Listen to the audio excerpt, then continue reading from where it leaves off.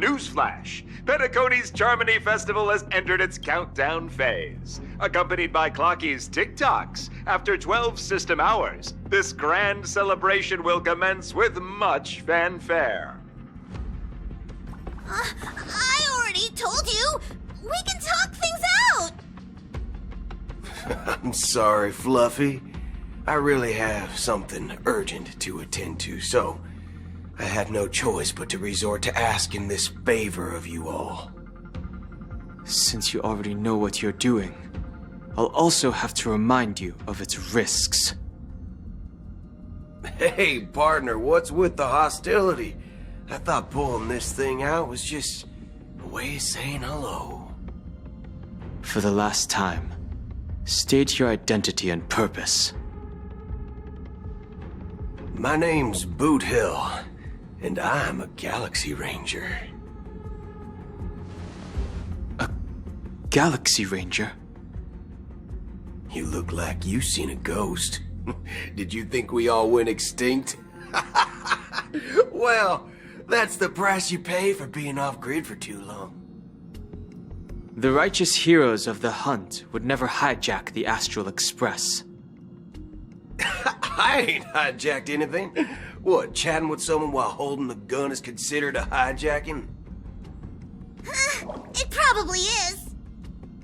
Pardon my frankness, but there are plenty of rumors in the cosmos regarding the Galaxy Ranger's current status, and none of them are pretty stories.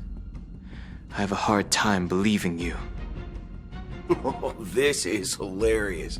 The tale that this bunch of fools spin is getting out of hand. There's even a bit about the Galaxy Rangers being turned into gibbons by Dr. Primitive, and they're in some valley screwing around on swings. Of course, I know you won't believe me, which is also why, similarly, I have a hard time believing that you're the real Nameless. See the bullets in this gun? 9mm, an eternal classic. I may need the Astral Express's help right now, but if you're an imposter just like that one, then this bullet might just end up in my head. I can't allow myself to be exposed to danger. That's just the way it goes, so you all have to first prove yourselves. Huh? Where are you going?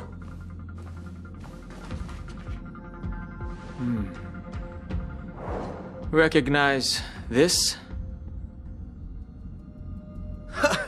It's a model fudger. The Jade Abacus of Ally and Oath. The CN Joe really gave this to you guys? Model fudger? This is the Jade Abacus gifted to the Express by the Shenzhou Luofu's general, Jing Yuan. Its presence on board serves as the Shenzhou Alliance's official recognition of the Express. Is that enough? Not bad, kiddo. And across these sprawling stars, a gentle squeeze is all it takes to rustle up a whole legion of Cloud Knights. Now, I reckon that'd be one fudging sight to behold. Now it's your turn. Been ages since the Galaxy Rangers had the spotlight shone on them. We ain't equipped with such fancy gadgets. But I've been around the block enough to know the way to handle these types of situations is easy as pie. Alright then. Feel free to toss any questions my way. Let's see if my answers can't turn your trust. If your gut tells you otherwise, still ain't too late to show me the door. And why would I play along? If I truly am a real Galaxy Ranger, you stand to lose nothing. Alright then. Tell me, what kind of organization are the Galaxy Rangers? Oh, my friend.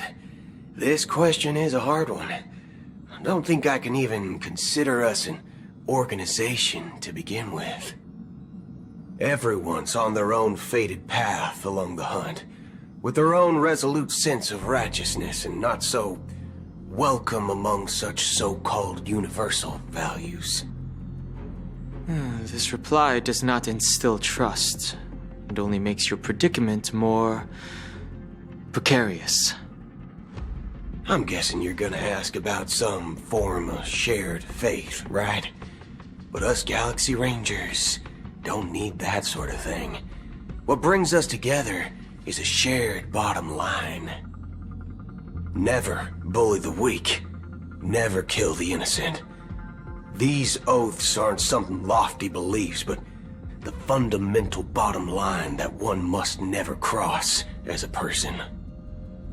As Galaxy Rangers, we strictly adhere to the bottom line. When someone crosses them, the hunt's vengeance will surely come knocking. And in this moment, the other crucial meaning of bottom line comes into play. As long as you don't cross it, you're free to do whatever you please. You catch my drift? Second question. Why do you seek trouble with the Astral Express? I already said that I seek no trouble. I must go to Penacony for a matter. But I don't have an invite. And I can't even enter the family's hotel doors. If only I could borrow the Nameless's identity. The entire cosmos knows you're guests of the family. Aren't the Galaxy Rangers also esteemed guests? Oh, you've hit the nail on the head. This is why I'm here. It's fine if I tell you. The Rangers are pursuing an imposter. A son of a nice lady posing as one of us. She's on Penacony right now. My informant is a memo keeper. She's the same as all mimetic organisms, appearing one moment and gone the next. She scares the fudge out of me. Still, she gave me some vital info. That Galaxy Ranger imposter. Who is it? Is that the third question? Is it a hard question? It isn't. Just that you might not believe me. That person calls herself Acheron. And according to our informant, she could be an emanator of nihility. That's impossible. That's what I said. Don't worry. When I first received the news, I had the exact same reaction as you. IX never gives anyone so much as a first glance, and that's perfectly normal. What reason would they have to bequeath strength unto mortals? Then you must know that emanators can also conceal their own identities, which, for many people, it's better that way. Otherwise, there'd be wanton bloodshed across the cosmos, or even, perhaps, turning their back on the path they're supposed to follow. I had the good fortune of running into an elation emanator. Its appearance was no different than that of those clowns. If it weren't through sheer luck that I got it drunk, I would have never known of its eminent status. Even in the purest hunt, you'll find the Xianzhou Alliance under the spotlight and Galaxy Rangers lurking in the shadows. Paths are inevitably concepts created by people and exist in planes beyond our understanding. To reckon that nihility emanators don't exist, well, maybe we just ain't nihilistic enough. So, do you understand now? Your companions are in danger, and it's pretty harrowing. If you don't want to believe me, you'd best send a message to them, but I'd advise you to move fast. We don't know what's happening in the dreamscape or how much of what the memo keeper said is true. And that Acheron, who knows what she intends to do.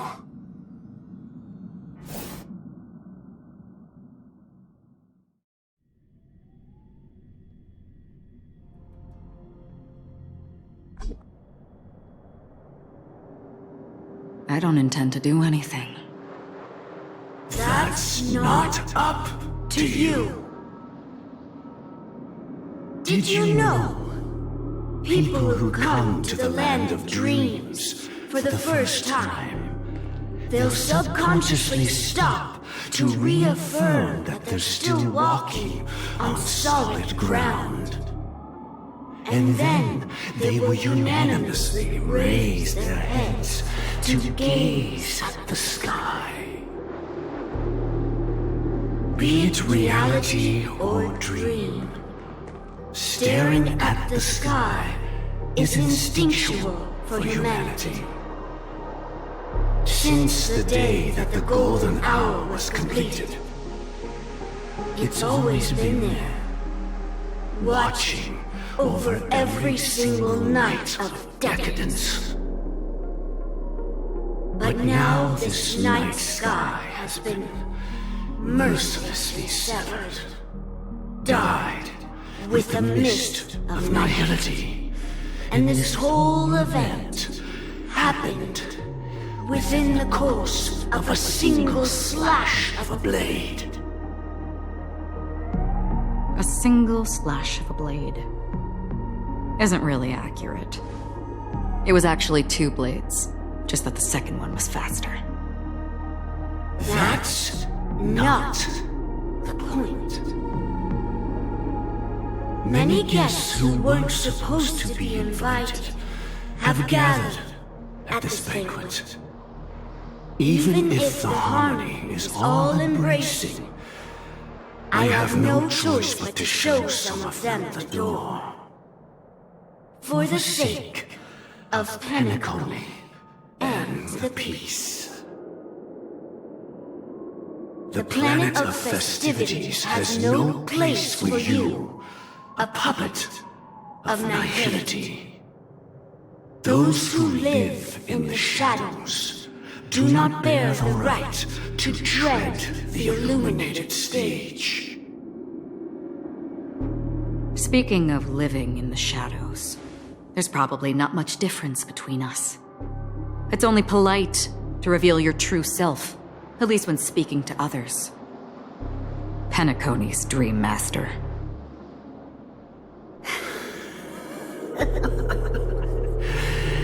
That's just another reason that you can't stay. Whether you believe it or not, this is the real me. We are one. Is this the unity that the family espouses? My mortal shell has long since dissipated.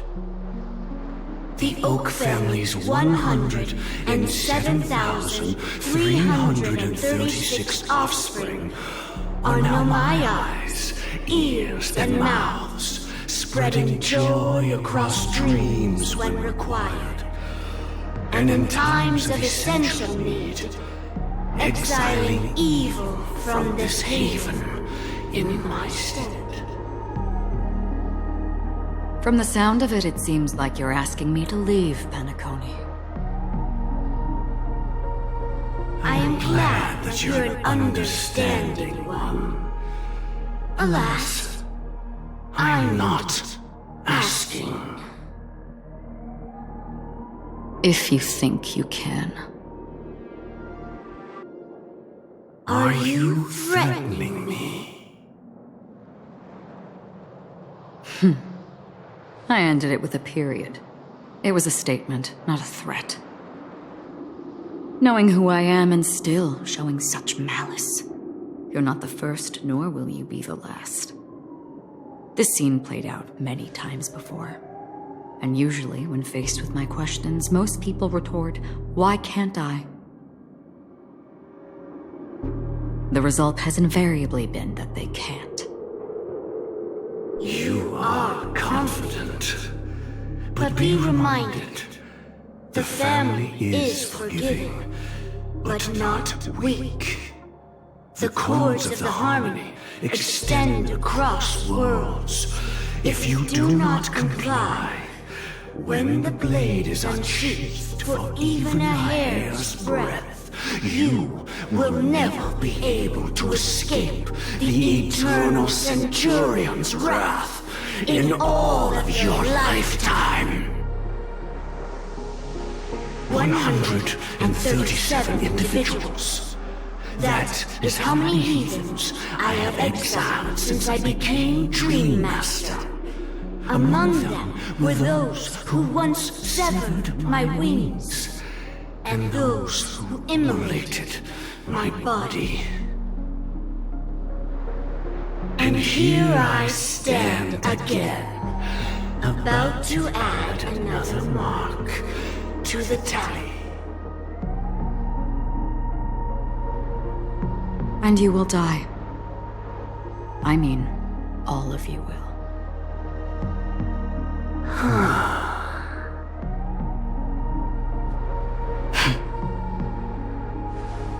But that won't come to pass. I'll do as you ask. I'll leave. A wise choice. I wasn't aware there was a choice. To you, that surely is the only option. Please bear in mind, you and Penacony are of different worlds. Those born on the far bank cannot seek solace across the river. Leave and never return. The radiance of the planet of festivities is overwhelmingly bright, luring in tricksters, wrongdoers, and criminals. But even the harmony itself will never welcome the self-annihilator of nihility. And even more so, when this self-annihilator heralds the destruction of everything. Your strength is obviously a gift of the sleeping and shapeless, immeasurable and fathomless, like a tributary spawned from the abyss that brings death and sin to all. Acheron, a befitting name. Take it from someone on the other side of your so-called river. You know better than I do that Penacony has already deviated from the harmony. Whatever your intentions may be, I foresee only one outcome. Its future holds nothing but nihility. Just like all the worlds that have drowned in their shadow.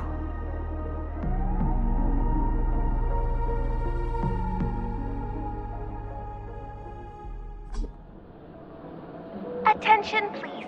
The unusual event that occurred moments ago was due to a technical malfunction at Clock Studios theme park. The family has promptly responded to secure the area, and we're happy to report that there have been no injuries. Oh, I swear that was no movie shoot. So many chips fell from the sky, and I even caught one of them. But it vanished in an instant before my very eyes. Excuse me. Are you talking about the Clock Studios theme park incident? Yeah, what about it? Oh, Miss Robin! Am I seeing things right? No need to worry. I apologize for any inconvenience caused to your delightful dream journey. What you just mentioned about the chips really piqued my interest. Would you mind providing more details about the incident? Oh, it was just those chips you normally see everywhere. The green ones? They fell from the sky as if it were raining. And then those chips simply disappeared. It appears to be the Dream Sim tech the Iris family has been developing. Huh? Miss Robin, you mean those chips were all part of a performance? But I really... Shh. This technology hasn't been made public yet. It was originally planned to debut at the Charmony Festival, but it seems it's been leaked. can you help me keep this secret? The raining chips were supposed to be part of my act. Oh, I see. Then it all makes sense now. I'll do anything to help make the Charmony Festival a success. Thank you. As appreciation, I'd like to give you a token gift. Oh, this button is... Press it at just the right moment in the celebration, and there could be an unexpected treat in store for you. All right. It looks like there are other guests who are also confused. I'll have to excuse myself.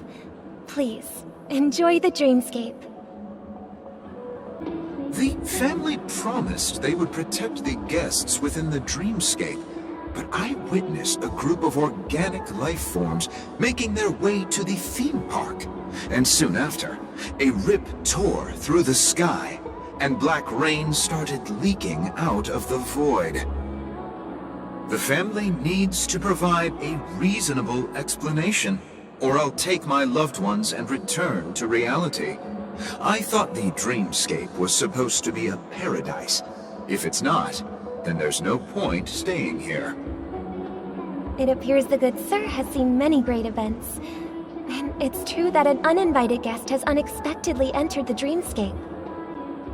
However, their target is not the ordinary guests, but the ambassadors of the IPC. The family will certainly ensure that the safety of the guests is of the highest importance. Miss Robin, I know the Bloodhound family has already sealed off the theme park and has control over the situation, but it won't resolve the problem. The family can try their best to protect their reputation, but as a guest, I don't wish to gamble with my life. But as you can see, sir, no innocent bystanders were affected in this incident. Perhaps the dreamscape is not as perfect as promised, but there's no place safer than dreams under the family's rule. I believe you know this better than I do. If this incident happened in real life, how many people would be able to walk away from it? I could stay here, but keep in mind, guests come to Penacony to enjoy the dreamscapes. They do not wish to be entangled in a conflict between the family and the IPC, so let's not have any more unnecessary incidents. Of course. With the Charmony Festival about to commence, we will spare no effort in our preparations. Rest assured. To express our apologies, the family has arranged this gift for the guests. Thank you for understanding. Hello. May I ask what happened here? Nothing to be worried about. There's been a small rehearsal mishap at Clock Studios theme park. Please stay calm. Hey, are you a fool? You don't even recognize Miss Robin? Who do you think you're talking to? I'm sorry. I've just been transferred to the Bloodhound family, and I'm still not too used to working on the streets. I didn't realize it was you. I'm so sorry. Hey, don't sweat it. You guys have a tough job. I know how it is. How's the situation looking? Oh, we've sealed off the theme park. Most guests are used to bizarre phenomena in the dreamscape, and so far, no threats have been detected. We can expect order to be restored soon. Rest assured, Miss Robin will intensify our patrols to ensure that no incidents occur. I trust you guys. But regarding what happened in the theme park, what do you hounds think about it? It's okay. Feel free to speak your mind. Well... Actually, I was there shortly after it happened. Is it true that the IPC's ambassadors came with ill intent? And that Galaxy Ranger who easily cut through the sky? Miss Robin, tell you the truth, everyone's been talking about it. The myriad factions on Penacony have already been causing unease for everyone. Thank you all for your loyalty towards the family. The planet of festivities has indeed run into some trouble. the representative from the IPC. He's trying to regain ownership of Penacony and is prepared for a hostile takeover. Of course, the family did not agree. The result of the failed negotiations is as you see it now. No wonder. So this is the main reason why the IPC staff are banned from entering the Dreamscape. Did they apprehend the troublemaker in the end? Don't worry. Mr. Sunday is currently tracking his whereabouts, and he'll have something to show for it soon. However, given the situation, the IPC surely won't let this go easily. Therefore, we are relying on you hounds to maintain the order and stability of the Dreamscape. Please be assured, Miss Robin, we take our orders seriously. We won't let those IPC cronies get away with this. Thank you for your hard work. If there are any other members who still feel uneasy, please tell them on my behalf that protecting the Dreamscape requires everyone's help. This is a small gift prepared by the Iris family for the guests. There's one for you too. Please, open it at the Charmony Festival for an unexpected surprise. I can't believe I received a gift from Miss Robin. It feels like I'm dreaming. Wait, I am in a dream. If trouble comes knocking on our door, we're not afraid to go to war. Rest assured, the Dreamscape's peace will be protected by the Bloodhound family. Miss Robin? That's the renowned cosmic superstar, Miss Robin! I didn't expect to meet a fan here. I'm honored. Welcome to Penacony, a world filled with wonderful dreams. I can't believe I'm actually meeting the real Robin! Shouldn't you be preparing for the Charmony Festival? Preparation is important, but the ceremony is fundamentally about sharing the Great One's harmony with everyone. If there's a chance to sing with everyone, I will not refuse. Regarding the recent mishap, I understand it negatively impacted some of our guests. As a member of the family, it's only right for me to come forward and offer my apologies to everyone. But, are you sure it was actually a mishap? Everyone saw those chips descending like rain and the red light tearing through the sky. Claiming it was merely special effects seems a bit far-fetched. Plus, I met that generous gentleman. He looked really out of it and kept talking to himself. Is this also part of the performance? Everyone, please do not panic. I believe that the family will give everyone a satisfactory answer in due time. Even if you say so, Miss Robin, it's hard to believe. Some people just never listen, do they? It's never ending. It just goes on and on. I'm getting really tired of this. Miss Robin? Still, I suppose I should keep on helping everyone. I am the epitome of joy, kindness, and goodness, after all. Huh? What was I just doing? And, who might you be, miss? Here, take this, little guest. This gift has been specially prepared for you by the family. Make sure to take good care of it until the opening of the Charmony Festival. Then, when the show reaches its climax, press the button together with the others around you. You never know. Something very exciting might happen.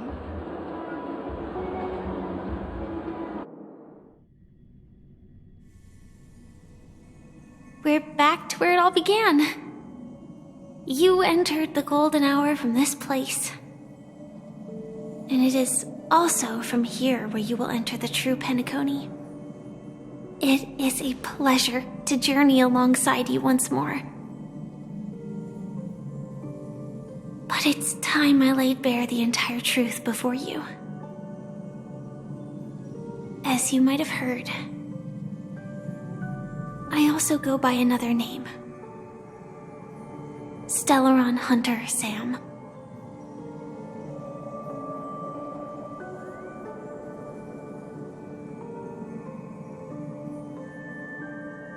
I'm sorry. I had no other choice. I know you have many questions. Do you remember when we encountered death in that strange dreamscape? When I was caught by that meme? In that instant before it killed me? I saw the reflection of another dreamscape in its ghastly pupils. So, following the clues in the script, I came up with some theories about the meme. That's why I instructed Silverwolf to issue invitations, drawing everyone to the Dreams Hotel. I intended to call upon death before you arrived, to solve the riddle using more direct means, and then invite you to join. However, contrary to my wishes, I couldn't defy the script, and I didn't get a chance to explain it to you. It is how you see now. I was impaled by the bladed wings of death. The heavy pressure of concentrated memoria miasma exploded in my mind as if it was actually reality. But after the momentary numbness subsided, I found that my body was absolutely unscathed. I was still alive. And it was just as I thought. I had arrived at a place starkly different from this beautiful dream. Beneath the dreamscape of Penacony lies another, more chaotic, more primal memory zone. Its name? Land of the Exiles. And so, then I returned to the hotel in the dreamscape, hoping to tell you of its existence. Yet I could not reveal my own identity. So, I could only divert your party's attention and lure you away from the battlefield. And after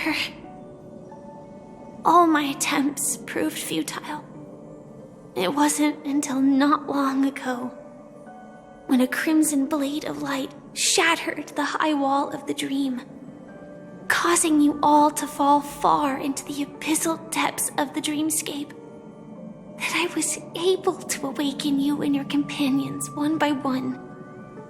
And that's it. That is all that's happened so far.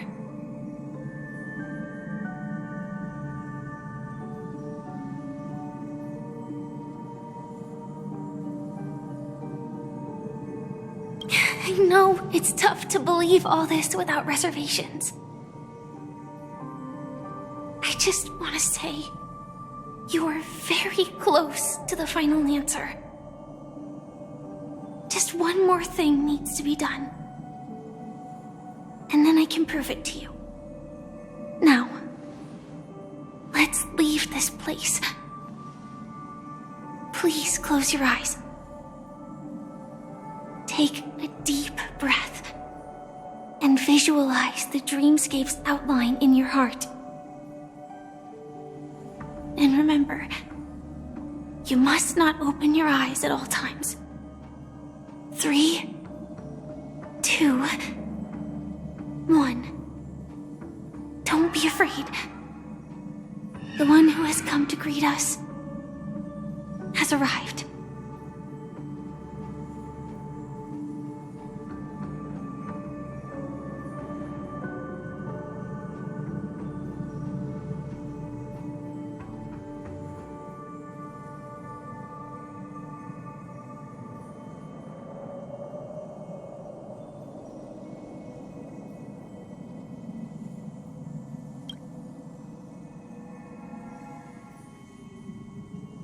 I never knew you could do this.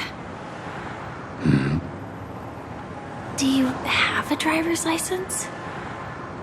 I do. That is surprising. Why? Because this is Japella, the city of sins? No, it's nothing. I'm just thinking that you haven't slept in 20 system hours. Are you sure you're okay? I'm fine. I'll survive. Same goes for you. I'm not so sure about that. Slow down a bit. Infiltration is over. Feel free to activate Sam anytime you like. There's still some time before the next part of the script unfolds. Let me stay a little longer in this body.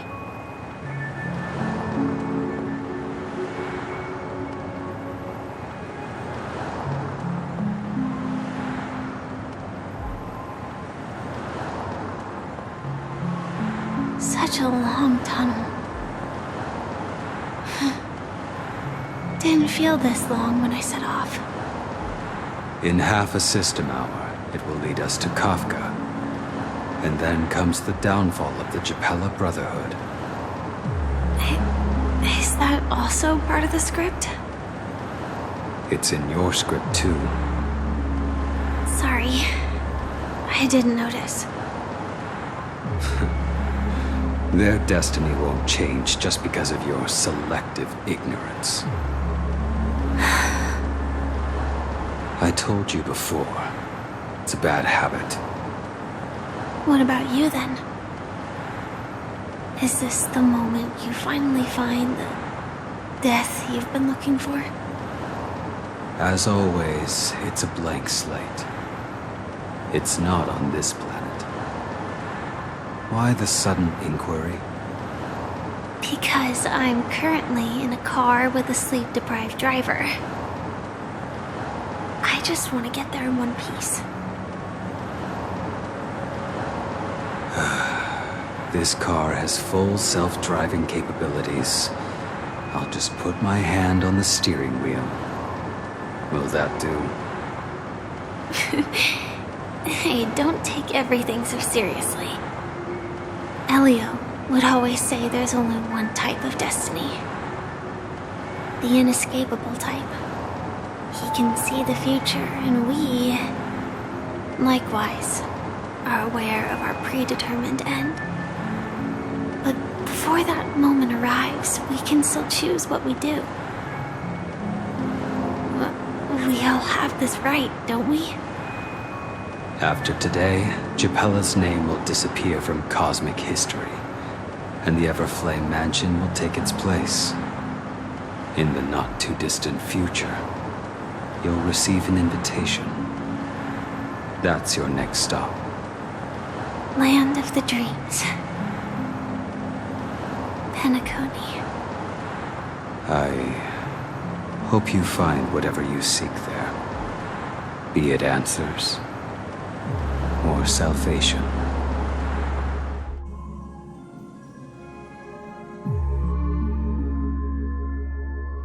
Yeah. Glad to see you're safe and sound.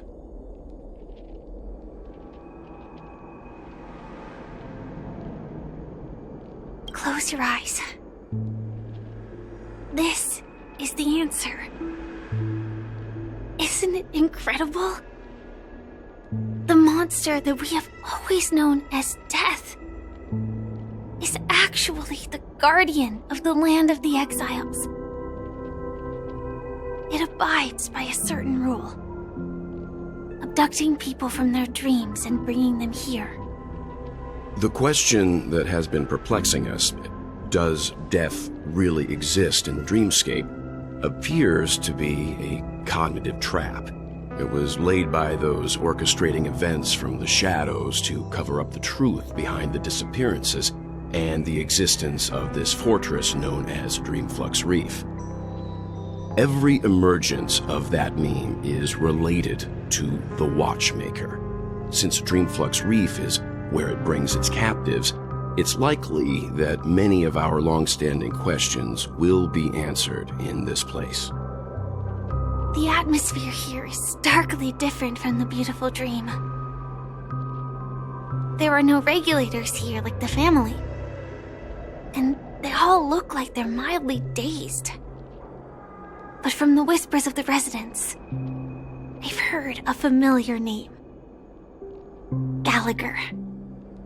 It's that man again. Always in the right place at the right time. Though that does save us the trouble of looking for him. Himiko and March have already made a move. Get ready. We're about to set off. I'm really sorry for waiting until now to tell you everything.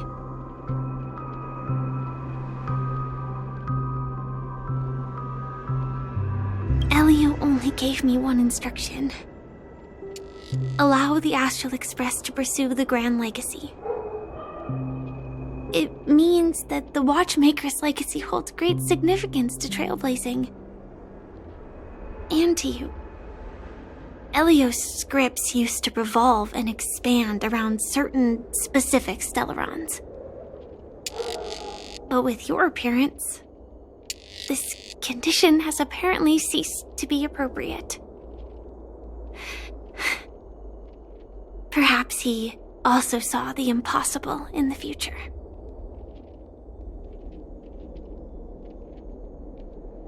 Two reasons. Firstly, the script. In the future that Elio saw, Sam and the Astral Express's confrontation was inevitable. I tried to break the shackles of the prophecy, but this is as far as I could go. That aside, there were also my personal motives. I wished to travel with you as Firefly, and not Sam.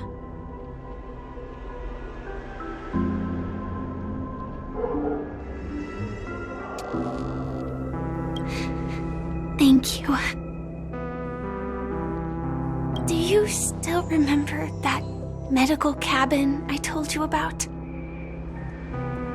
Well, that's Sam. It belongs to the Iron Cavalry of Glamoth's Firmament Frontline. A Firefly Type 4 Tactical Heavy Assault Mech.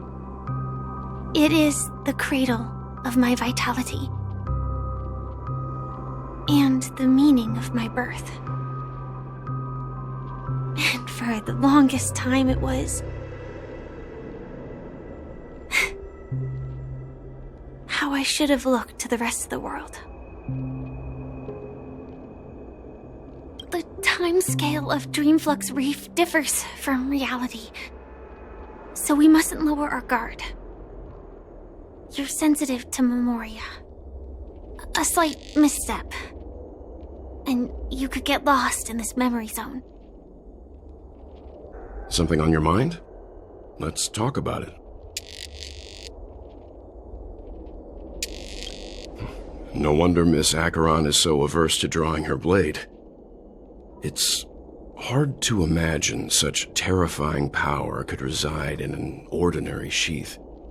If it weren't for the fact that Aventurine's power originated from the preservation, the entire dreamscape would have been affected.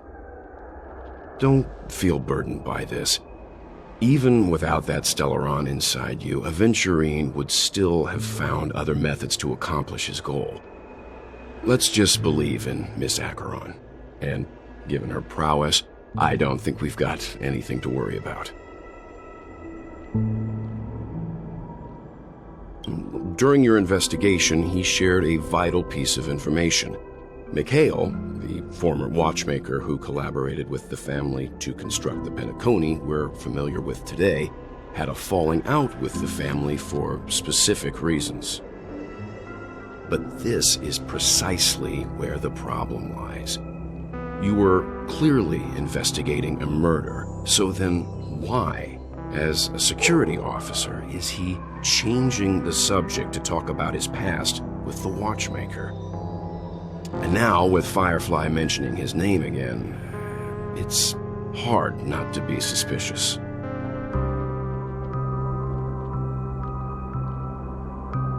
Before we found you, she'd already revealed her Stellaron hunter identity and shared a lot of information. Who would have thought that the Molten Knight's true identity was actually a young girl? For her, this is a secret that she cannot allow others to know. That being the case, I think we can believe she's willing to cooperate. But she didn't reveal all her secrets. I just can't shake the feeling that her situation is different from that of the typical dreamer. And I hope that doesn't lead to any dangerous predicaments.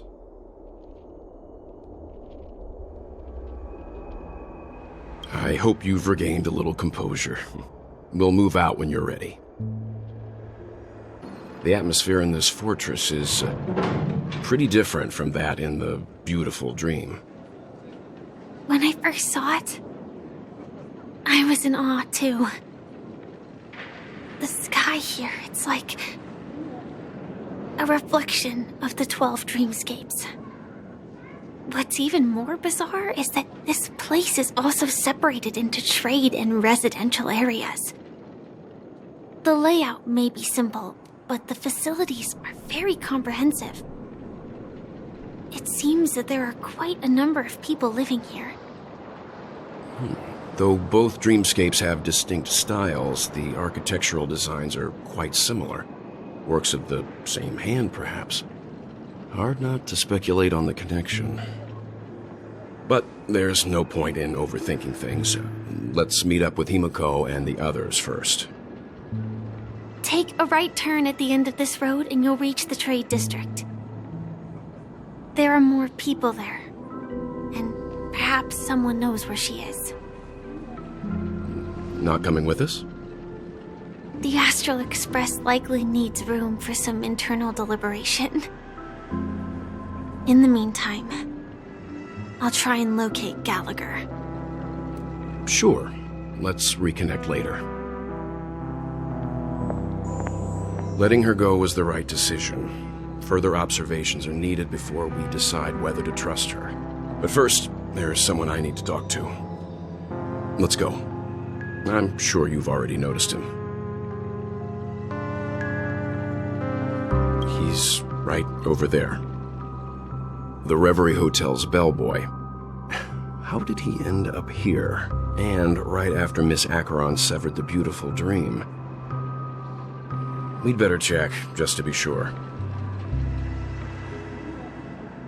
And it's perfect for me, and perfectly legal for me to stay in.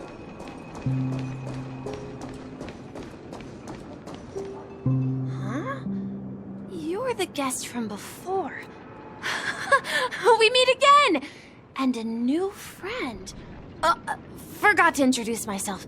I'm the hotel's bellboy, Misha. Hello, Misha. I'm Welt. We met in a dream. Oh, and who might this be? Tick-tock! Old friend and new friend! Let's high-five! You're a memory zone meme? Nope. Clocky is a good friend of mine. We all live here. How did you two get here? This dreamscape isn't supposed to be open to the public. I wonder if it has something to do with Sleepy. So, this is your home? Yep. After my work in the beautiful dream ends, I'll go back home. Commuting used to be more convenient, but ever since travel became cumbersome, Sleepy started ferrying people back and forth between the two dreamscapes. This Sleepy. Can you describe what it looks like? Sleepy is a memory zone meme. Looks fierce and has many eyes. But it's actually really well behaved. Gallagher's been taking care of it. Based on the description, that meme is indisputably death. A nightmare for the family, but for the people who live here, well, that couldn't be further from the truth. Death? Not in a dream, surely. Sleepy's just a little aggressive, and sometimes messes up by fetching the wrong guess. But it would never hurt anyone. I see. Has it brought back any guests recently, say, in the last day or two? We're currently investigating a missing person case that occurred within the beautiful dream. I see. Then you'll have to speak with Gallagher. but he's currently busy hosting a visitor from the Oak family and specifically asked not to be disturbed. Mr. Yang, the person you're looking for, is it Miss Robin? Just as I thought. Considering what happened with Miss Firefly, this doesn't come as a surprise. If you're looking for Miss Robin, I can lead the way. She told me that she'd be willing to meet with outside guests. If it's not too much trouble. Also, we're looking for our missing companions. A woman with red hair accompanied by a girl with pink hair. Have you seen them? Oh, I haven't. But please, rest assured. Dreamflux Reef is a small place, and it's not as bustling as the beautiful Dream, but its safety is unmatched. How about this? Since it's your first time here in Dreamflux Reef, I'll be your guide and help you find your companions. And then we can all go visit Miss Robin together. She's gone to Mrs. Grace's to visit the children. She won't be leaving anytime soon, so there should be enough time. All right then, we'll follow your plan. Well, we now know the answer to both murder cases that have caused such commotion in Penacony. As for the intentions of the mastermind behind it all, we're still none the wiser.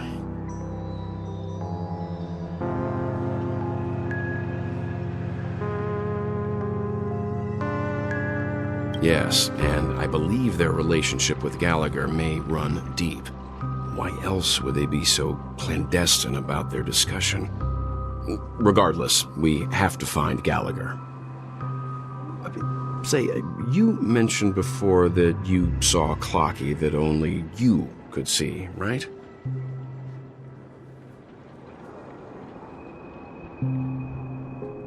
I can't shake off this strange feeling. Am I really still so young at heart? Forget it. It's not important. We'd better just follow Misha. Everyone, look! From here, you can see the most spectacular view of Dreamflux Reef.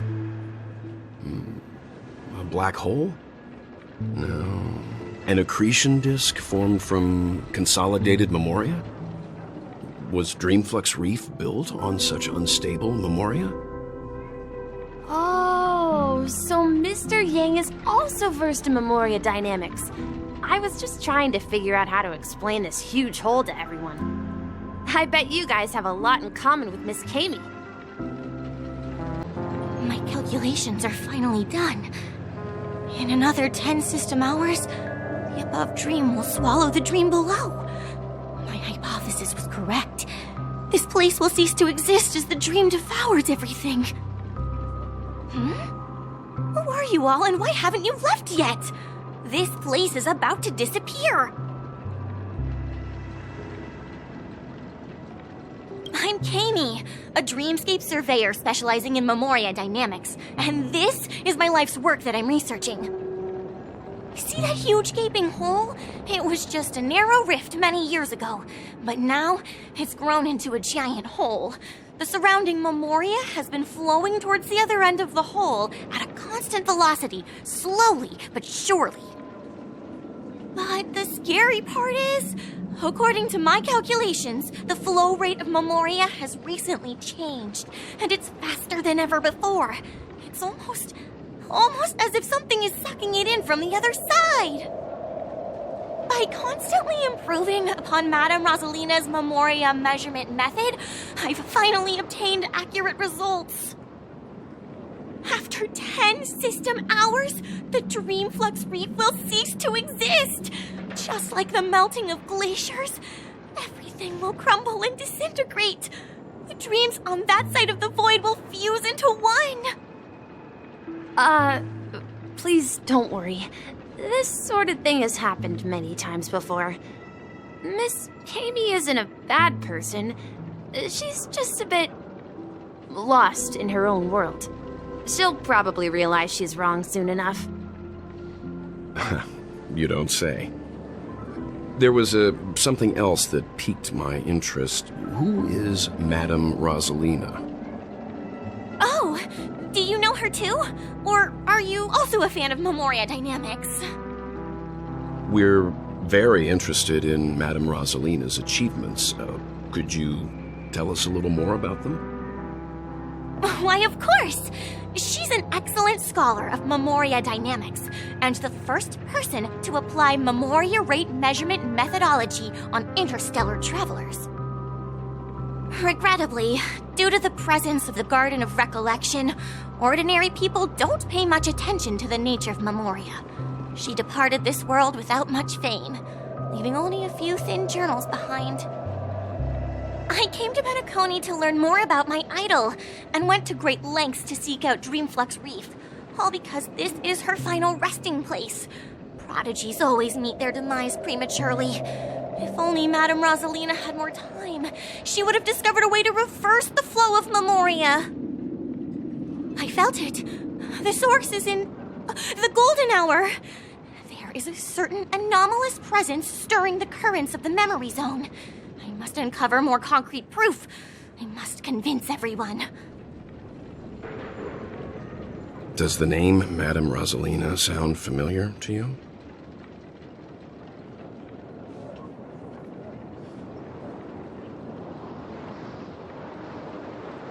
That's right. It seems like she did a great deal of research and calculations in Dreamflux Reef before abruptly passing away. Miss Katie regularly mentions her. I hear Madame Rosalina passed away during the prison war. She could see the Penacony of today. Its people building homes in the memory zone. I bet she'd be really happy. Perhaps. Ghost! There's a ghost! Don't come near me! Oh my. I'm human and so are you. Can you get a grip? Mr. Yang and Mr. Trailblazer, I've been waiting for you. Quickly, come help. I bumped into a member of the family on the way here. He was so scared and I just wanted to calm him down. But... Let me go! Let me go! I've only done good in my life. Why can't I rest in peace after death? Well, this is how it turned out. Ha ha, you're a regular comedian. He thinks he's dead. Although, when I first fell in, I also thought the same. Dear guest, this is not the afterlife. This is Dreamflux Reef. That's right. Did you hear that? Repeat after me. Dreamflux Reef. You're talking to someone invisible. If I'm not dead, what am I? I shouldn't have pushed my luck and tried sleeping in my dream. Curiosity kills the Papashi.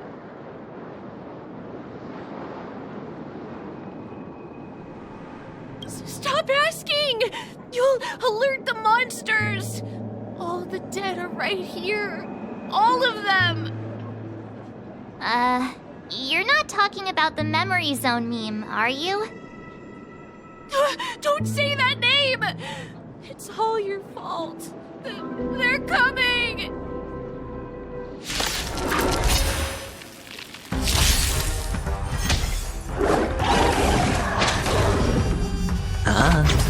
Stand still. Destined for oblivion. I weep for the departed. It too shall fall.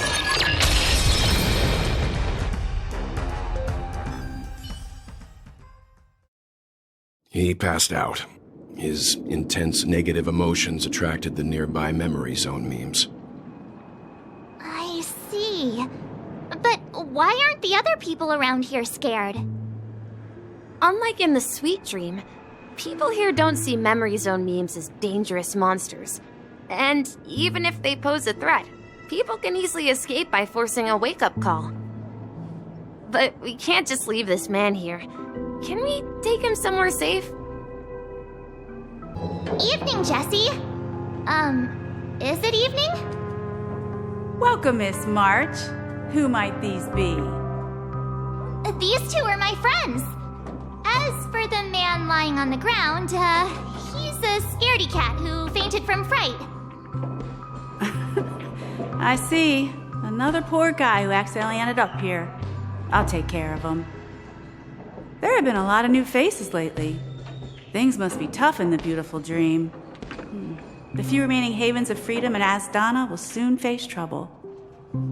Do such things often happen here? Not really, but they're becoming more frequent now. Guess it's one of the signs of the Sweet Dreams collapse. This man has had quite the shock. Could you help me find a Halovian lady, March? Her songs can heal mental wounds. A Halovian lady? That must be Robin. She's also here in Dreamflux Reef. Huh? Robin? But I thought she... Oh, right. If Firefly is here safe and sound, then it means Robin must be okay too. Misha is about to take us to her to find out what happened. But before that, let's meet up with Himiko. You were with her earlier, right? We met some stowaways in the residential area. Most of them came from neighboring star systems. I heard that places like Dreamflux Reef are scattered throughout the memory zone of Asdana, like islands in the ocean.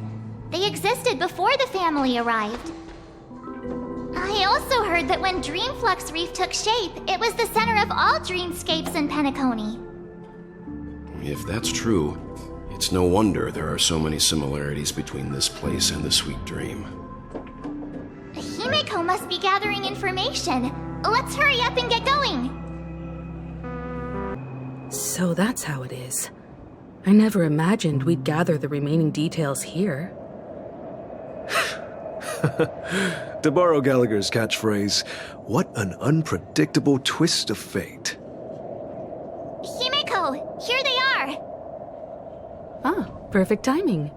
Now that everyone's here, I'd like to introduce everyone to Micah, who's partly in charge of the Land of the Exiles. Micah, these are my companions. It's a pleasure to meet the Nameless. You know us? I've been keeping an eye on you since the day you arrived in Penacony. We would have met under more appropriate circumstances if Dreamflux Reef hadn't been isolated from the 12 dreamscapes. Please, allow me to formally introduce myself. I'm Micah, the Gravekeeper of Dreamflux Reef. Gravekeeper? Life in Dreamflux Reef is pretty liberating. Everyone here mostly keeps to themselves, without meddling in others' affairs. My daily task involves cleaning a few tombstones. You're too modest, Micah. When lost dream chasers stumble upon this place, you're the one who takes care of them, guiding them back to the Sweet Dream, or showing them how to survive the wild dream chaos. So, a guardian of sorts. Were you talking to me, Mr. Yang?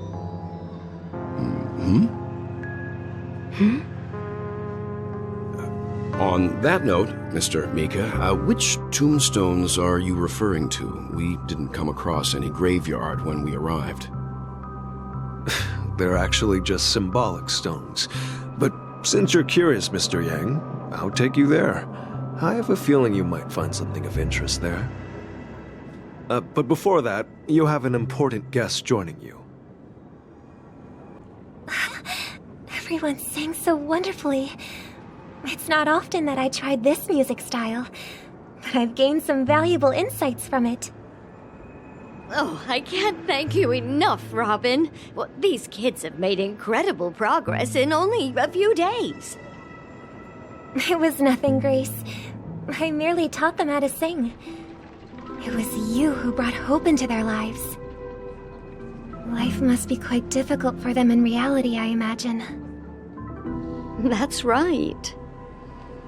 Whenever it's time to say goodbye to these kids, they're reluctant to leave. But I've explored every corner of Dreamflux Reef, talked to everyone I met, and they all told me the same thing. This shattered dream is not worth clinging to. It seems you truly are a child of the Harmony. Emma and Andy are orphans I took under my wing. Carol there, with her blind eyes, used to work at a nutrition center in the outer ring of Penacony. And as for Gary, he's been living with autism since he was a child. They're not old enough to enter the sweet dream managed by the family. If we compare people to birds, these kids are like fledglings with impaired wings. But in this dream, well, they can fly freely. Even if they stumble along the way, well, they're still relying on their own strength. And me, an old lady with no legs. Well, without this dream, I couldn't even walk toward them. I'm glad that you found a new life here in Penacony. It's just... Don't worry, Robin. Dreams have their significance, but they aren't everything. Both the children and I understand this. No matter how long we fly through this dream, we will one day return to reality. But you know what? Emma and Gary aren't plagued by their insecurities anymore. No, and Carol is learning how to cope with her blindness. And Andy is livelier than ever. Well, even I've become more optimistic. You see, in dreams, we learn how to live. Once we return to reality, we learn how to survive. And should our feathers be damaged, then we share our wings with one another. There's no need to covet an illusory sky in dreams, because we have the right and the ability to fly towards a broader horizon. It's a relief to see you safe and sound, Miss Robin. It's nice to see you all again, Astral Express crew. I heard my disappearance caused quite the commotion out there. I'm really sorry about that. Since you're here, can we assume that you're fully aware of the situation in Penacony? Ever since I returned to Penacony, my voice started to change, until it gradually faded away. At first, I thought it was a temporary ailment, perhaps due to having been away too long. I thought maybe it just takes some time for my body to acclimate to the high concentration of Memoria and Asdana. But now it seems the root of the problem goes way beyond me. There are elements around me that don't align with the Harmony. And losing my voice is just one of the signs of the Sweet Dreams collapse. The Sweet Dreams collapse. That memo keeper mentioned the same thing. So it's real. While I was away from Penacony, the boundaries of the 12 dreamscapes kept expanding outward. But whenever I mentioned the anomalies in my dreams, all the family heads refused to talk about it. Only my brother was willing to respond. Later, I discovered the secret letters from the IPC ambassador, which further convinced me that there are hidden secrets beneath the surface of Penacony. So, following the clues in the Oak family's dossiers, I found my way here. The land of the exiles, concealed by the family under the guise of death. A dream within a dream, where Penacony's past is buried. Hearing you speak, it sounds as if your voice has made somewhat of a recovery. I hate to admit it, but the harmony in this place resonates more broadly than within the Sweet Dream. It's regrettable, but the family has experienced betrayal. The traitor, or traitors, abandoned their original principles and, using the name of Harmony, exploited people's weaknesses to turn Penacony into the planet of festivities, trapping everyone in the illusion of the Sweet Dream. This is not the strong defending the weak, but rather the strong exploiting the weak. A world without equality won't ever be favored by the Harmony. And naturally, those voices blessed by them have lost the ability to sing. Could there be another force influencing the family's shift in philosophy, Miss Robin? Considering what happened with Acheron, it's difficult to conceive of another entity within the realm of the Harmony capable of influencing everyone. Unless a power surpassing that of an emanator is involved. I'd heard about what happened to the Xianzhou Alliance. But as far as I'm aware, the family hasn't faced any such external interventions. Who knows? Perhaps I've just been away too long and missed something. Regardless, I cannot accept my home is moving towards the very opposite of what the Harmony represents, while still claiming to uphold it. I must uncover the reason why Mikhail cut ties with the family, and who exactly it was who betrayed us all. Do you remember our arrangement, Mr. Micah? Well, here's my answer. I've decided to forgo my role, and never step foot on the Charmony Festival stage again.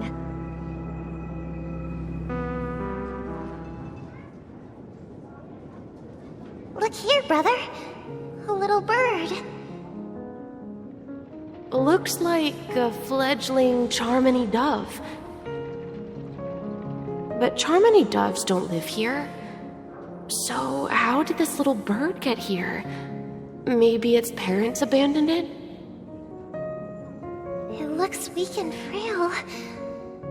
Why don't we find something soft and make a nest for it? This place is too dangerous for a fledgling. Let's take it with us. We can put it on the wooden shelf in front of your window. Okay. A bird like that must have a beautiful singing voice. But where will it live? I'll ask the family head to build a cage for it. A cage? But then it won't have the freedom to fly, right? Let's see. What is it that has captured the attention of the two best interpreters of the Great One? To the point that they've forgotten how to enjoy their dessert. Oh, poor little thing.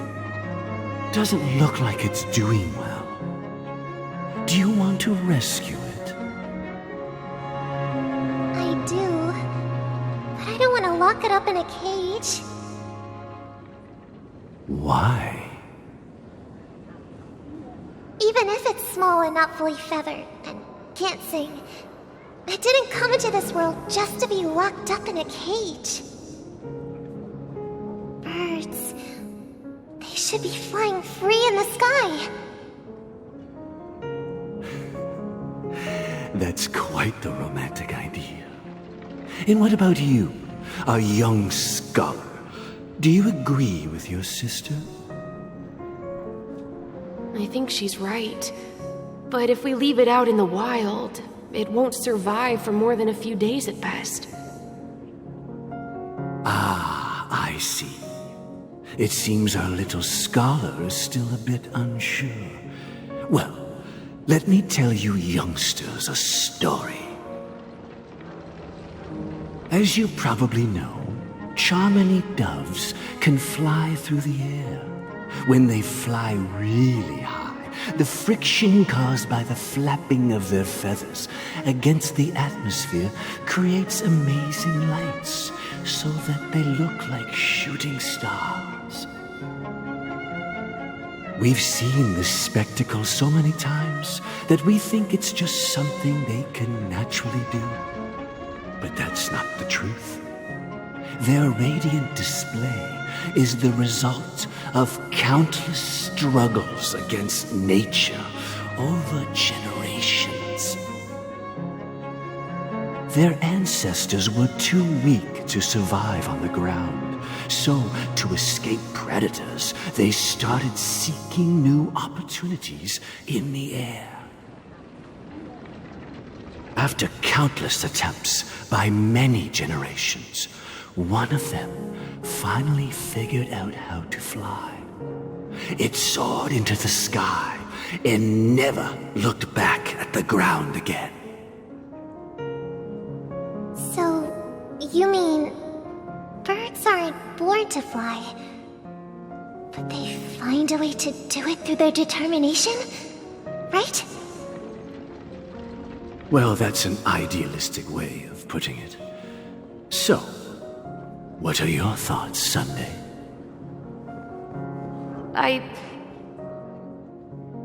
I think people believe birds are meant to fly because they've never seen those birds crashing to their death. That's an interesting perspective.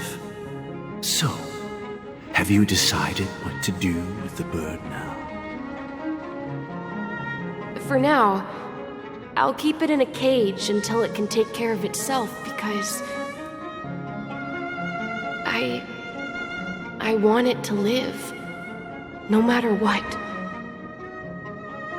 Well said, kids. It seems each of you has found your own answer. Your insights are truly remarkable, and I hope they come true in their own way. We will take good care of it, won't we, brother? Yeah, but Mr. Gopherwood, there's one thing I don't quite understand.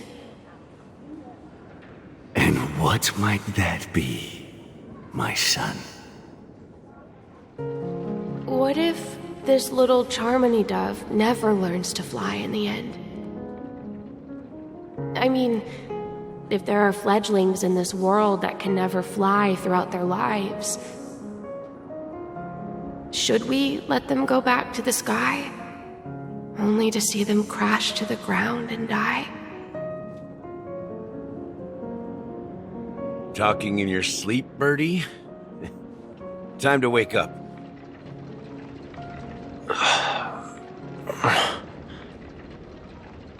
Huh? Need a hand? I'm still alive? Yeah. Happy about that. Where is Robin? Tell me. Now.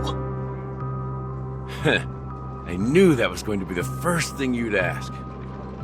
Don't worry, your sister is here, safe and sound. She's probably walking around the streets now. If I were you, I'd be more worried about myself. After all, right in front of you is the guy who just stabbed you in the chest with a dagger.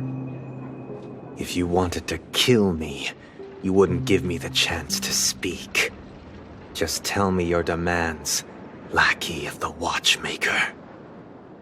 So, you figured out who I am, huh? No wonder you had the guts to go against the Dream Master and the Four Families. Looks like I made the right choice. Choice? You are aware of my plan and see through my act. Time is running out, so let's drop the charades. I'm suggesting we cooperate. Cooperate?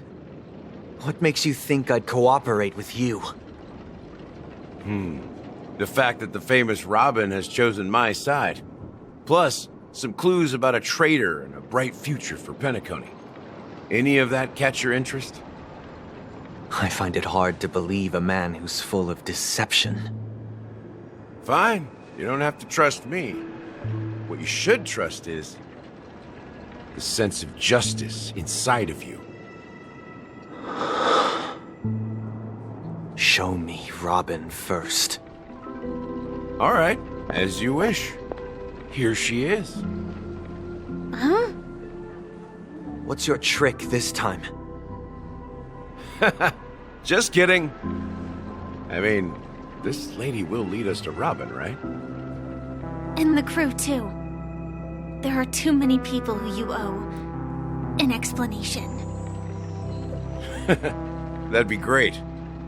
Please follow me, Honorable Oak Family Head. Now, all the actors are on the stage.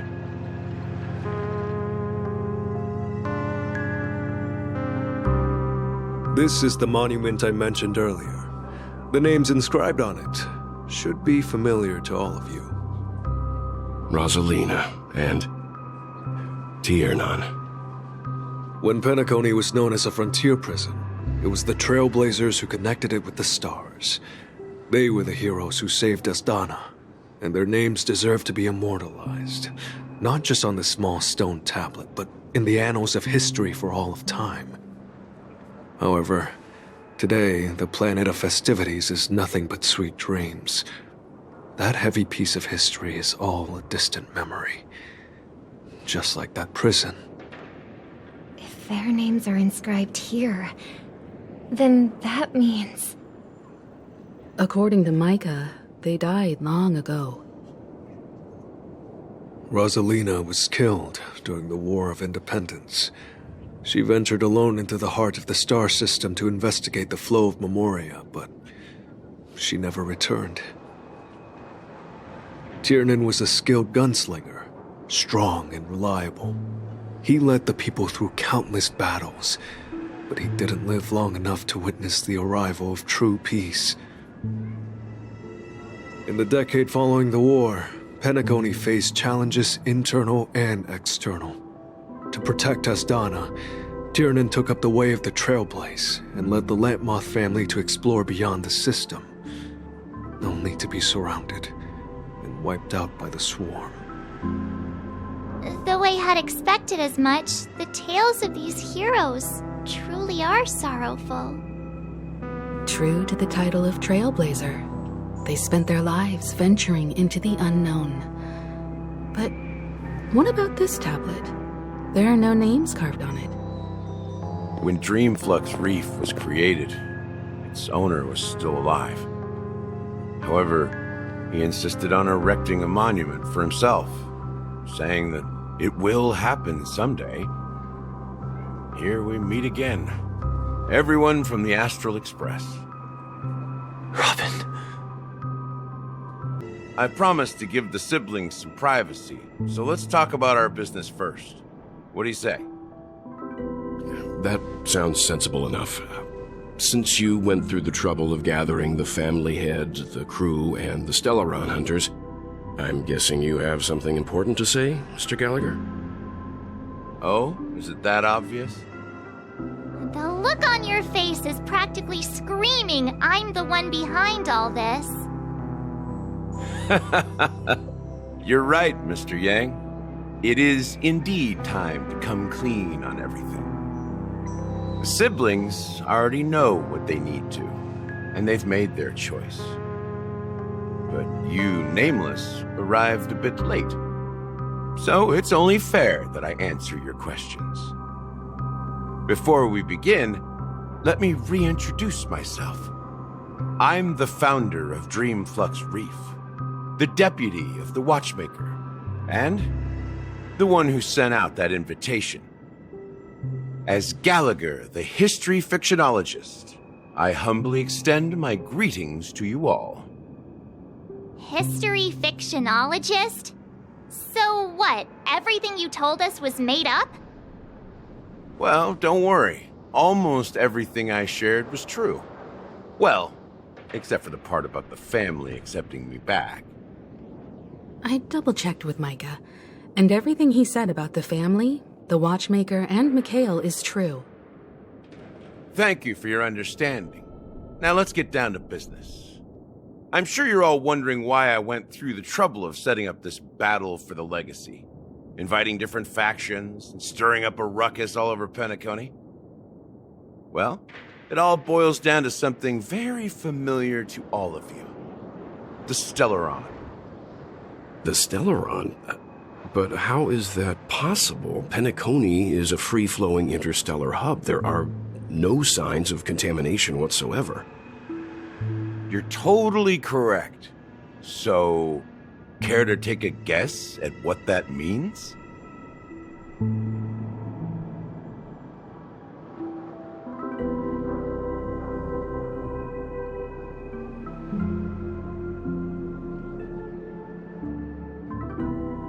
How keen.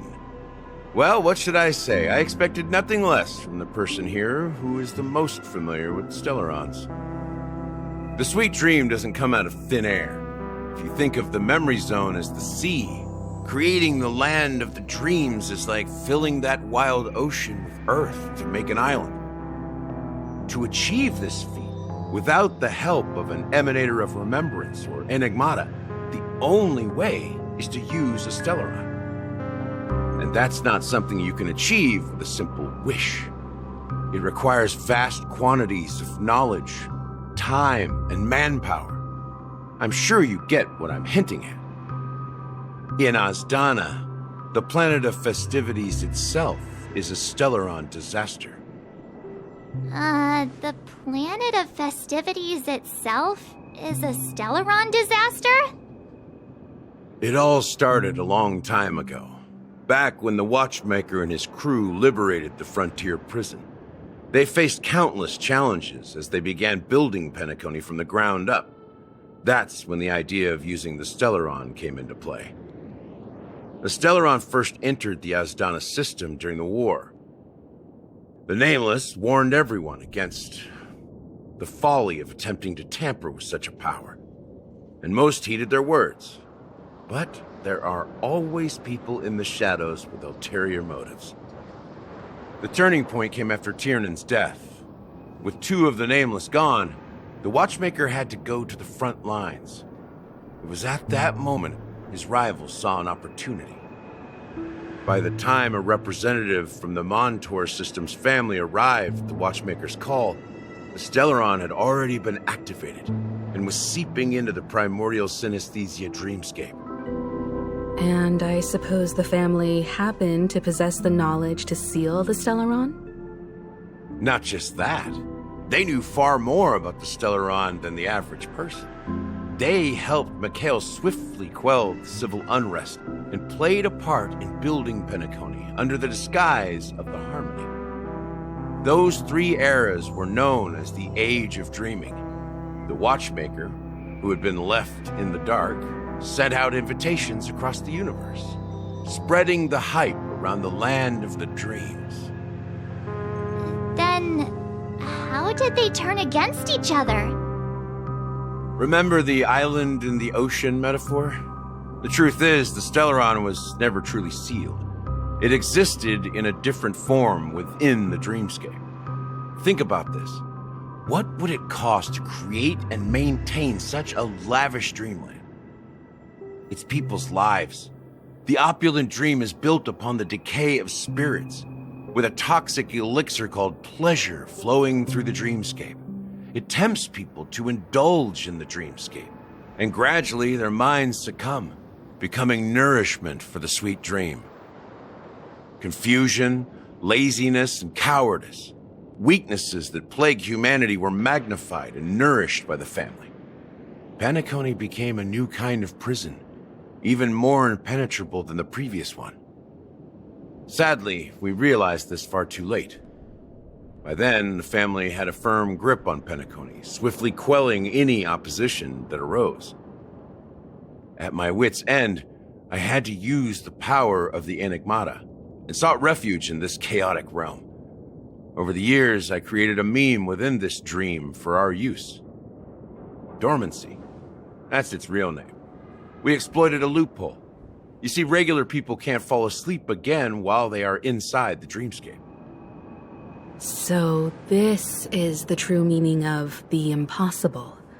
You sent out invitations in the Watchmaker's name to find forces capable of resolving the Stellaron disaster and draw them into Penacony to uncover the truth. It's not just that. Above all, I wanted to see what happens when the major factions engage in a struggle for the legacy. Since this is the Watchmaker's first announcement in decades, the traitor within the family is bound to reveal themselves. So, the legacy is just a facade. If you want to consider the Stellaron as the legacy, I'm totally fine with that. If that's the case, where is the Stellaron now? That's a question for Mr. Wings. The Stellaron is still under the family's control, and as the head of the Oak family, I'm sure he holds all the answers.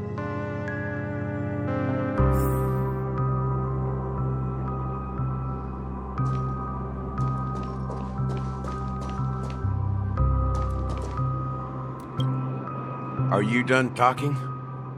So, will you tell us where the Stellaron is? It is the Penacony Grand Theater itself. As I suspected, it's the embodiment of the family. The edifice that first materialized within the Sweet Dream. That's what turned Penacony into its current state. As for the person who employed its power, it is in fact Mr. Gopherwood, the current Dream Master. Well, that was easier than I thought. Did you conduct your own investigation already? Correct. When I was trying to track down the person who murdered my sister, apart from you, Gopherwood was my second suspect. Confronting me first turned out to be a smart move on your part. I didn't have other options. The Dream Master has been elusive, and even the heads of the families can hardly get an audience with him. Moreover, Mr. Gopherwood has been kind to my sister and me. And I didn't want it all to end like this. What do you mean by that? To be honest, my brother and I are also victims of the cancer of all worlds. We grew up as orphans, and were adopted by the family when they came to help. Mr. Gopherwood recognized our potential and brought us to Penacony. But I can't just stand by and watch Mr. Gopherwood become an enemy of the Harmony. I won't use my voice to support an evil cause. I won't step on that stage and sing, no matter who the traitor is, or what orders they give me. I won't let the Charmony Festival become an event that destroys Harmony itself, or the paradise in our dreams. Indeed, for the paradise in our dreams. As the head of the Oak family, I'm responsible for ensuring Penacony's promising future. Robin and I will head into the Sweet Dream and confront the Dream Master.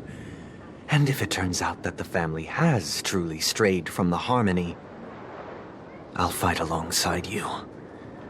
We'll put the Charmony Festival on hold and make sure Mr. Gopherwood pays for his blood debt. The enemies you are about to face aren't like this old dog here, who can barely even bark. Since our interests are aligned, why don't we team up?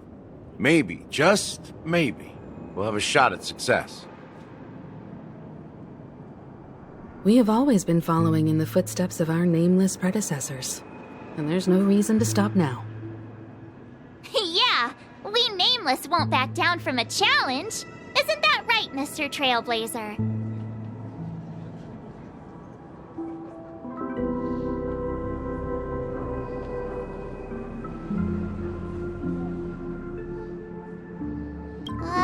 That line actually makes me a bit nervous. Rest assured, sitting on the sidelines isn't in our nature. Mr. Sunday, Miss Robin, I'm willing to accompany you on behalf of the Astral Express. Having a third party present should help with negotiations, and could make all the difference if things get ugly. Thank you, Mr. Yang. Thank you all very much. The Charmony Festival is about to start, and time is against us. We must hasten. I may have been quick to step up to the plate, but confronting the Dream Master could be a very dangerous affair. Huh? Even you're saying that, Mr. Yang? How powerful is that Dream Master? He's the leader of the families of Penacony, and he has the entire power of the Harmony behind him, not to mention the Stellaron in his possession. We must proceed with great caution. Maybe you can just stay behind this time, Mr. Yang? No, that won't do. Even if we count Robin as an ally, something felt off about Mr. Sunday just now. Although, I can't quite put my finger on it. I have to make sure he won't turn against us when things start to get dicey. You're still carrying the keepsake the IPC envoy gave you, right? May I borrow it for a moment? Huh. I knew it. As I suspected, this chip Aventurine gave to you is actually a miniature transmitter. If I'm right, he intends to use it to track your location or contact you when needed. As it so happens, this may actually be of some use in the current situation. Aventurine? Is he still alive? And what does he have to do with our mission to confront the Dream Master? Remember what I said earlier? Working with the IPC is a way to keep the family in check. If negotiations go south and the family show their true colors by going after the Stellaron, I'll use this transmitter to send a message to the IPC. It'll be just the opportunity the IPC ambassador was hoping for. The only question mark in all of this is Aventurine's current status.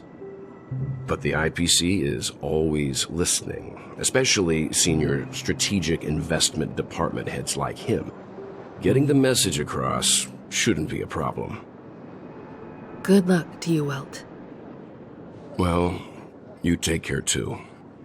If anything goes wrong, don't worry about me. Just make sure to seal the Stellaron. Spoken like a true hero. Even if the Dream Master is innocent, the family's corruption runs deep. I won't make the same mistake Mikhail did. Let's wish him the best of luck. Don't you have something else to tell us, Gallagher? Why would you say so? Before we departed, the conductor asked us to inquire about the 3 nameless in Penacony. We've already collected intel about Razelina and Tiernan, so the only one left is legwork. If I'm not mistaken, we've already met him somewhere, haven't we? It's not enough to say meet, but the answer is pretty obvious. After all, I've hinted at it in quite an evident way. I've been watching over you ever since I received the reply from the Astral Express, and I've seen the great effort you all put into linking different realms together across the cosmos. And now, after getting this far all in one piece, you have truly proven yourselves. Miss Himiko, were you the one who repaired the Express and got it sailing through the cosmos again? Yes. And you two, young Nameless, you have very interesting life stories and extraordinary skills.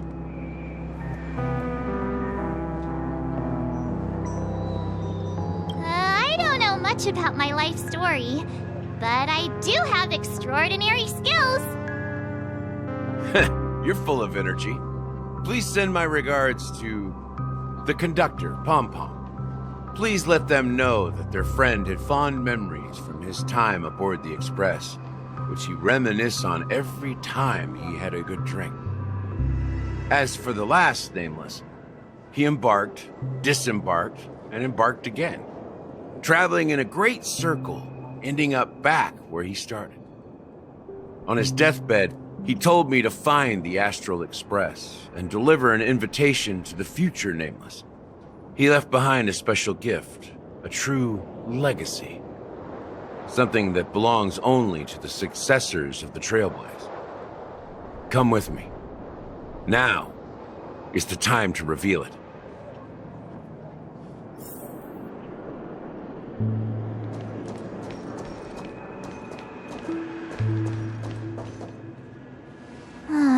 Back here again. Sometimes I feel like you're still alive, old friend. Like you've still got so much to say and do. I've kept my promise, brought the future Trailblazers you've waited so long for. I don't know why you were so obsessed with that train, but I remember your last words.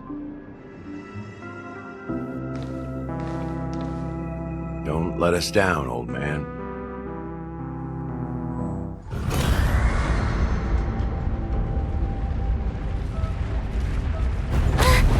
What's happening?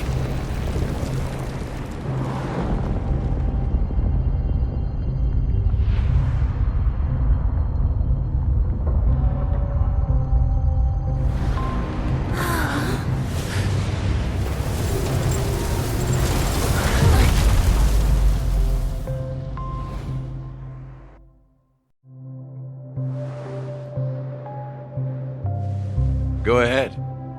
His resting place lies in the garden up ahead. The first and last nameless of Penacony. Mikhail Char Legward, the Watchmaker.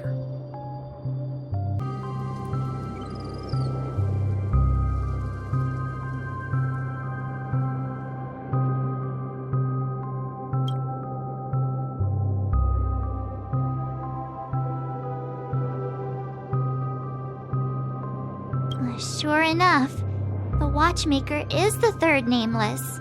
Even I could guess that one. The legacy he left behind was a dream bubble. I believe inside that bubble, there's something that holds meaning only for the nameless. After all, when I checked its contents, I found nothing inside. Maybe some Trailblaze runes? Even more mysterious than me. Well, let's have a look.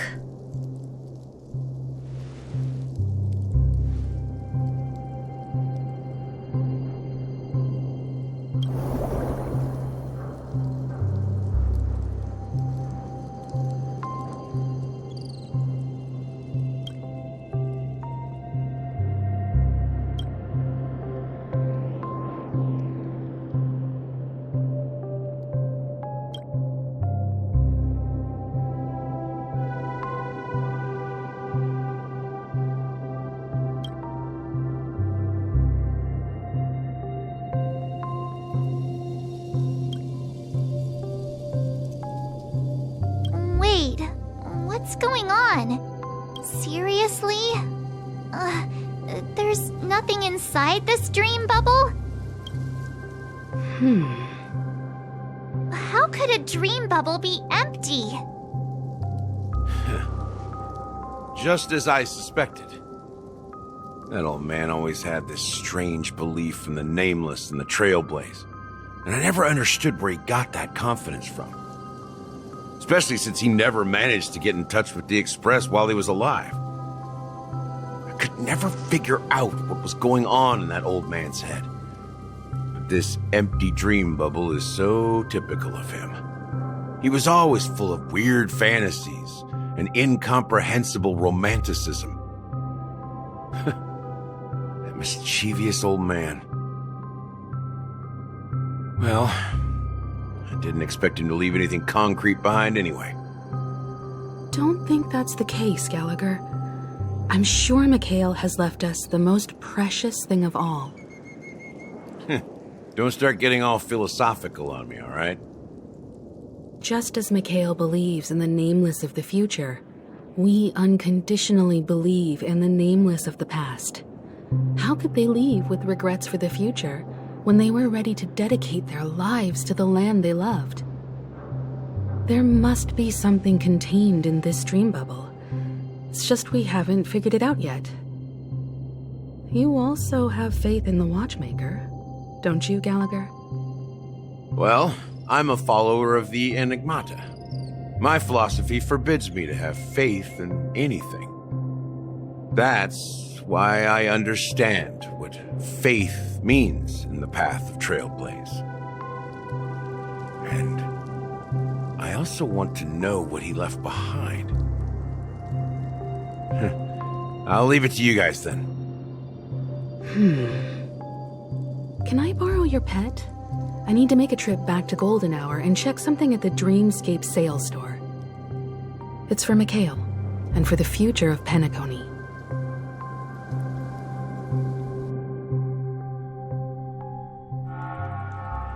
Welcome to the Reverie Hotel. How may I help you? Greetings. We're the Nameless from the Astral Express, and we'd like to check in. The Astral Express? But I thought...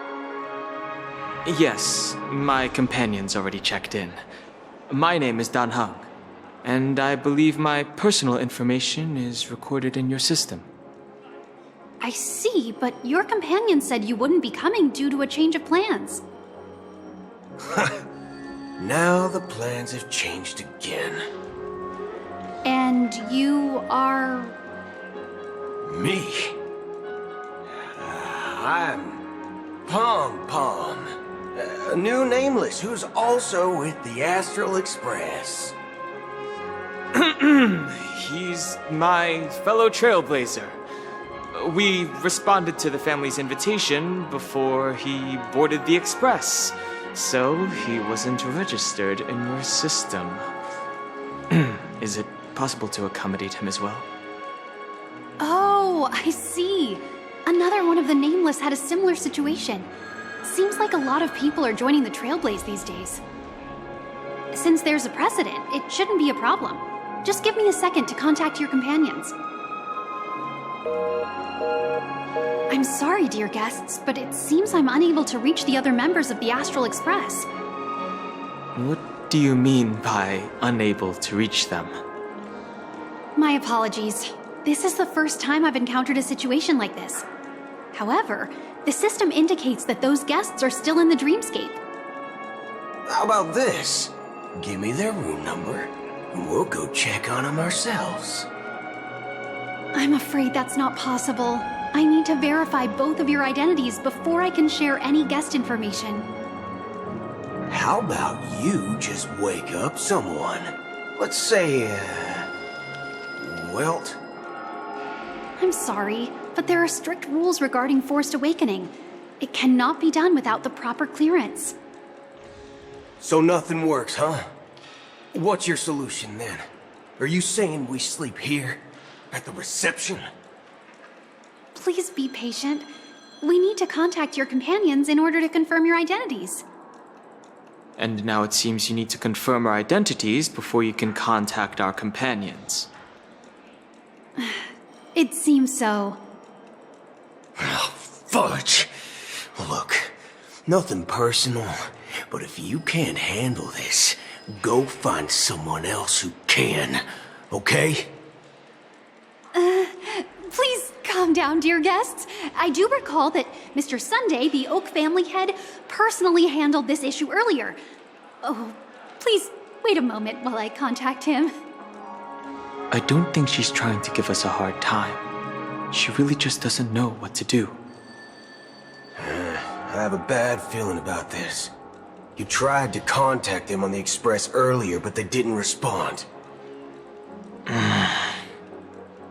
Something doesn't seem right. I need to leave for a moment. You can stay here with the receptionist.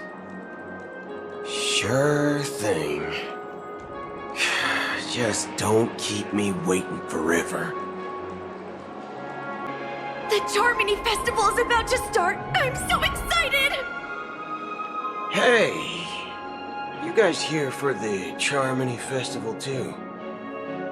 Well, I didn't come all the way here specially for the festival. Honestly, I don't really even know what it's about. But I heard it's a lot of fun! Well, back in my homeworld, Anaria, we have festivals like that all the time. My dad threw me a birthday party one time that was just as extravagant as the Charmony Festival. Oh, come on! The Charmony Festival is a once-in-an-Amber Era event. How can a birthday party compare? Well, you never know, right? Maybe on her world, birthdays only happen once in Amber Era. Anyway, let's forget about that. Have you heard about the, unsettling things happening in the dreamscape? Unsettling things? What could possibly go wrong? It better not ruin the Charmony Festival! I've been looking forward to it! Relax. With a big event like this, there's bound to be lots of gossip and rumors. Don't worry. If anything does happen, the family will be on top of it. Oh, that's a relief. I didn't come all this way to see the festival go down the drain.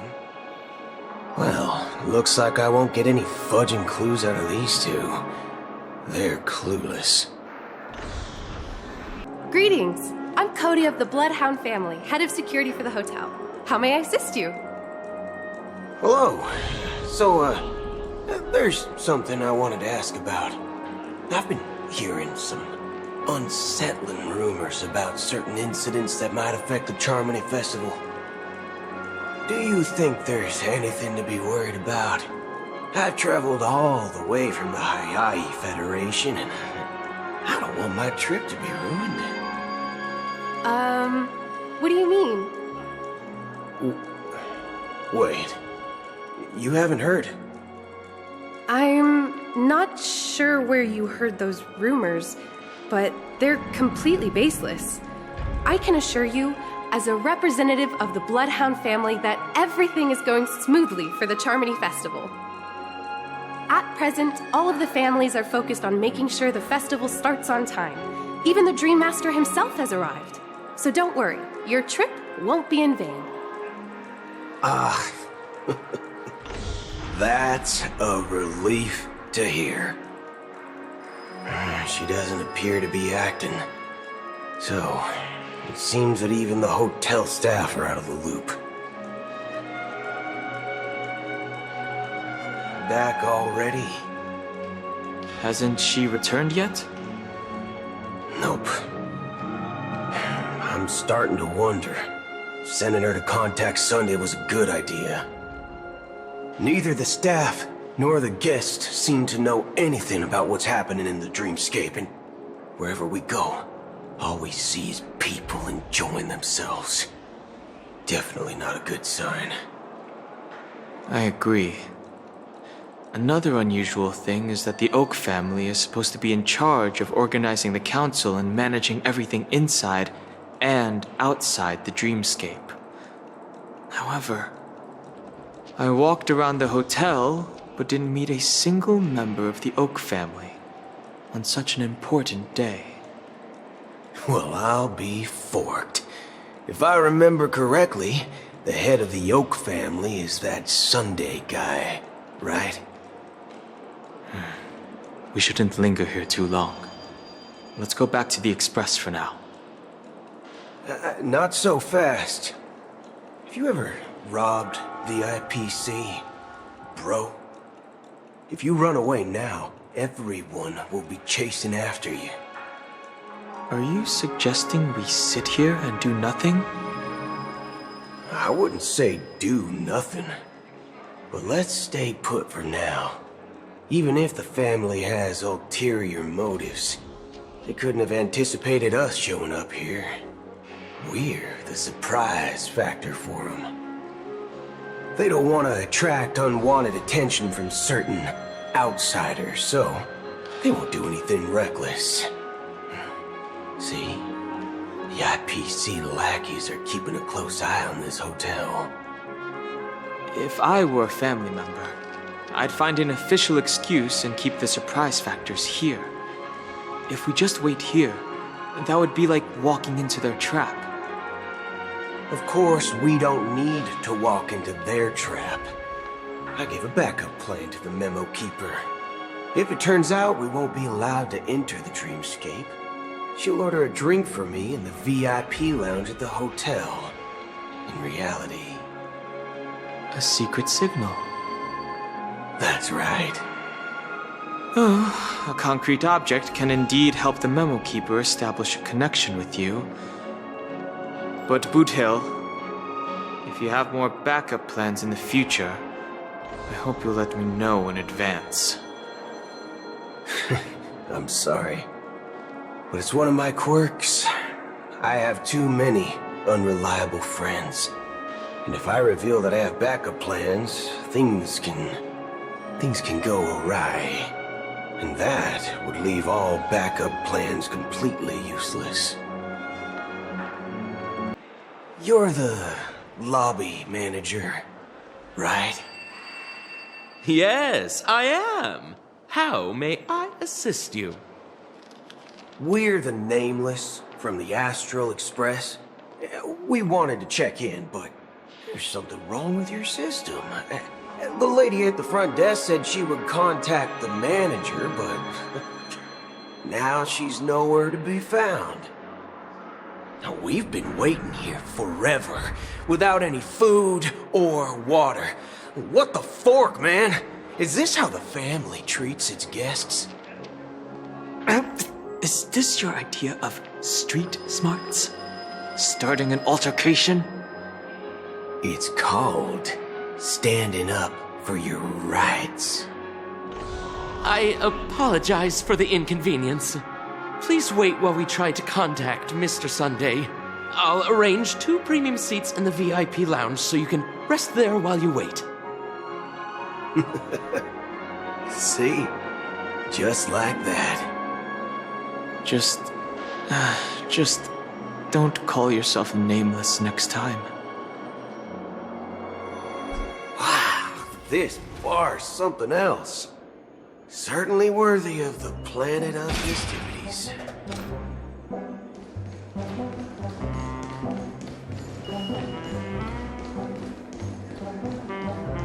One peach soul, Glenn? Good evening, gentlemen. Hey, I have an order for a bottle of Donna's White Oak. Can you help us find it? Donna's White Oak? I think there might be a misunderstanding. We don't serve that here. Oh, no way. Are you sure you're not mistaken? If someone had reserved such a beverage, I would definitely remember it. It sells for hundreds of thousands of credits per bottle, after all. I couldn't afford to cover for such an item if it were broken or lost. That's strange. Well, could it be that the memo keeper couldn't afford it? Then what should we do now? Oh, no need to rush. Let's grab some drinks first. Maybe I arrived too early and she hasn't come yet. Now, let's see what kind of juice malts you all have here. Well, give me a glass of Heenum Valley, 40 years. I'll have it neat. No ice. Well, that's the most expensive one on the list. You have a taste for the finer things. It's on the house, anyway. What can I get for you? Anything you recommend is fine. Then I would recommend today's special, Glass Village. It's classic Soul Glad mixed with Laboom juice. It's refreshing and suits your cool demeanor. Just 1 minute. Ah, this flavor. Dynamite barbecue with rocket fuel. Ooh, really hits the spot. Truly the finest sherry cask aged malt juice in the cosmos. Dynamite barbecue with rocket fuel. Is that really something that humans enjoy? Hey, this guy doesn't know anything at all. As long as you're satisfied, dear guests, please enjoy. Let's give the memo keeper another half system hour. If she doesn't show up, we'll need to come up with a new plan. In the meantime, let's take stock of the situation. What do you think? The situation is unclear. Something must have happened on the planet of festivities, but the public is unaware of it. Someone in a position of power within the family must be covering it up. It's unusual for the followers of the Harmony to invite other factions, let alone the IPC and the Masked Fools. If what you said about the Emanator of the Nihility is true, the situation in Penacony is a little complicated, to say the least. Actually, there's something else I'm concerned about. Regarding Acheron.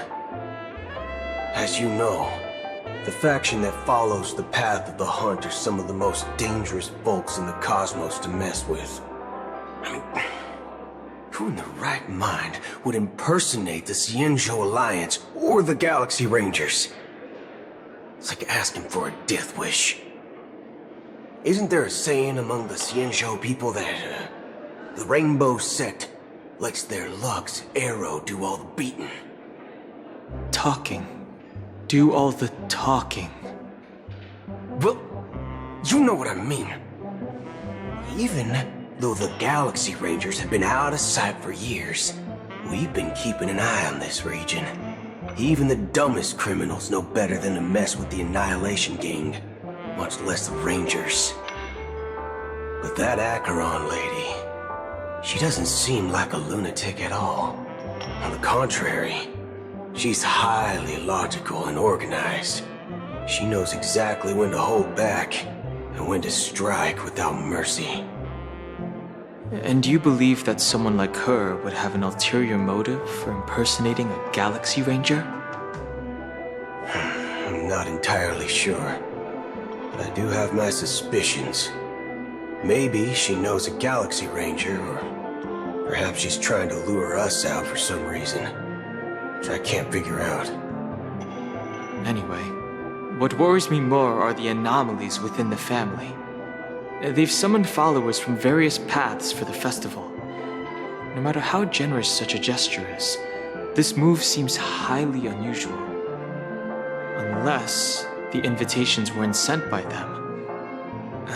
If that's the case, it's even more intriguing that the family insists on organizing the Charmony Festival, despite the chaos. Maybe it's Shipei the Harmony pulling the strings. We find it beyond human understanding because it wasn't arranged by humans at all. People do stupid things out of irrational impulses. They abandon their principles when self-interest is involved. They believe in things they know they shouldn't, and fudge, they even break their own rules. But Eons don't. They stick to their determined path and never turn back, even if they reach a dead end. You think Shipei's will is behind all this? It may not necessarily be Shipei, but there's definitely some higher entity involved. I know it may sound pessimistic, but if human free will were reliable, why would we even need Galaxy Rangers? It's much simpler when you boil it down to the eons and paths.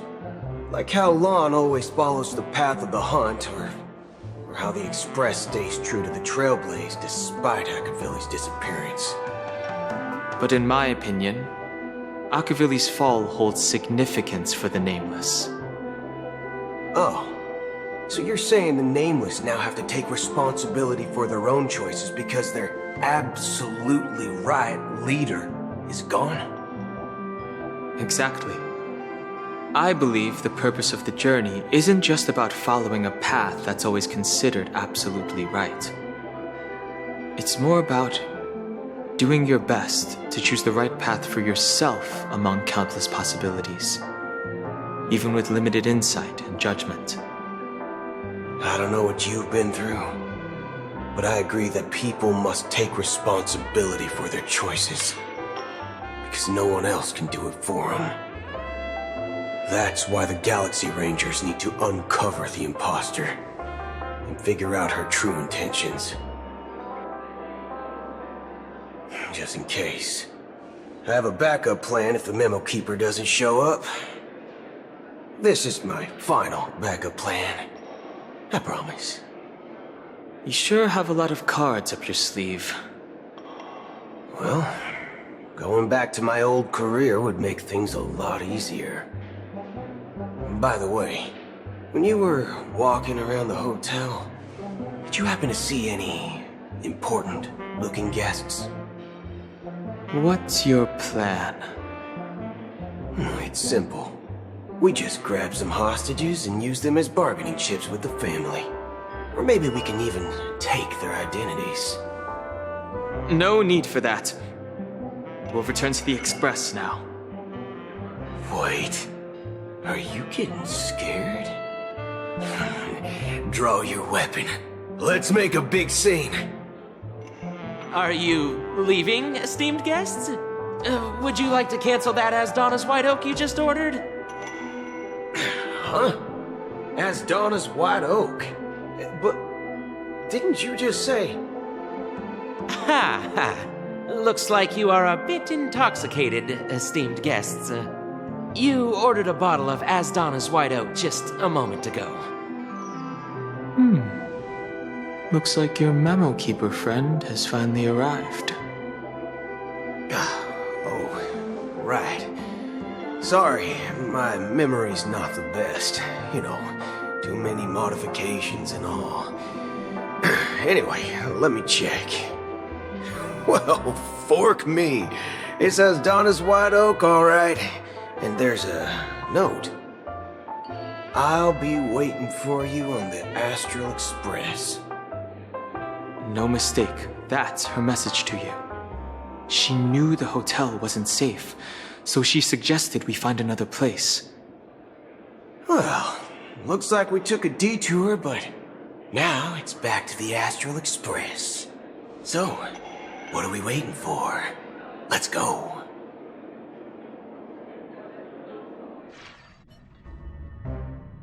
You're back? Two guests just boarded saying they were looking for Boot Hill, so I told them to wait in the parlor car. Oh, just in time. Two guests? Yeah, two. Look, we welcome all passengers on the Astral Express, but sneaking in like that, you have no regard for etiquette. My apologies, conductor. It was an oversight on my part. I assumed you were already acquainted with the garden. Given the chaotic situation in Penacony, the Nameless are the only ones we can truly trust right now. You are the memo keeper. Pleased to meet you, Dan Hung. I've seen you in others' memories. And as for Boot Hill, this is our first face-to-face meeting. I hope you enjoyed that bottle of Astana's White Oak. You sure have a refined taste. Finally, Memo Keeper. Well, let's cut to the chase. Spill everything you know. That's precisely what I intend to do. But before that, please allow me to introduce myself. My name is Black Swan, and I serve the Garden of Recollection as a memo keeper. As for Acheron's story, I'm sure she knows it better than I do. Greetings. I'm Acheron. What? You Garden of Recollection shirtbag! You betrayed me! I apologize, but she did that at my request. Due to certain reasons, I have been exiled by the family. Thankfully, this memo keeper came to my aid and helped me escape their surveillance unnoticed. To be honest, it was more like stalking than helping. And the process was far from unnoticed. But we did escape. I asked her to guide me to a place beyond the family's reach and to contact a few trustworthy individuals, namely all of you. Trustworthy? Son of a nice lady, you think I'm dumb or something? How about this? I'll put a few bullet holes in your head and see what secrets spill out. Then, we can talk about trust. It doesn't have to be like that. I'm willing to answer all your questions, but not right now. If my cover hadn't been blown, we might have had more time, but at the moment, we don't have any other options. No other options? What do you mean? This is the only way I can ensure everyone's safety. I kindly request an immediate warp jump out of the Astana star system.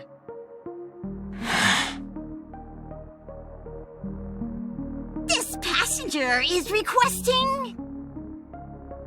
As far as I can tell, she's not a threat and seems to be telling the truth. I've briefly traveled with your companions and know their whereabouts, Dan Hung. Please rest assured, your nameless companions are safe, but they need our help. As for Boot Hill, you may have guessed, I've been waiting for you. Galaxy Rangers are known for their elusive nature and limited contact with each other, so this was the only way I could reach out to you. Only by doing this can I find a true Galaxy Ranger and fulfill a long-standing promise. To return his relics to their rightful owner.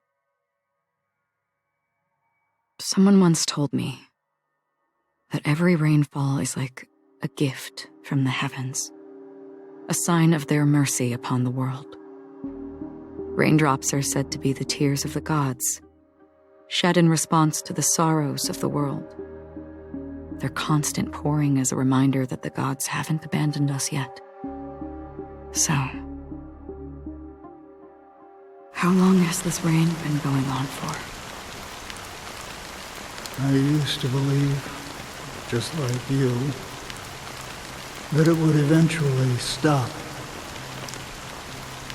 Years and decades passed. And in the end, such hope faded away before the rain did.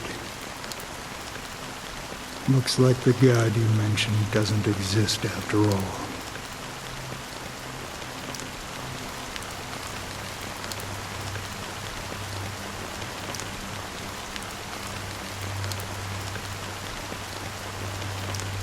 Well, let me share a story with you. Mortals who walk the paths are like sailors on a vast ocean, leaving behind a trail that creates countless ripples of possibilities. These ripples last longer than the fleeting lifetimes of humans.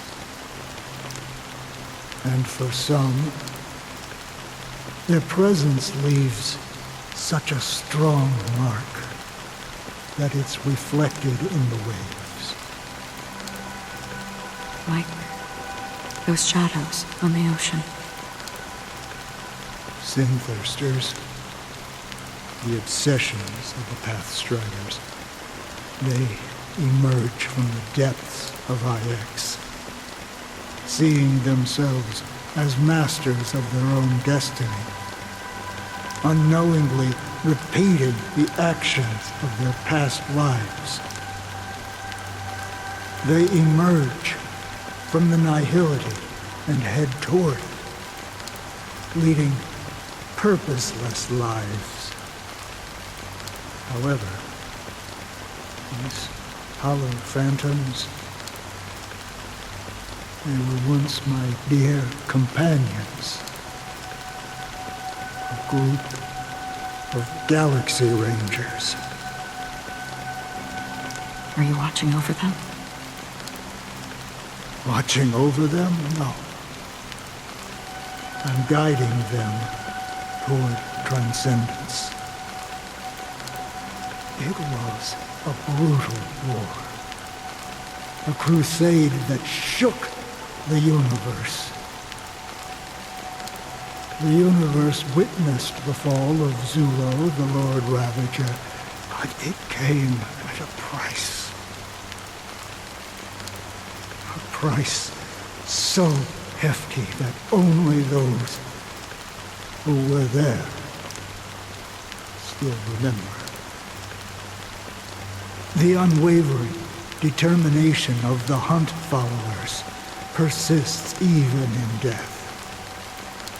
So someone must guide these lost souls to their life beyond. They were heroes in their time, and they shouldn't be reduced to mere puppets of nihility. As for me, I've suffered too many losses on that battlefield to advance any further. And that makes me the most fitting person to carry out this task. But you know, these sin thirsters, they're not who they used to be. Does this seem pointless to you? Well, some tasks have to be done, even if they are pointless.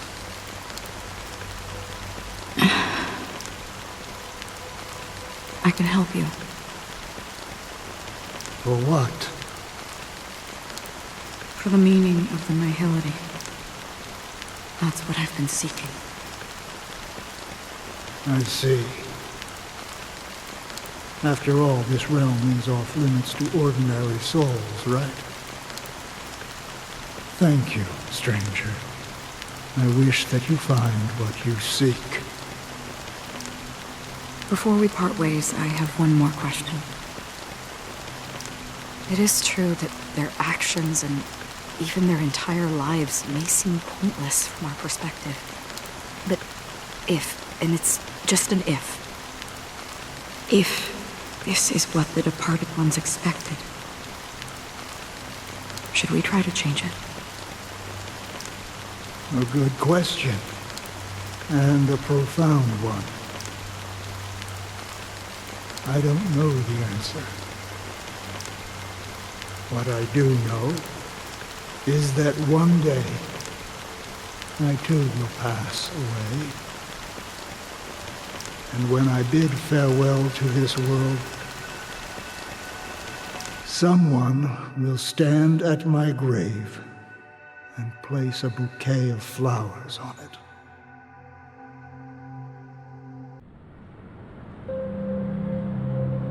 When I appeared as a child, my speech, mindset, and soul reflected immaturity and innocence. As I grew into adulthood, I left behind my childlike side.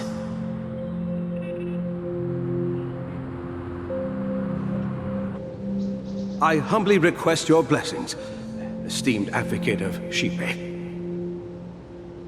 Come to me, my kinship. I have sought their presence with us. As you wish.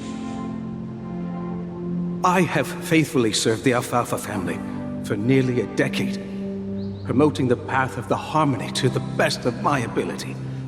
However, I made a mistake yesterday. While I was preparing dinner for the family head, I accidentally dropped a prepared dish on the floor. Out of laziness, I lied and claimed that everything was ready.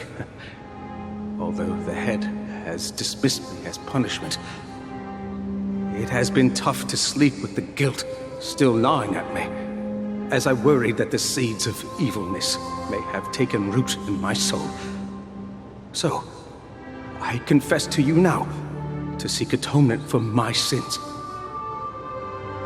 Do you sincerely repent and vow to change your ways? Yes. Have you examined your soul and confessed all your sins? Yes. Are you willing to accept the process of atonement? Yes. Very well. Show your dedication and goodwill to the family, and you shall be reinstated among them. Now, please, leave in peace. Oh, praise Shipe. And thank you, esteemed advocate. Next, please step forward. I wholeheartedly confess to you. Please, pardon my sins. Rest assured, I have implored their presence to be with us. As long as you are sincere, absolution will be granted. Oh, great. You know, I arrived in Penacony as a stowaway. I sold everything to get a ticket. My house, my land, and my 2 children. I see. Please, go on. My children were starving, and I hoped they'd have a chance at survival if they became slaves here. If I can strike it rich here, I'll lift them out of that situation and give them the life they deserve. But the Bloodhound family got wind of it. They're on my tail, hunting me down. I thought I could bring my kids here. It was all my fault. All my fault. The family is ready to forgive all sinners. I'll ask the Bloodhound family to cease their pursuit. You don't need to live in fear anymore. Oh, thank you. Thank you. I'll work my hardest to redeem my children and make them part of the family. Praise the harmony! Next, please step forward. Hey! Long time no see, Mr. Sunday. The most esteemed individual in Penacony, and the next leader of the Oak family, right? I have sought their presence with us. Let us proceed. Sure. Let's just get this over with. I have sinned. Please forgive me. I wasted half a pizza at breakfast, and a bottle of Soul Glad. That's it. Nothing more. Can we wrap this up? I've got a robo-ball game to catch, you know? Do you seek to atone for your sins through good deeds? My sins? Starting to sound like a saint, huh? Well, let me tell you something. Neither the family nor you have the right to judge me. You think nobody knows what your precious family has done? About the watchmaker? Huh? Don't kid yourself, Featherbrain. Those dream chasers might be fooled by your act, but don't fool yourself. Before you start spouting off your holy verses, answer me this. Where does the power of the Oak family come from? And your power? What makes you think you can sit there all high and mighty, looking down on everyone else? Well, I've spent enough time in confession today to enter the Harmony's paradise, right? Then I'll take my leave. Good luck with your election, and, don't make me regret my investments in you.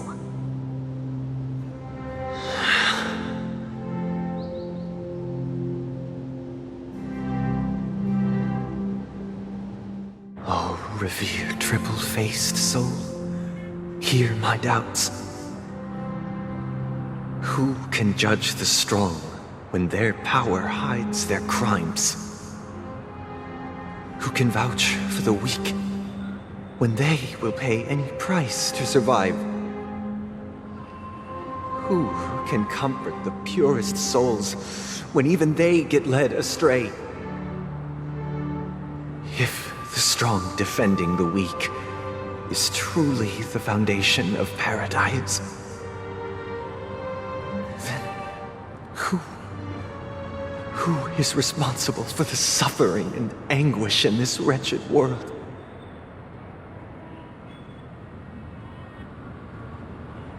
Brother? Brother? Brother, are you all right? I'm fine. I've been working long hours, and I just made a trip to Dreamflux Reef and back. So, I'm a bit out of sorts. But it'll all be over before we know it. You've been working non-stop on the Charmony Festival, Mr. Sunday, and no one could have predicted this incident. Even if the Stellaron does pose a grave threat, I still feel sorry for all the trouble we've caused you. No need to worry about troubling anyone. The Charmony Festival was meant to spread joy and harmony across the cosmos. But now that we know the truth, I'm afraid we'll have to cancel it. It has always been our wish to make everyone happy, so... we'll do our best to explain everything to the Dream Master. I'm sure he'll understand. Even if the negotiation does not go smoothly, I'll refuse to go on stage. Without the Chord Master, the Harmonious Choir would not arrive, and the Charmony Festival would be just a grand performance, and nothing more. I'm relieved to see your determination. You know, since arriving in Penacony, we haven't had any contact with this Dream Master himself. I'd heard of the heads of the 5 major lineages, but the Dream Master is a mystery to me. The Dream Master rarely grants an audience, even for us. But, given the urgency of the situation, he's agreed to meet us in person. Perhaps you'll be the first guest to meet the Dream Master in years, Mr. Yang. Let's hope we can reach a consensus that satisfies everyone. Indeed. Let us hope so. It's about time. We'll have to get ready for the meeting. I apologize for any inconvenience caused by the urgency. Don't worry. I'll be waiting here. Mr. Sunday. Hey there! Okay, see the moon in the sky? It's about the size of the cap on my Soul Glad bottle. If I just reached out my hand, I could grab the moon, couldn't I? The moon? You mean the Grand Theater? Yeah. Look at me. I've been away from home for too long. I must be missing that moon. But it's no big deal. The Grand Theater here looks much better than the moon back home. It's just magnificent. They told me not to sell everything I had just to come to Penacony. How short-sighted. Selling everything you had? Why would you go to such lengths? Why? Can't you see? Life back home is miserable. It's not really living at all. It's better to be here at Penacony. No pain, no worries about tomorrow, just sweet dreams. You can do whatever you want. That's what I call living. Yeah, now this is the life. Is this truly living? Huh? What did you say, young lady? I didn't quite catch that. Oh, it's nothing, sir. You see, the traffic on Glock's Avenue can be dangerous. How about I ask a Bloodhound family member to escort you to Ideen Park over there, so you can continue enjoying your sweet dream? Oh, yeah, that's a great idea. Wow, no wonder you were the leader of this sweet dream. You're totally a lifesaver. See you around, Mr. Sunday, and it was nice chatting with you.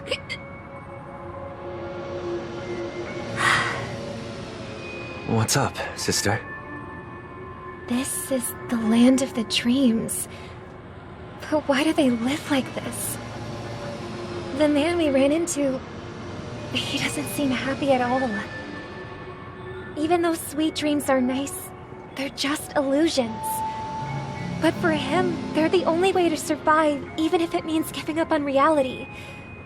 That's not really living at all. I suppose you have a point.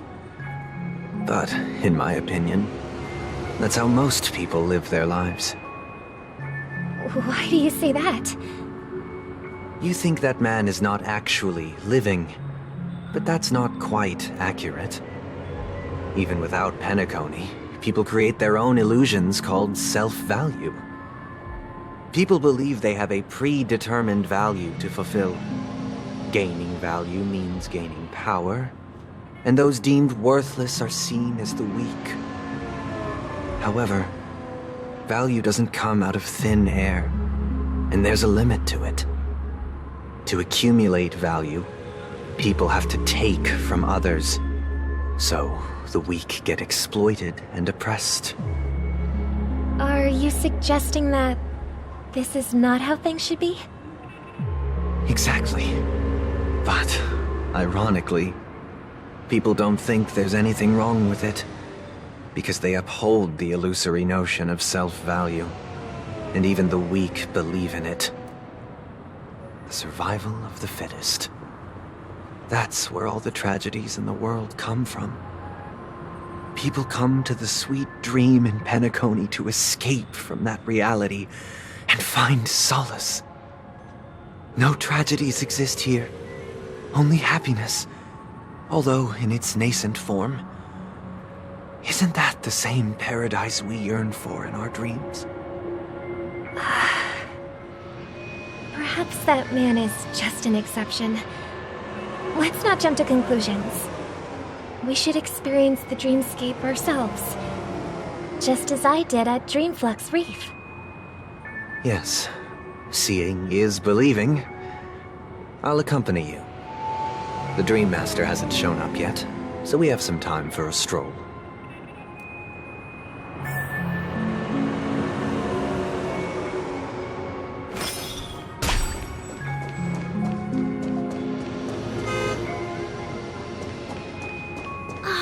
I wonder if exercising in dreams... Glad to meet you again, Robin. How are the preparations for the Charmony Festival coming along? We're all so excited about it. It's going smoothly. Thanks for making the trip to join the festival. You're too kind, Robin. It's a pleasure to have guests from all over the universe celebrating day and night. I can't stand being lonely or bored, so this jubilant dreamscape is perfect for me. But if this went on forever, would it get boring too? Nah, not at all. Who would get tired of having so much fun? Every day, you get to wear fancy clothes, explore all sorts of dream bubbles, indulge in delicious food without gaining weight, and you never get old or sick.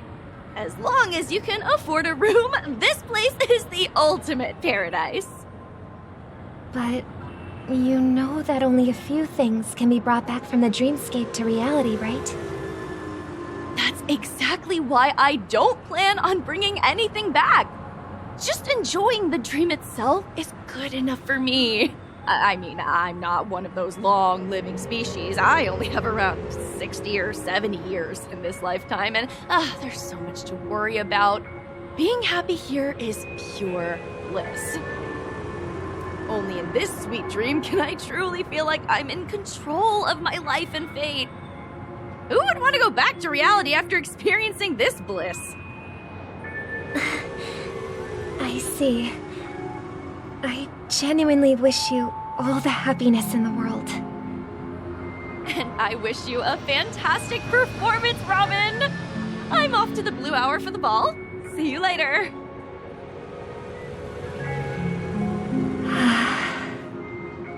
Seems like that guest's perspective didn't resonate with you either.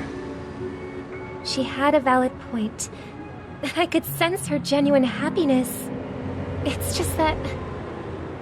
What you're trying to say is, she thinks she's in control of her life, but in reality, she's just escaping from reality and seeking solace in this sweet dream.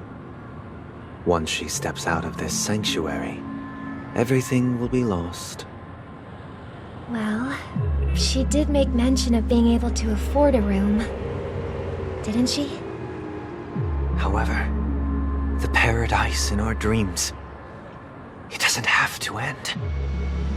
No, And the paradise we yearn for shouldn't be just a fleeting dream either.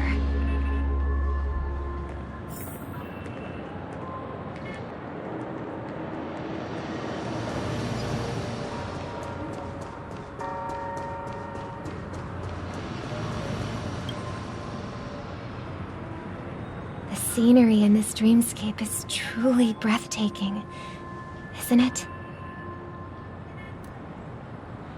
Oh, Robin. Can't believe I'm meeting you in person here. What an honor. You're right. Even though time stands still in this dreamscape, it always feels fresh. I find something new every time. A philosophical mind. I hope I'm not intruding.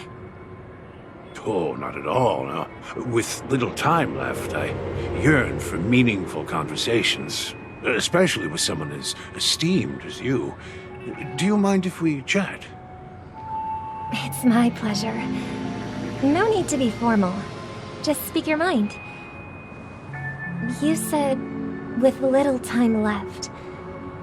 Please, forgive me for being blunt. But is that why you came to Penacony? Yeah. I was part of a war, and while escaping from the Sarkosian mothership, I got exposed to some radioactive materials. And then, all my comrades died, and my hometown was wiped out by neutron bombardments. I couldn't bear to live with everything I knew gone.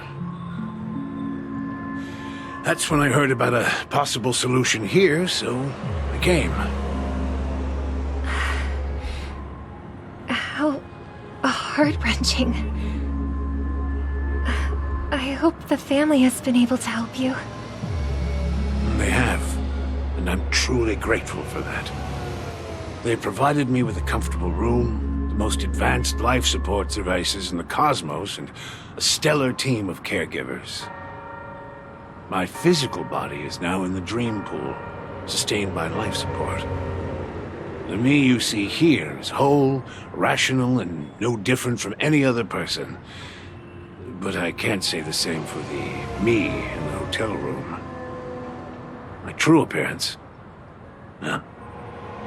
I hope you never have to witness it, Robin. So, you'll be living forever in this dreamscape, right? Just being able to live at all is good enough for me. Whether it's in this dreamscape or not, well, I don't really have much say in the matter. My world has been torn apart, and my life could end any second. So, even if this whole place is an illusion, it's still my paradise, and I'll treasure every moment I spend here. How I envy those everlasting things. An old man's story. It's so tragic. Fortunately, this sweet dream gives him joyful memories to hold on to for the rest of his life. That's precisely why this sweet dream in Penacony exists. However, even this sweet dream has its limitations. While it provides solace to the disillusioned, it can't completely eliminate pain in reality. There will be a way out. Penacony is already on the right track. Brother, what a surprise to see you again. Show yourself. Your trick won't work on us. I've heard that a skilled mass fool received an invitation too. That must be you, right? Did you enjoy yourself? Barely. The people here are way too gullible. A little bait is all it takes for them to bite. And they run away at the slightest hint of danger. In other words, they're naive and cowardly. Now that you've had your fill, it'd be wise to leave before it's too late. The music of the harmony doesn't tolerate discord. What? Now that you have the real Robin, I'm useless? Oh, how disheartening. I've done so much for the family. You should be thanking me, because if it weren't for me cleaning up this mess, Penacony would still be in shambles. Don't you think? That was a personal request from the head of the Iris family, and it has nothing to do with us. Step aside and stop causing trouble for the Charmony Festival. The Charmony Festival? You think you can scare me? You think I've no idea what you're planning? I don't care what you're thinking, Chicken Wing Boy. But I'm pretty sure our lovely Robin won't be appearing on stage. After all, you're well aware of what a sorry state this dreamscape is in under the banner of harmony. Penacony, the land of the dreams. Is this truly the paradise you desire? Stop it. What's the rush, Chicken Wing Boy? Did I get to you? Our paradise is none of your concern, Masked Fool. Leave now, or the family won't tolerate you anymore. All right. I'll go. But Robin, I suggest you seriously consider this. Do you really believe those living in dreams can escape pain and find true happiness? Well, I've done my part, and now I'm simply waiting for the fireworks to begin. Here, the last 2 gifts for both of you. And don't lose them. If by some unfortunate chance the Charmony Festival starts against all odds, remember to use them during the show. And it'll be thrilling. Bang! Let's wait here for the Dream Master to arrive. Okay. By the way, brother, I heard you no longer have a sweet tooth. Back when we were kids, you used to steal my desserts. Seems like a lot has changed during my absence. What exactly happened? Well, someone has to stay awake even in this sweet dream. But that someone doesn't have to be you, or anyone in particular. You're carrying too much on your shoulders, brother. The paradise in our dreams. It shouldn't be like this. Penacony is nothing more than a dream. It can't erase the worries and pain of reality, or bring true happiness. It only offers an escape from reality. Nothing more. Remember the old man we met earlier? Without this dream, he might have completely lost himself. That might be true, but even without Penacony, he could have chosen another path. As far as I know, the Intelligentsia Guild has been promoting their rehabilitation techniques for a long time now. That path may have been more ordinary and challenging, but now he is receiving hospice care in a comatose state, and his fate is sealed. Is Penacony granting these people a future? Or is it taking it away from them? Well, don't forget this. Not everyone really has a future. The future for humanity is like the sky for birds. People mistakenly believe that flight is inherent to birds because they've never witnessed those birds crashing to their death. Do you remember how we took in that little Charmony dove when we were young? Yeah, we took care of it. Provided food and water, groomed its feathers. And later, when I decided to leave Penacony, I opened the cage and set it free. Well, I didn't mention what happened to it in my letters because I didn't want to upset you. Shortly after you left, it crashed to its death right in front of your window. I had surmised as much. I knew you wouldn't have avoided mentioning the bird for no reason. Despite that unfortunate outcome, I still believe it was the right decision. Birds aren't meant to spend their lives in cages. They belong in the sky, even if they can't fly. But here's the thing. If there are birds in this world that can never fly, can we really assert that they belong in the sky? Are you implying that the same goes for humans too? Let's take the Astral Express as an example.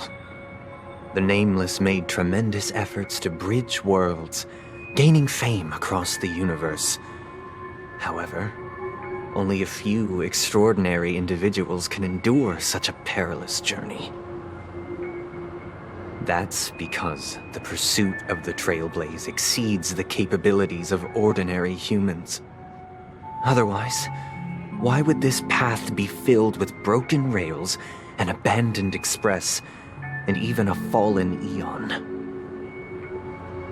That's just sophistry. If that were true, then only the powerful would have the right to determine the future. Unfortunately, that's exactly what happens. Another name for the future is self-value. While this world has its fair share of heroes who inspire people and garner admiration for their heroic deeds, the majority of ordinary people will never become heroes in their lifetime. Some are born weak and vulnerable. Some find themselves trapped in unfortunate circumstances. Some fall victim to malice and cowardice. When it comes to survival, everyone is equal. And the weak can only watch as their value gets constantly diminished by external forces. That's why we should care for the weak and support them as if their suffering were our own. That's what the Odes of Harmony have always taught us. While the Harmony holds noble aspirations, the strong will always be strong, and the weak will always be weak. Even in this carefree dream. Human nature contains greatness, but it also harbors inherent weaknesses that can't be eradicated. In the end, if people can't even secure their own survival, they won't care about the illusory future of equality. As long as the law of survival of the fittest prevails, there will always be fledglings crashing to their death. But if people don't live for the future, do they merely exist for survival? If even you, my brother, don't believe that the Harmony will save the weak, then which Eon can make our dreams come true?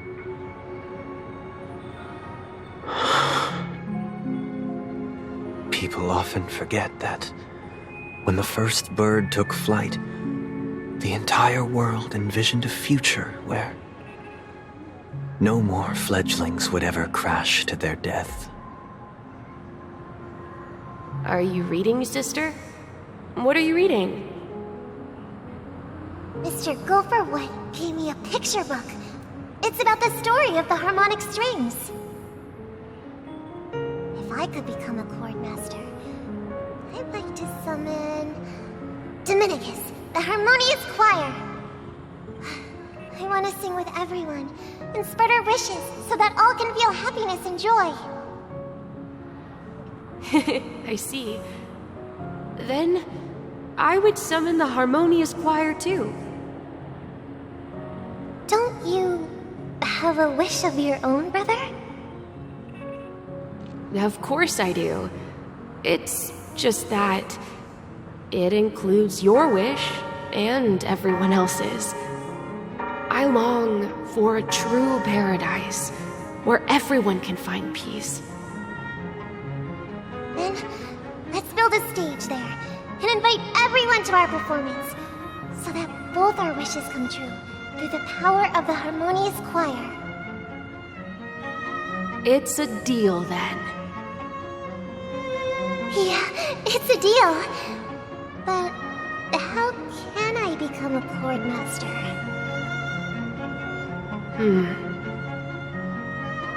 Maybe you'll have to become a star first.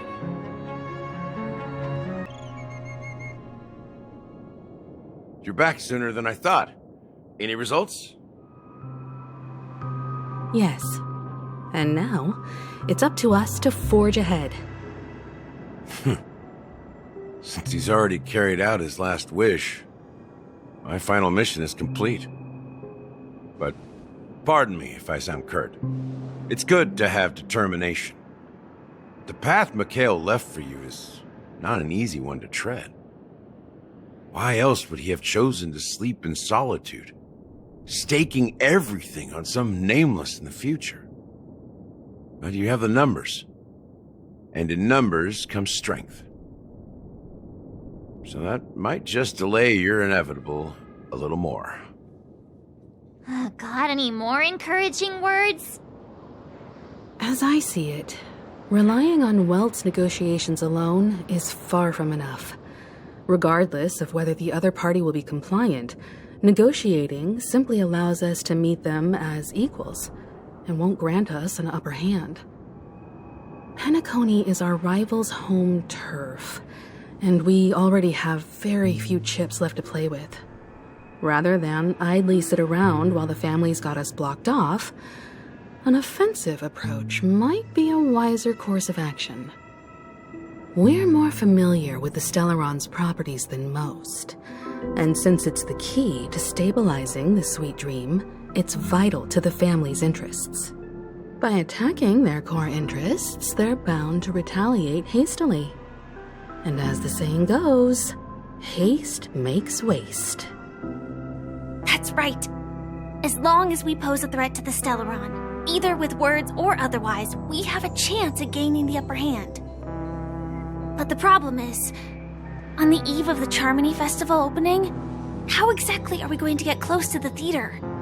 Family security will be airtight, and if we brute force it, even if we succeed, it's too risky.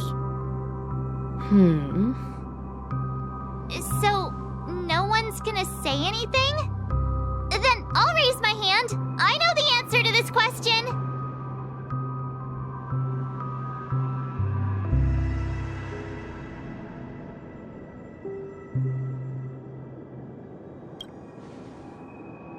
The express crew would have been disbanded long ago if it weren't for me.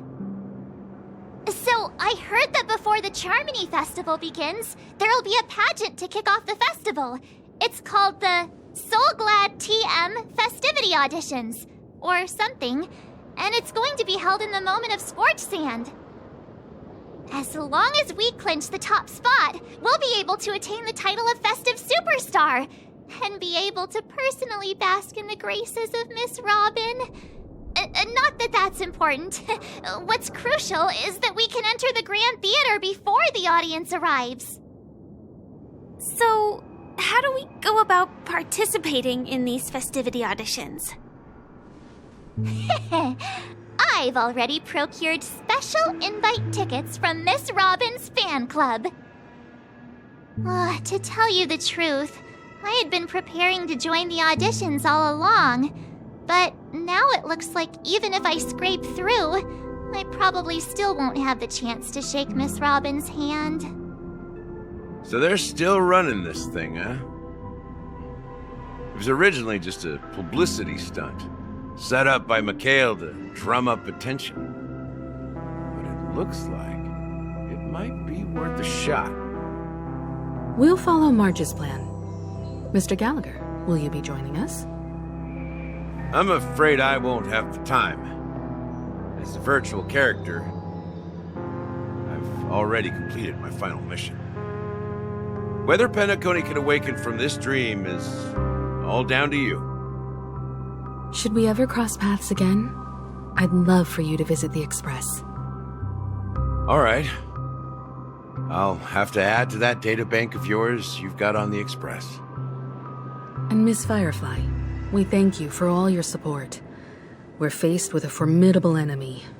As long as the Astral Express and Stellaron Hunter's objectives are aligned, we're willing to cooperate with you. We've already come this far together. I'd like to join you for the rest of your journey on Penacony. I'm pleased that we can finally fight shoulder to shoulder.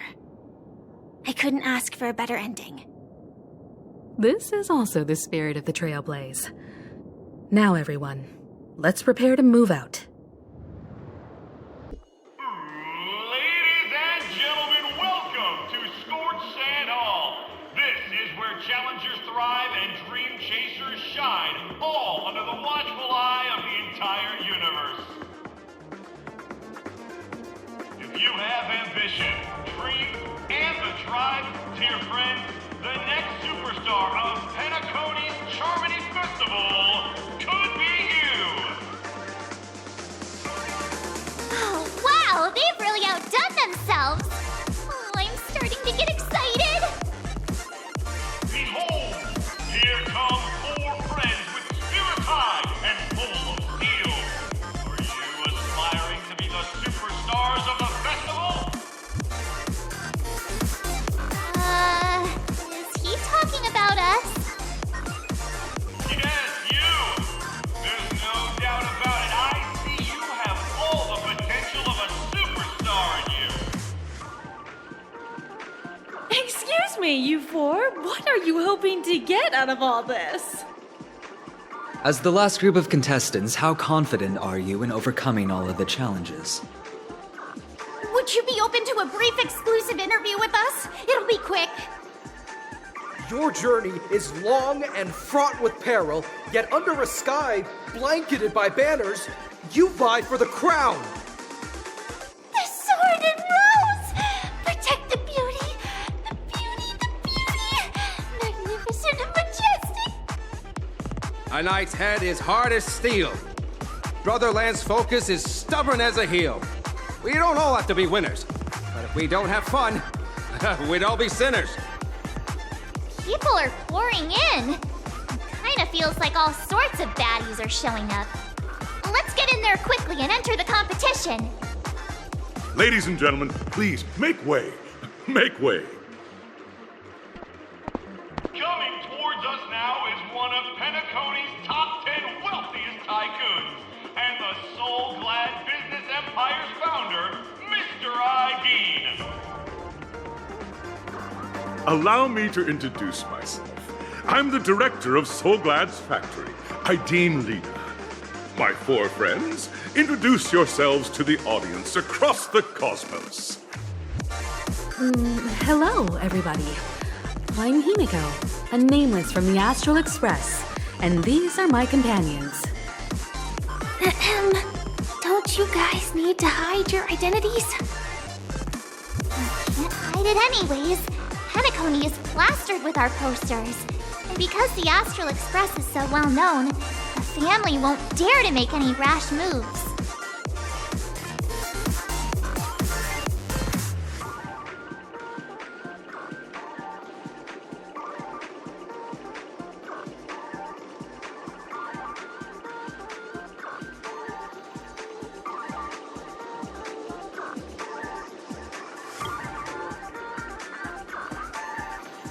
Hello, everyone! I'm March 7th. I'm an ordinary girl who loves adventures. Hello, everyone. I'm Firefly. I am also an ordinary girl who enjoys adventures. So it's a bunch of nameless guests. This final face-off is bound to be spectacular. Time is precious. My 4 friends, come with me. Grab a bottle of Soul Glad and make your dreams a blast. Grab a bottle of Soul Glad and make your dreams a blast. Nameless, your arrival reminds me of the grand occasion when Penacony was first established. I was still a young, bright-eyed lad back then, lured here by the watchmaker's ads, full of zeal and ready to make my first fortune in life.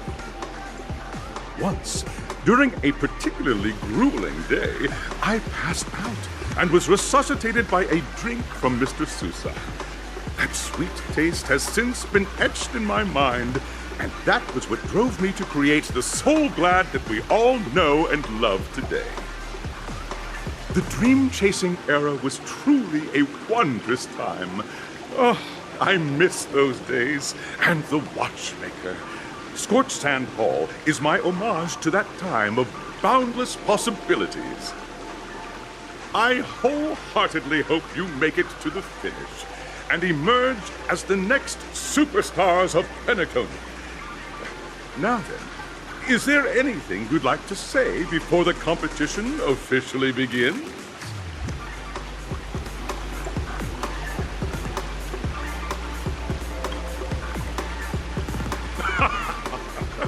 There's that swift and decisive trailblazing spirit. How about you, Miss March? Hello, everyone! Next up, get ready for the Mega March 7th Adventure, where I'm going to break the speed run world record! Trailblazing into the uncharted and challenging the limits. That's Miss March 7th for you. How about Miss Firefly? I hope that by the end of this journey, everyone will have achieved the outcome that they hoped for. Ah, a wonderful wish! Miss Himiko, what are you expecting from your team?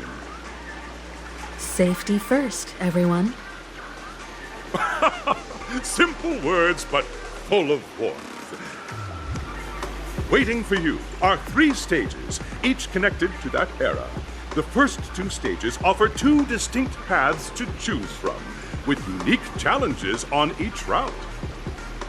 And in the last stage, you will face off against a champion who has defended the title to this very day. A beloved contender whose noble virtues are unrivaled. Those are the rules. Simple. Everyone clear? Now, I hereby announce that the 33rd Scorched Sand Festival of the 20th season, sponsored by Soul Glad Enterprises, has started.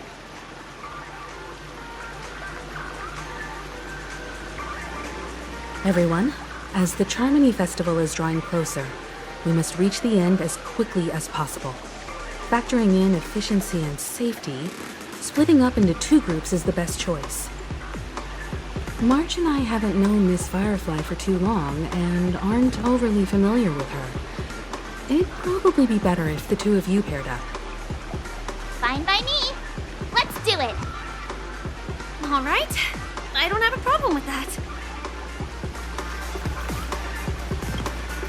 We'll split into the assigned groups then. Let's not waste time.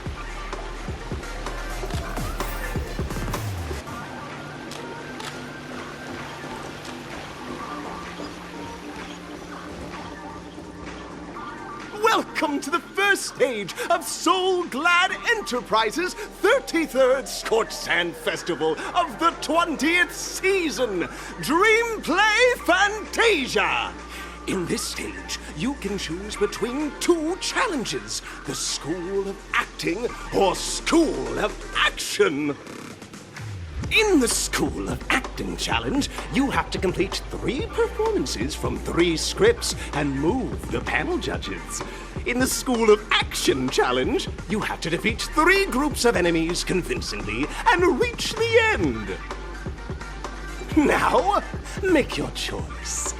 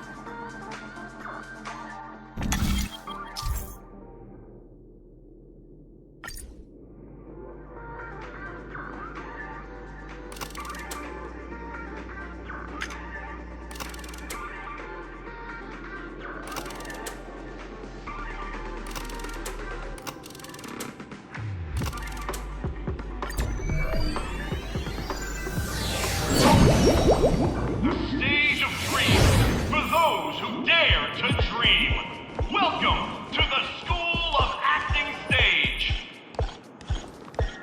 Competitors, allow me to introduce the rules of this challenge to you. There are 3 stages up ahead. On each, you will find an outline of a script. These 3 scripts were written by the legendary filmmaker, The Watchmaker, and depict various stories from Penacony's era of pioneering.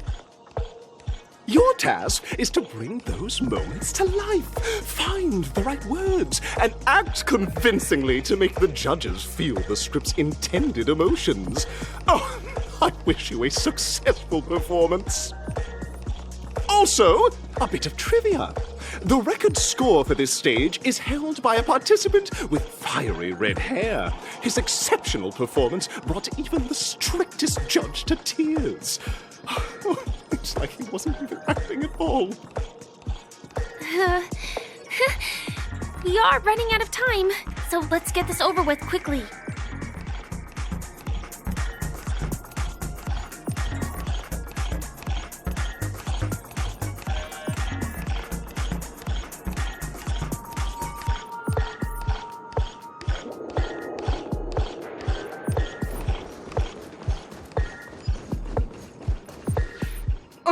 Just take a look at this pair! Such star quality. Since you come as a pair, I'll prep a 2-person scene for you. You two, are you ready?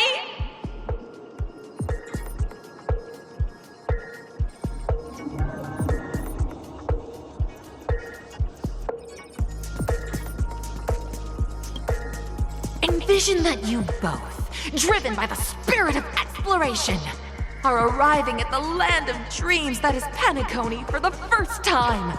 But instead of lush lands, you find yourselves amidst swirling sands and desolation, far from the paradise the Watchmaker described. You're driving an old clunker through the wilderness of the dreamscape, braving the cold wind, choking on the dust, and suddenly, a fierce memory zone meme blocks your path! Now, Mr. Greyhair, what line would you deliver to express your disappointment in Penacony?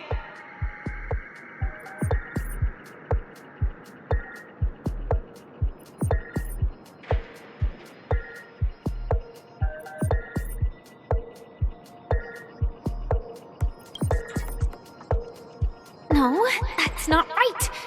You're trying to express disappointment. Why do you sound so chipper?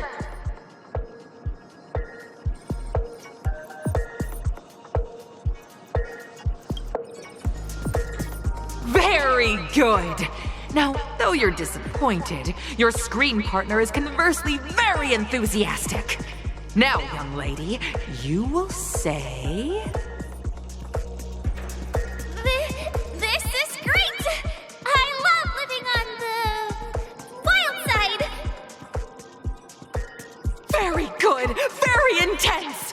And then we cut to the story's next scene. You find a job mending the rails, but the days are long and your endurance can't keep up, and you finally collapse in the endless expanse of desert. Suddenly, sweet rain falls from the sky, wetting your lips and rousing your spirits. Now, Mr. Greyhair, what line will best express your surprise at this moment?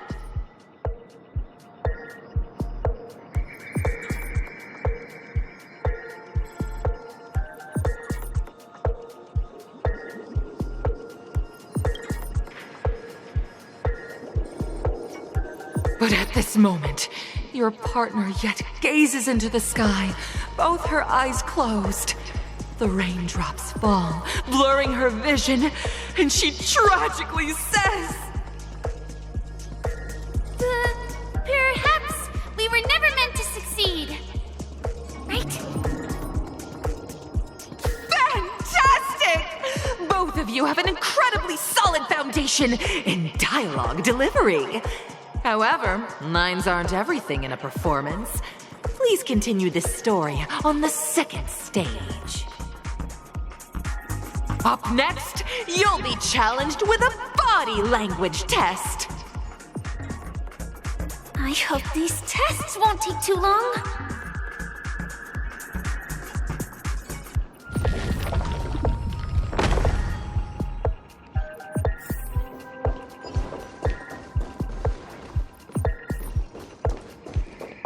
Here, you two are required to skillfully utilize body language to portray the story context I've laid out for you. Picking up from where we left off, a heavy downpour saves you both stranded in the desert. This rain quenches the anger in your heart. You look to your companion, now completely devoid of fighting spirit, wanting to comfort her. At this moment, what should you do to make her laugh?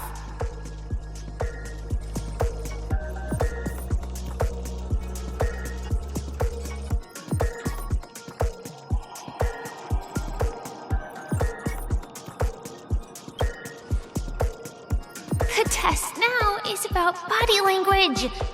I don't think dialogue is allowed here.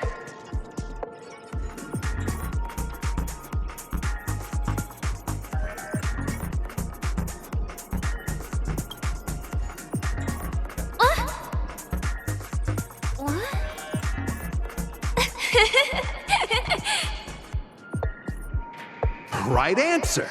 Your companion sees you rolling about in the sand and thinks about the arduous obstacles along this journey. She can't help but let loose a laugh, rekindling hope in her heart. And so this girl... I'm gonna get back on my feet and keep moving forward. A tug at the heartstrings! The story continues to develop. The heavy rain leads you both to sense a business opportunity, so you start venturing into the umbrella industry. But just as the business begins to pick up, competitors start flooding the market with low-priced goods, squeezing your market share. You have no choice. The goods you stockpiled at high prices have to be sold at a loss. This is a pretty self-destructive move, which drives your business to the brink of bankruptcy. At this moment, what would you, who refuses to admit defeat, decide to do?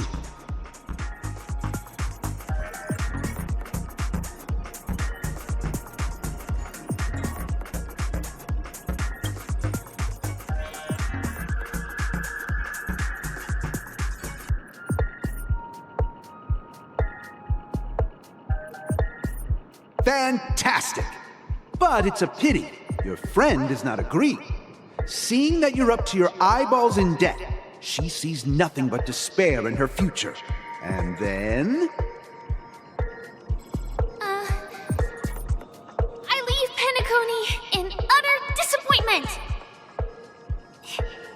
Is that okay?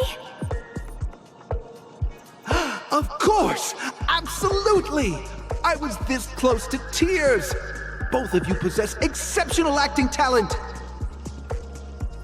However, the true test is yet to come. You're about to encounter the harshest judge this show has ever seen. You'll need to rely on perfect performances if you want to win them over.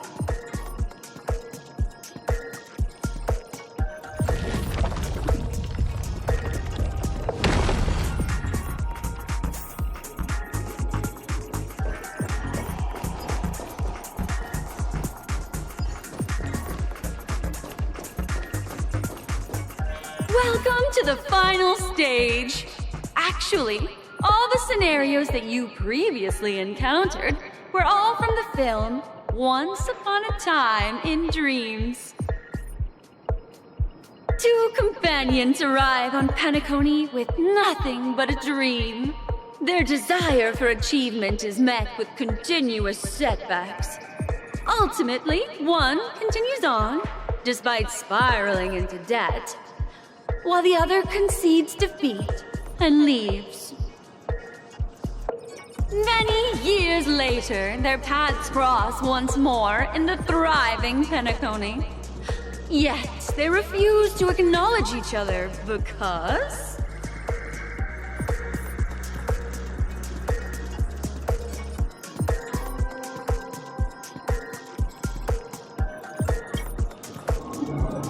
Against the backdrop of a revitalized Penacony, the joy of reunion mixes with the sorrow of past separation, the awkwardness of being strangers, and the shyness of a long-awaited encounter, all converging at this very moment. Give it a shot.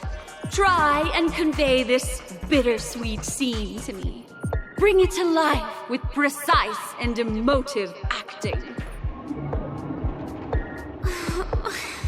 This is never going to end. I know! Why don't you try that clockwork thing you used before?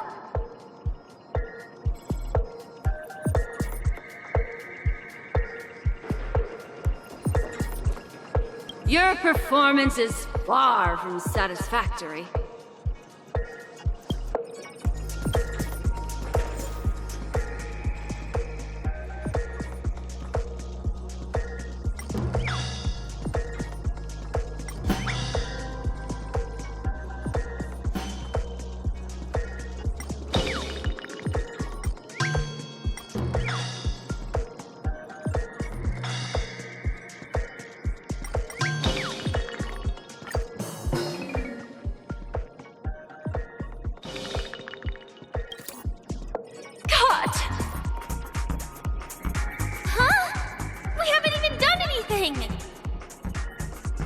It's so touching. Your portrayal outdoes the original. It's simply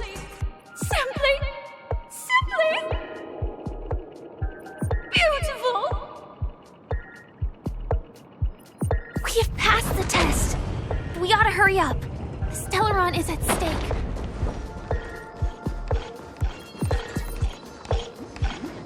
Congrats to both of you for clearing the stage, but more importantly, are you having fun?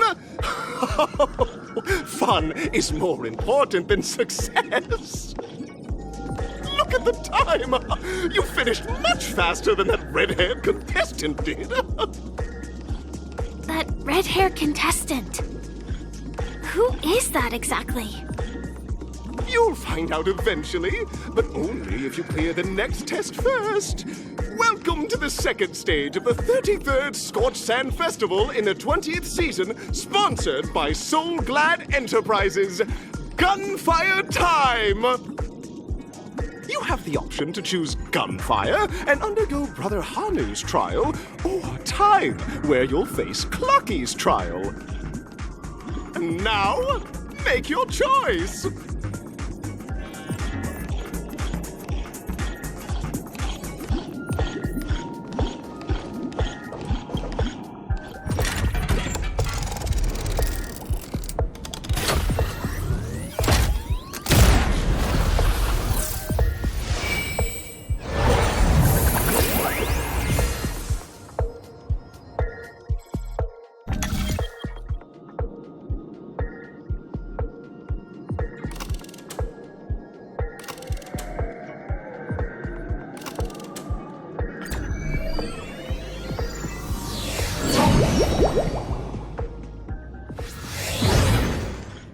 Dear friends, welcome to the enchanting universe created by the Watchmaker.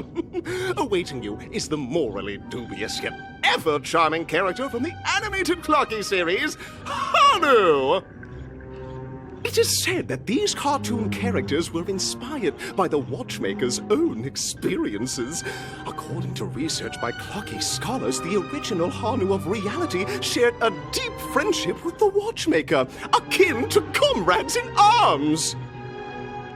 Enter into the world of Hanu via the TV by the entrance and partake in an enchanting and suspenseful story with him.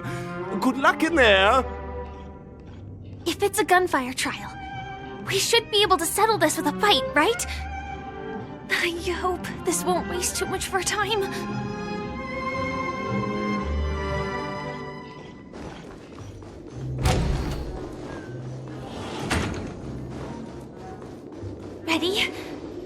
1, 2, 3.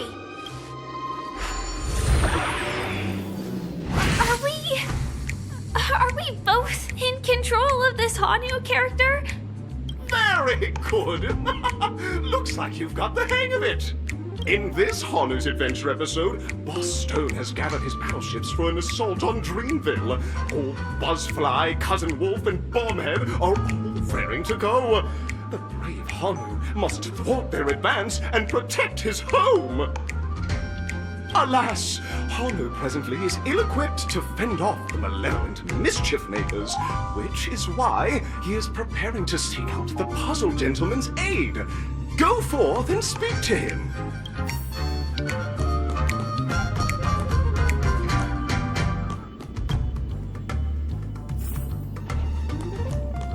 Oh, brave Hanu, you look like you could really use some help. Long time no see, Hanu. You look pretty stressed out. How about an intense and thrilling game of Dream Jigsaw to blow off some steam?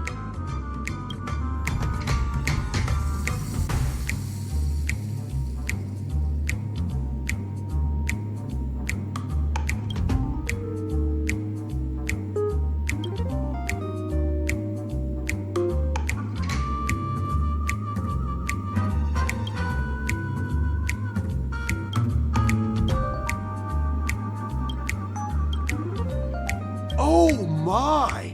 Are you telling me that Boss Stone has rallied the villains to seize Dreamville? What a dreadful twist of fate! Listen closely, Hanu. I'm aware you're in need of a suitable weapon. And I also know there's one just upstairs. But you know what? You'll have to play an exhilarating round of Dream Jigsaw first. No Jigsaw, no moving forward.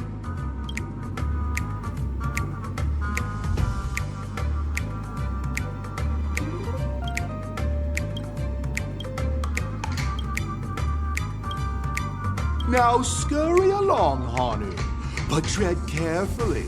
Two ne'er-do-wells are also eyeing those jigsaw pieces. Either outsmart them with the quick knockout, or ensure they don't catch you in the act. I can't wait to see you finish the dream jigsaw. Best of luck, Hanu. Let's stay alert and make sure those monsters don't spot us. Look up there! If we can push that thing down, do you think that would do the trick?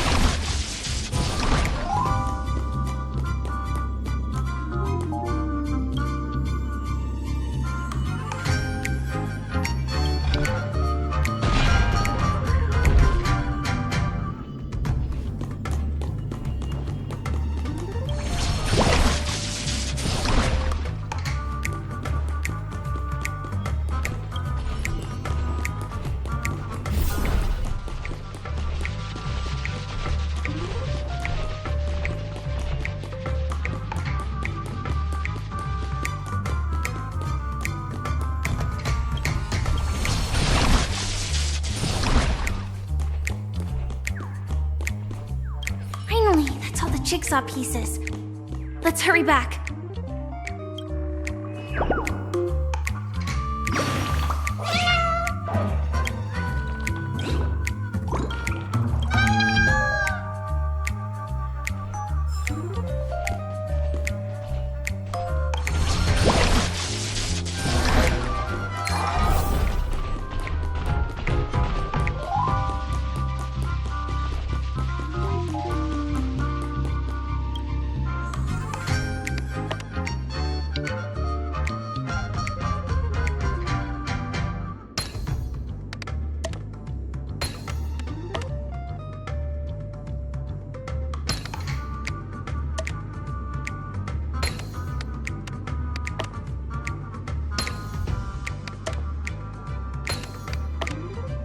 Oh my! The exquisite sensation of perfect alignment! My organizational itch has been quite thoroughly scratched. Hurry now, Hanu! Touch that TV set and transform back into your old self. Then head upstairs. your weapon awaits you there. Are such haphazard instructions really okay?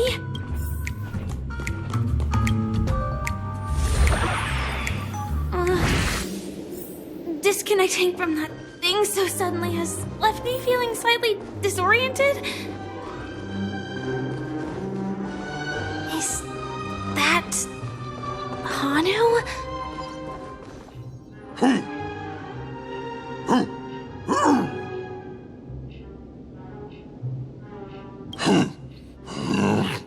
What exactly is he talking about? Tick-tock!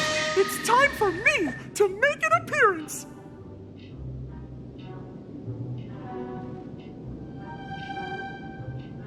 Clocky?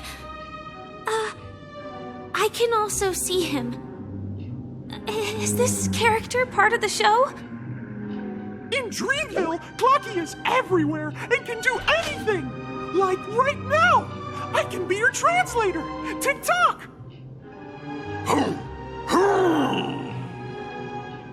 Hanu says, battle! We must do battle!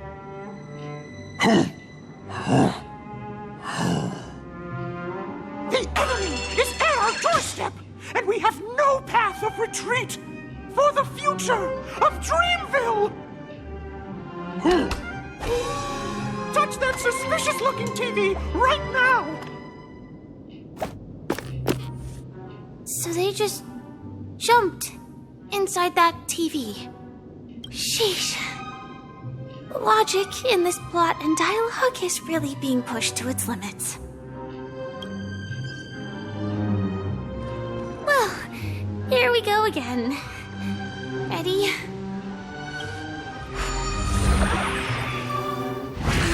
I am gradually getting used to this. Huh. Who knows? I might even be able to perform some high-level moves with Hanu.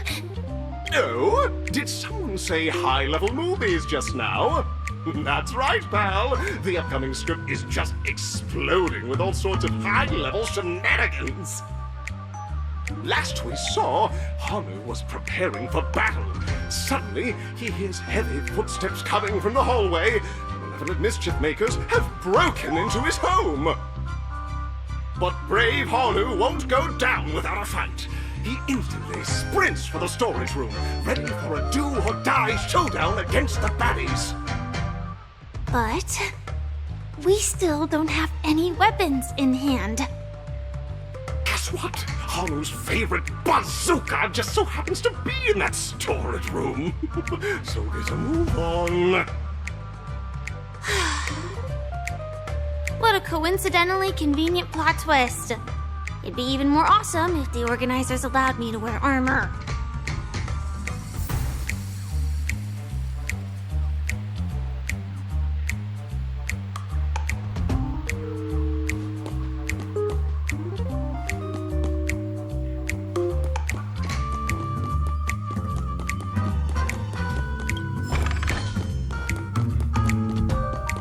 The storage room.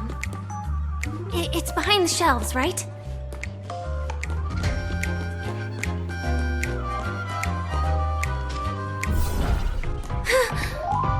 He wasn't lying. There's actually a bazooka here.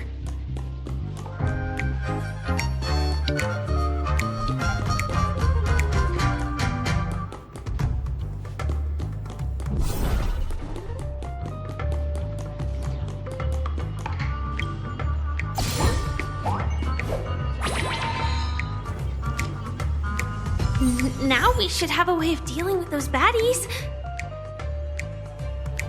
This thing feels just like the soaring locust too.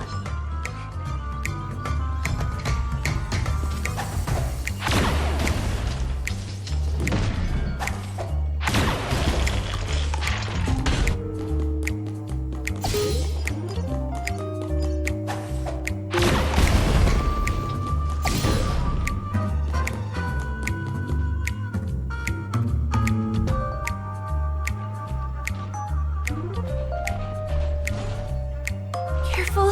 It looks like we've got more company. Get ready to fire!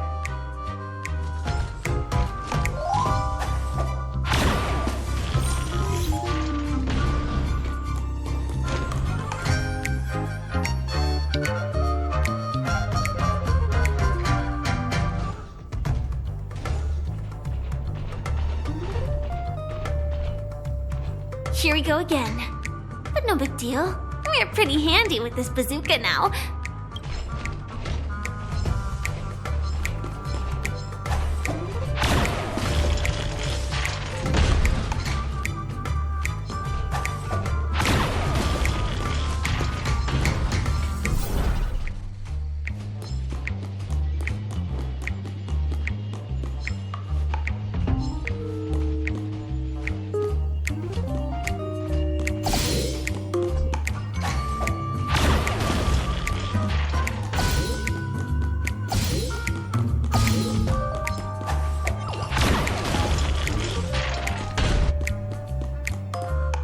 Should be all of them, right? Oh my! Henry is on a streak!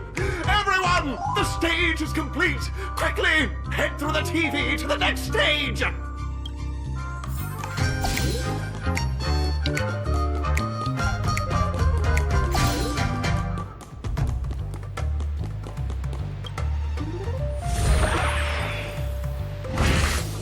Well, that's that. But it is gonna be hard to let go of this bazooka.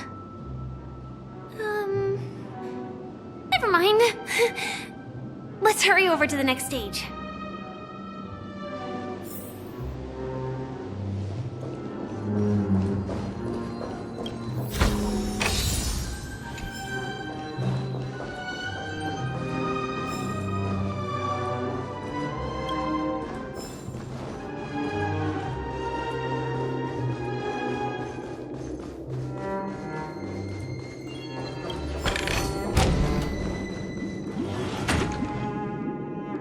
Congratulations to both of you! Oh, you've overcome all obstacles and proven yourselves! But, unfortunately, there is only one who can be Penacony's festive superstar. In the final stage, you will face the defending champion. If you fail, you will lose the opportunity to become the festive superstar. Welcome to the 33rd Scorched Sand Festival's third stage in the 20th season, sponsored by Soul Glad Enterprises, Superstar Showdown!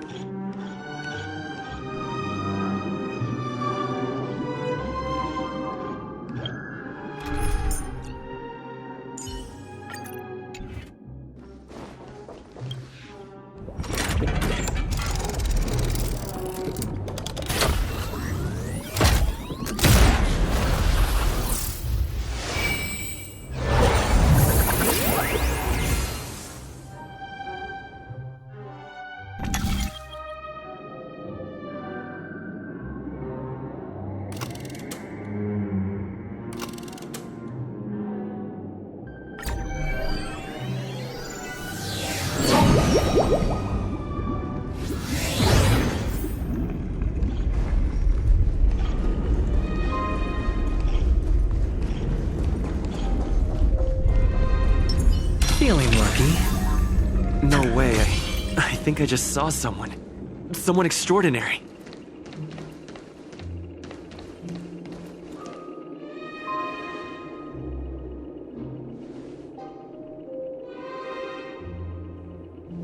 Are you a Knight of Beauty?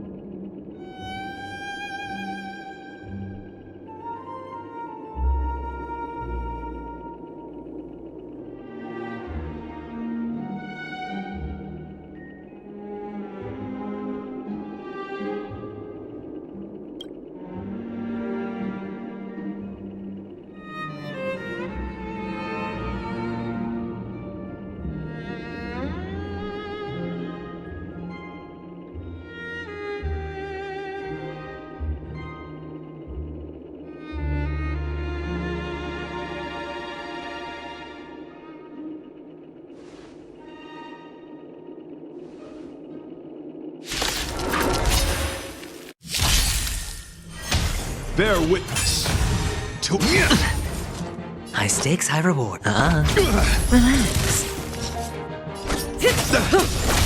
Another journey begins. Destined for oblivion. The flesh wound! I weep for the departed. It too shall fall.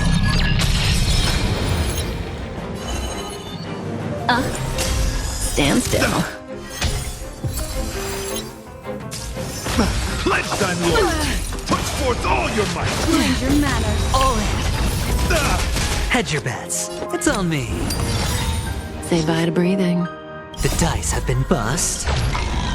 Or maybe I'll take it off. The flesh wound! Watch your head. Free will, or was it the still waters of a blade? Good times. Time to say bye. Boom. Confess! Relax. Rise to the challenge! The flesh wound!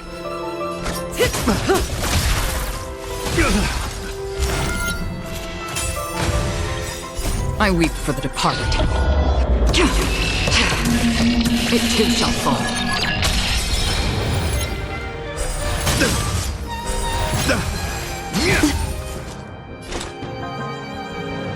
Desperate for oblivion. Destiny. Stand still. Memories are beneath the waters lies an endless abyss. To the challenge! Pledge thine loyalty! Put forth all your might! Watch your head. Spend freely. Relax. Put forth all your might! All in. The dice have been bust. Or maybe I'll take it off. Watch your head. I weep for the departed. It too shall fall.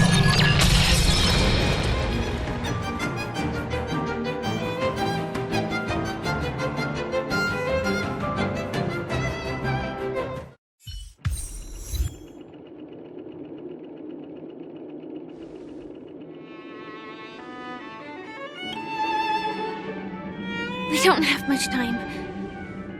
May fate allow us to meet again, Knight of Beauty.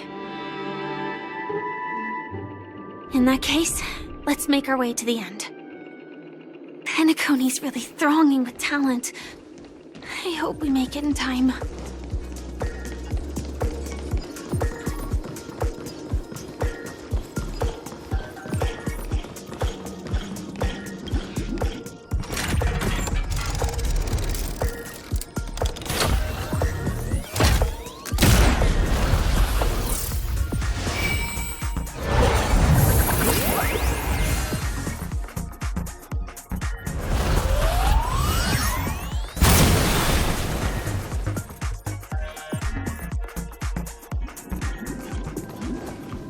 Congratulations to the Galactic Baseballer and Firefly on becoming this Scorched Sand Festival's champions! We look forward to their amazing entrance in the Charmony Festival! Let's give a round of applause! Congratulations to the both of you on becoming the festive superstars of this year's Charmony Festival before entering the Grand Theater. I, on behalf of the organizers, extend my sincere congratulations to you, wishing you joy under their radiance.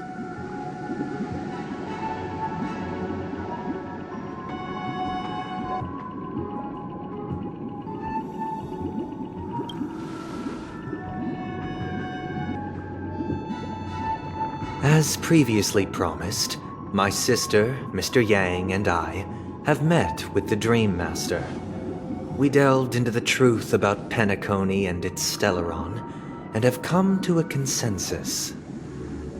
Both I and the Oak family cannot acquiesce to your request. Just as expected. We acknowledge the perspective of you, Nameless. Penacony does require change, but not as you propose. The planet of festivities cannot and will not revert to a place characterized by chaos, disorder, or anarchy. Through your journey of overcoming obstacles, you must have glimpsed the essence of that era. The vulnerable ruthlessly eliminated, equality non-existent, common folk living precarious lives, eking out a dreary existence. Ultimately, only heroes like yourselves manage to achieve success. But I would dare ask, if you did not possess the special status of having a Stellaron, and you were but an anonymous and frail member among the masses, which Penacony would you prefer? A dystopia for the survival of the fittest, or a sweet dream paradise for all?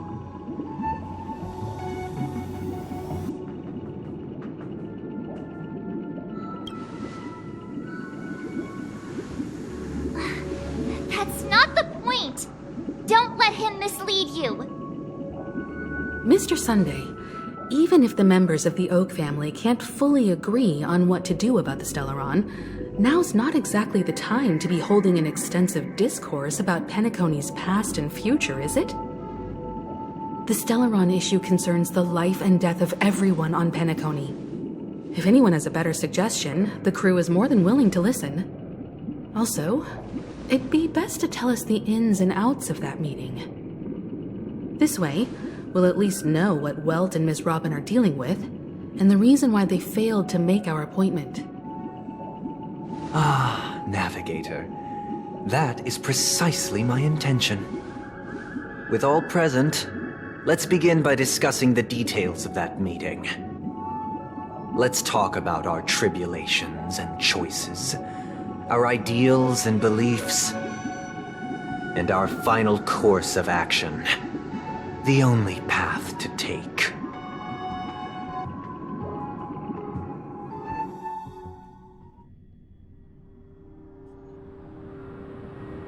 You mean to say that for the longest time, there have been scoundrels who would use this Charmony Festival that I have bequeathed to the masses as a tool to realize their ambition? Indeed, Dream Master. Once the Charmony Festival begins, the Stellaron's powers, along with the song, will be broadcast across the entire planet of Penacony. And then everyone in their dreams will be unable to awaken. This is indeed surprising to me. The dreamscape is maintained by the collective effort of the 5 families. If someone were to use the Charmony Festival to recklessly disseminate the power of the Stellaron, this individual must hold a position of great authority. Do you have any suspects? I'd like to ask, did you really not know of the Stellaron's existence? I would have never thought that this nameless would point the spear at me. Quite astonishing indeed. If I have offended, the Astral Express extends its sincere apologies. But the current circumstances are dire and leave no room for meticulous inquiry. We're doing this out of concern for the Dreamscape's safety. So, if you could, please alleviate our concerns. Dream Master, it's just to prove that the Charmony Festival has nothing to do with the Stellaron. If we're being overly cautious, I will return to the stage to offer tribute in song, just per the arrangement.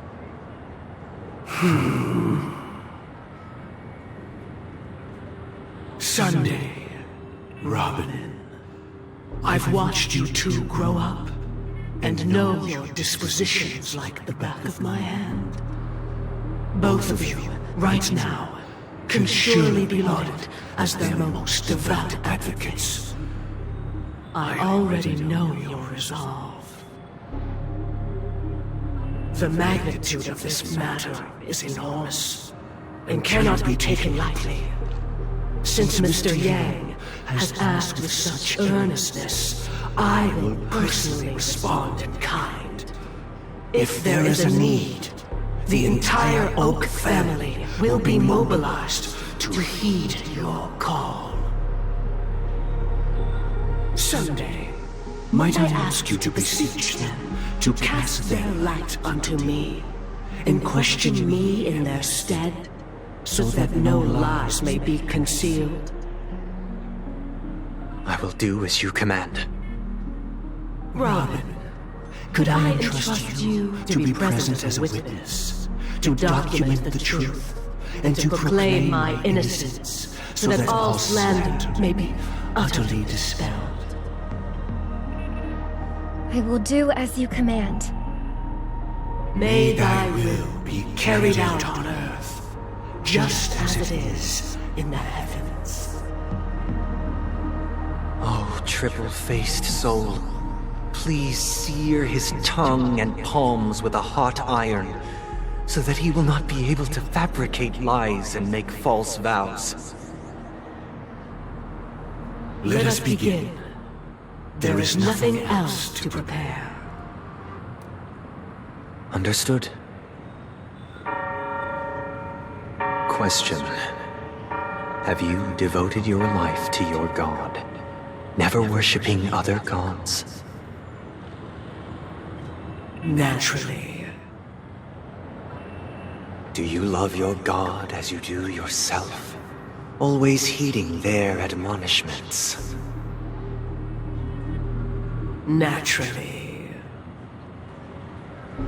Have you strayed from the path expected by your god, betraying their name? Never. Have you ever been inordinate with your asks of your god, coveting more than the foundation of the creation itself? Never. Then, a final question. Do you swear to fulfill all vows, past, present, and future? With the Eon as my witness, if I do not deliver on my words, or if I renege on my vows, may I be cursed in accordance with divine law. They have seen your faith, and have endorsed your faith. With this, it can be evidenced... Just a moment. What is it, Mr. Yang? I have another question I hope to have answered. To my understanding, the family's harmony and prosperity have never relied on so-called divine laws. The god you both mentioned, are they truly Shipe? Mr. Yang should know that those belonging to the family toil together as if they were kin, embracing solidarity and unity under their light. All duplicity is laid bare before the harmony. Such a delicate and complex symphony. Which other god could perfectly harmonize this, if not for the great one, Shipe?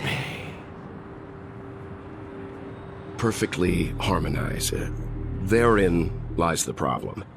It isn't an outsider lurking in the shadows who changed the harmony, but a dissonance that has surreptitiously emerged from within this very symphony itself. In the distant past, there existed an Eon. With one flick of the wrist, they crafted the laws of the cosmos. Their followers formed the Beyond the Sky Choir, spreading solemn and reverent hymns throughout the universe. Later, they fell. The route traversed by this Eon clashed with the harmony, ultimately being absorbed and fused into it. The chorus that once reverberated across worlds fell silent, and when it echoed anew, it was transformed into the Hymn of Harmony. Though an eon may perish, paths with no masters still linger. In the all-forgiving harmony, echoes of bygone dissonance may subtly arise. Mr. Yang. Being overly astute can be a detriment. Especially when you find yourself alone and without allies. So this is how it is. For the sake of our grand cause, Sunday, please afford these two an opportunity to rest. What?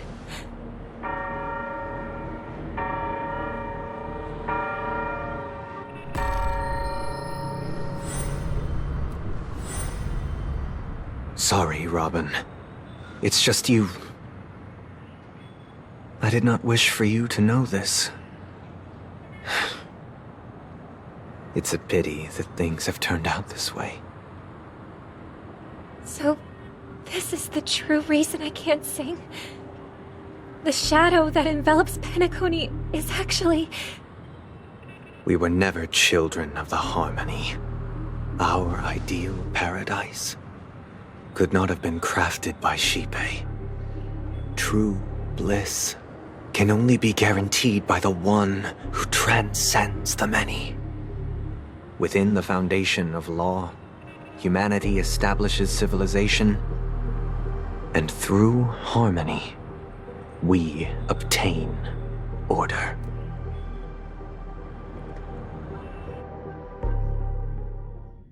Unbelievable.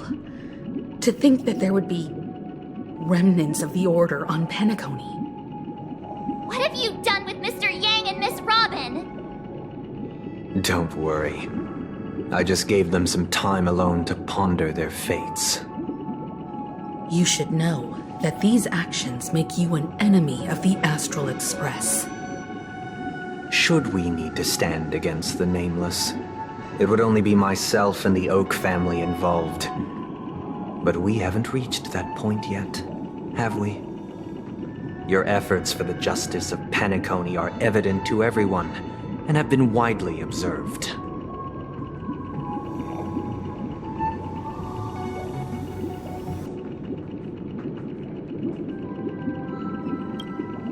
Smart kid. You're just as sharp as the other one. If it is the Order that drove you to imprison Welt and Robin, and you're using them to coerce our compliance, then there'll be no point in entertaining any type of discussion. You're mistaken, Miss Himiko. They are in very safe hands, and just as the family has always proclaimed, no one can be harmed in the dreamscape, least of all in the beautiful new world belonging to the Order. Penacony and the entire universe have witnessed far too much innocent bloodshed. The strong wield their blades against the weak, and the victors push the vanquished to the brink of life. Natural selection. The world abides by this principle, establishing the well-being of humanity atop the corpses of the downtrodden. Only we, or rather, I, possess the power to put an end to this farce. So you've decided to resurrect a dead Eon? No one's ever done such a thing. If Miss Himiko is interested, let's draw back the veil and speak candidly. I've always firmly believed that people can understand one another through peaceful means.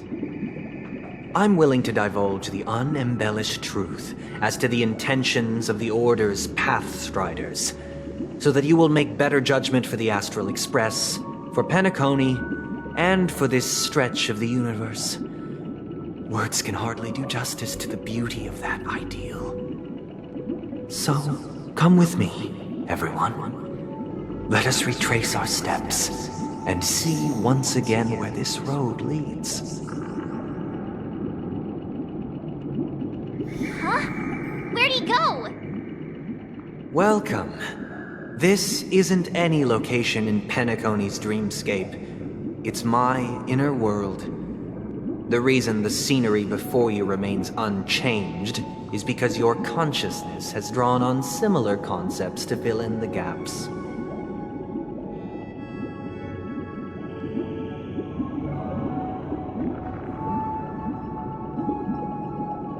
Did you do the same to Welt?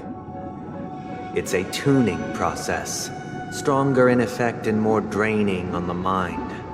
The gray-haired guest has experienced it before, so he should understand what it entails. Tuning allows you to intuitively grasp my feelings, which also means that I cannot hide anything from you. Now, everyone, please look at the huge screen. The road we once took begins here. From this point on, you will witness the numerous decisions I've faced. I've selected a portion of these to share with you. I believe after going through similar predicaments, you'll be able to better understand my thoughts. Let's begin. The first decision. A story about a baby bird.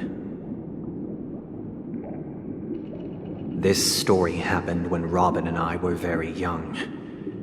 We were victims of the Stellaron disaster, and the family's Mr. Gopher Wood, who would later become the Dream Master of Penacony, saw that we siblings had no one to turn to and took us in.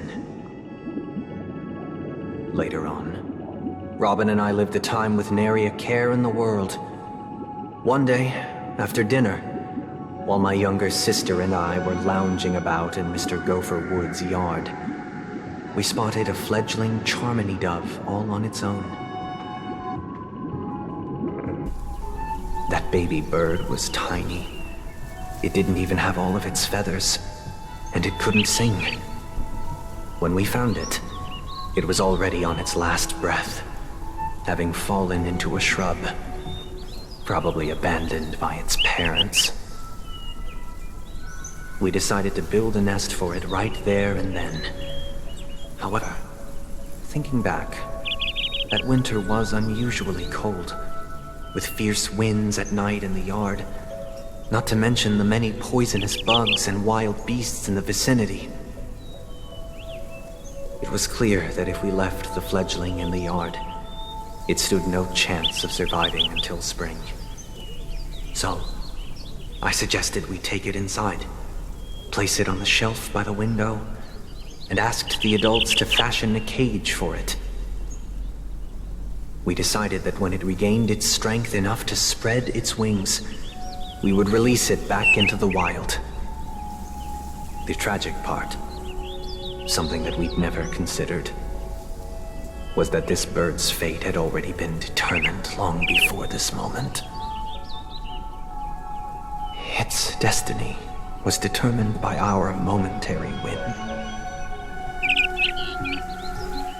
Now, I pass the power of choice to you all. Faced with this situation, what choice would you make? Stick to the original plan, and build a nest with soft net where the Charmony dove fell. Or build a cage for it, and feed it, giving it the utmost care from within the warmth of a home. I eagerly await your answer.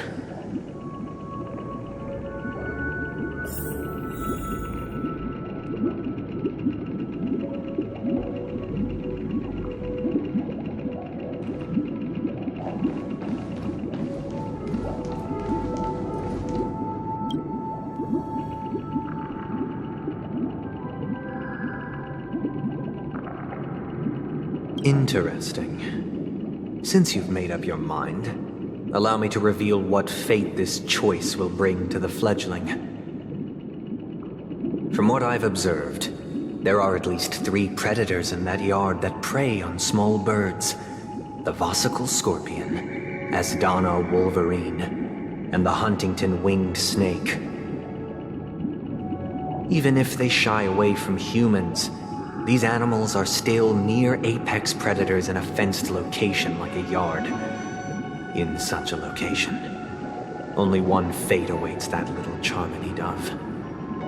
A painful death. As for the choice you made, I am deeply sorry.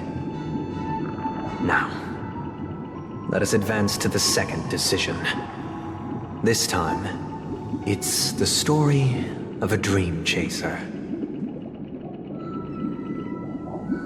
This story happened when I was appointed as Bronze Melodia, a position exclusive to the Oak family, charged with listening to the problems and vexations of Dreamscape residents, and providing them with the relevant guidance. It was during that period that I had the opportunity to hear voices from all corners of the dreamscape. Joy, sorrow, arrogance, regret. The complex tapestry of human nature that formed the world. And I was fortunate to catch a glimpse of it. He was a dream chaser, and an illegal stowaway. Just like the rest of them, he came to Penacony in search of a better life. Except that, to most people, the price he paid, I suppose you could say it was everything. He told me I sold everything I could at home. The house, the land, even his 2 children. He said he could not afford to raise them, and that at least they could eat if they lived as slaves. He had a plan in place. He would buy back his children once he had made his fortune, and enjoy Penacony's beautiful dream with them. Alas, his plan to smuggle himself was somewhat clumsy, and he was sniffed out by those pig-headed hounds. After hearing the Dream Chaser's story, I immediately appealed to the Bloodhound family to cease their pursuit. That way, at least he could live peacefully. But I was still too naive to the ways of the world. I did not anticipate that what I thought was a kind gesture would later lead to dire consequences. I'll tell you the outcome soon. For now, I'd like you all to make a choice.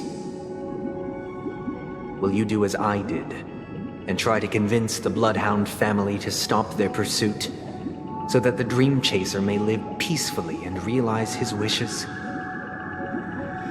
Or will you remain silent, leaving him to languish while the hounds are hot on his heels, until his inevitable judgment arrives?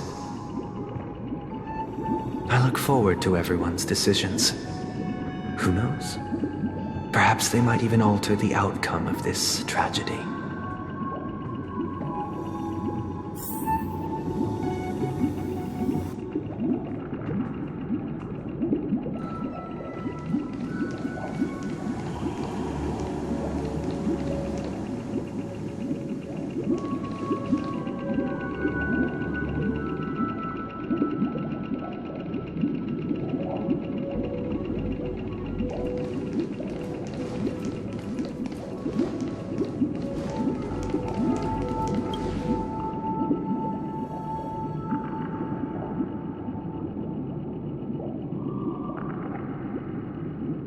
I'm honored to witness you arriving at the same decision.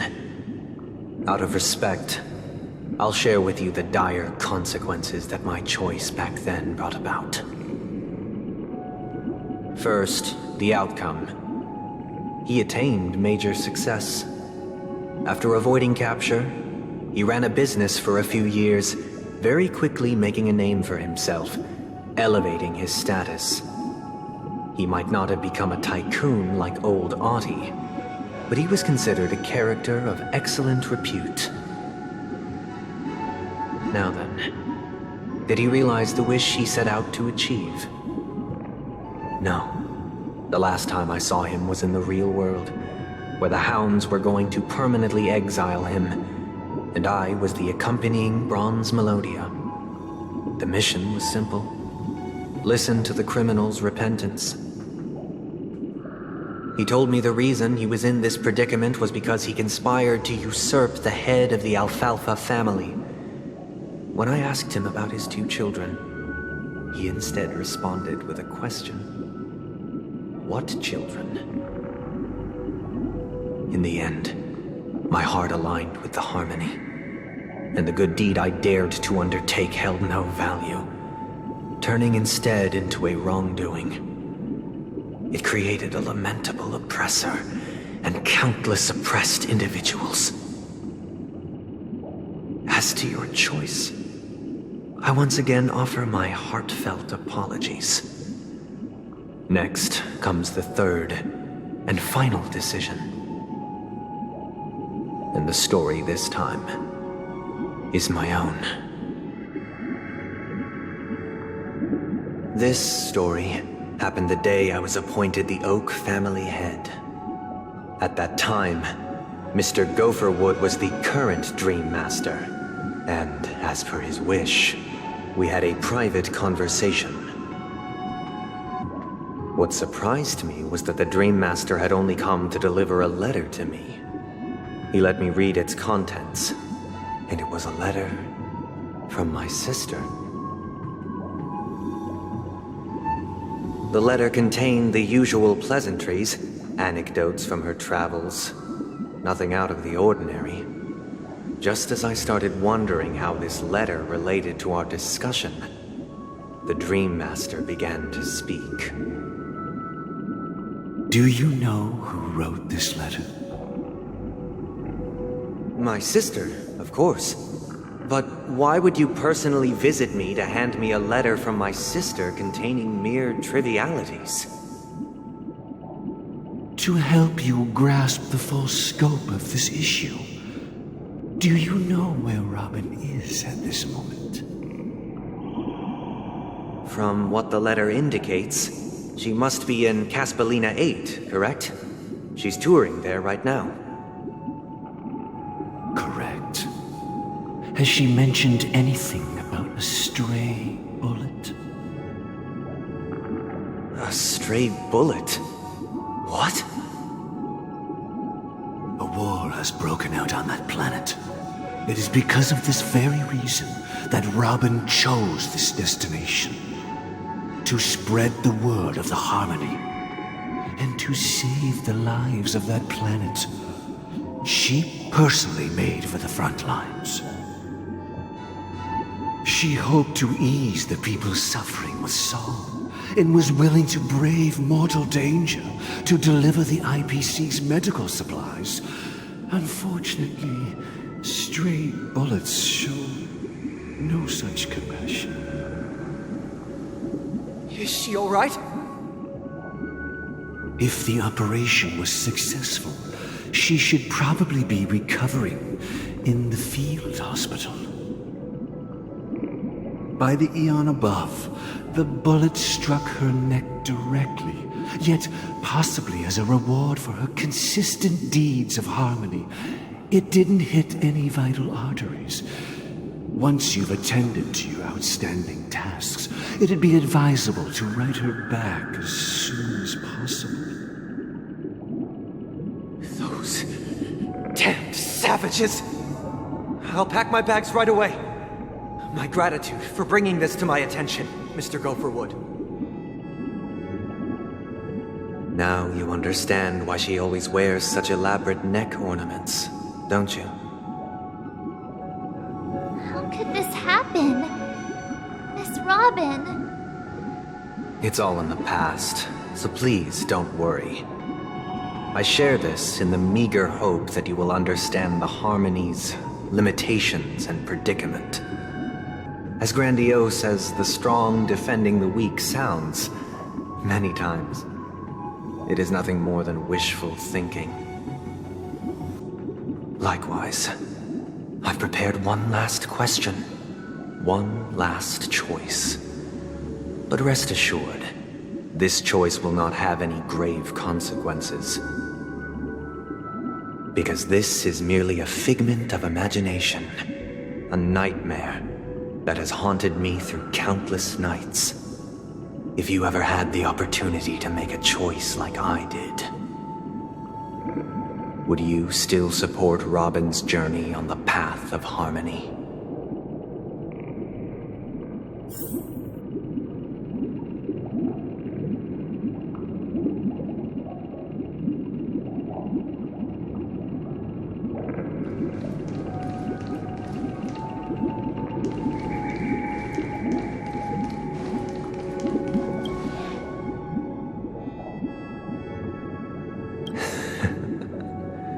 I see.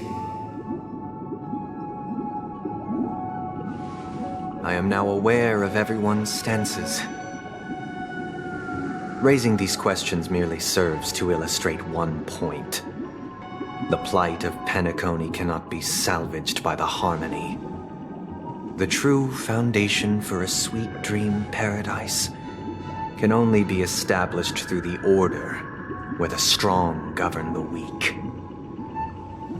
I know the suffering of being tormented, the turmoil of losing your way, how sorrow and even despair set in when matters don't work out.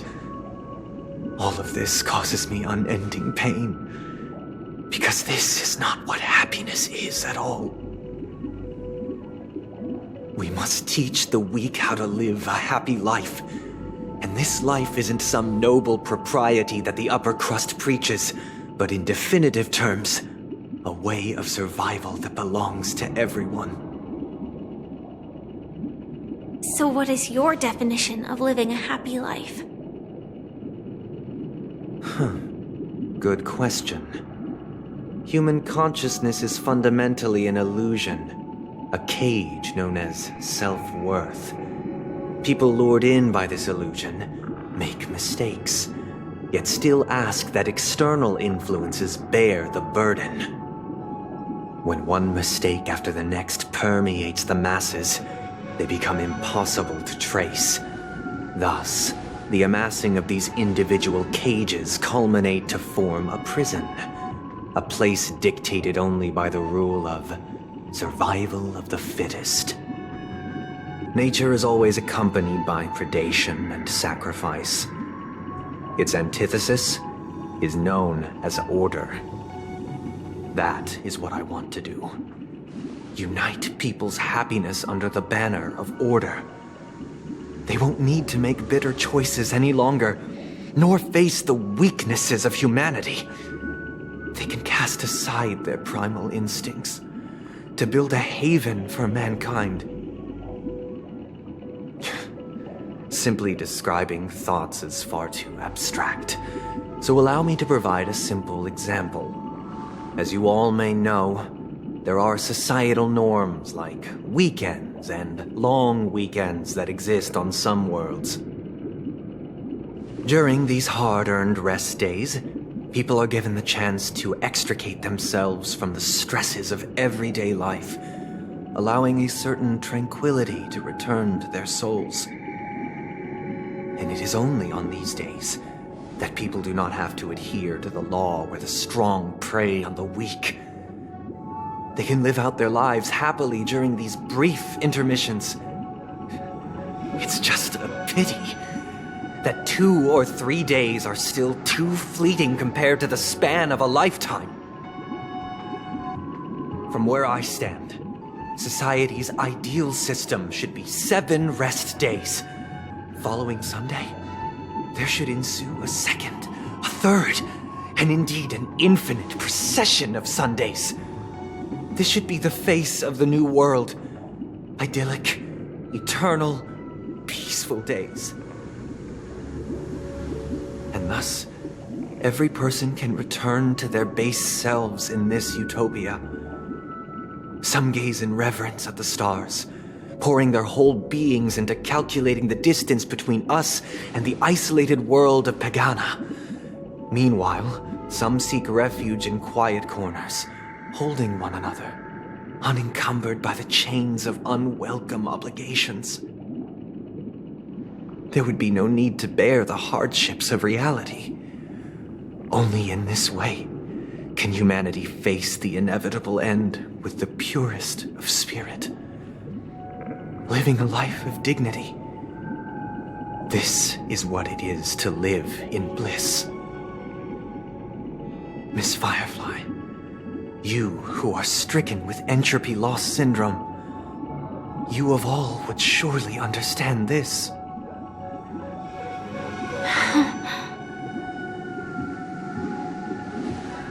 It sounds like a flawless theory.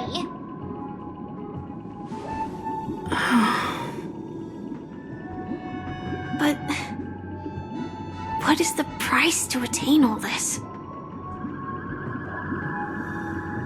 The cost is minute, merely a personal and eternal sacrifice. If this paradise is to be maintained for everyone, someone must remain trapped in solitary awakening until the end of the cosmos. Awakening. Which means that this so-called paradise is still a dream. Stepping into this paradise means forsaking reality, correct? It is not forsaking, but transcending. Flesh, blood, sorrow, weakness. If the physical is the root of spiritual suffering, it is only logical that we defeat it. But in this supposed bliss, people won't have defeated their demons. The chance to overcome their tribulations would be forever lost to them. In other words, it is an escape. That's another way of understanding it. But there is no shame in escape. On the contrary, the seeds of escape exist in everyone's hearts. Don't you agree, Miss Firefly? And as to why we sleep, it is because we are afraid to awaken from our dreams. But this is not in conflict with the grand plan. Only in acknowledging this can we truly understand the frailty of human nature, and from there, show compassion and protection.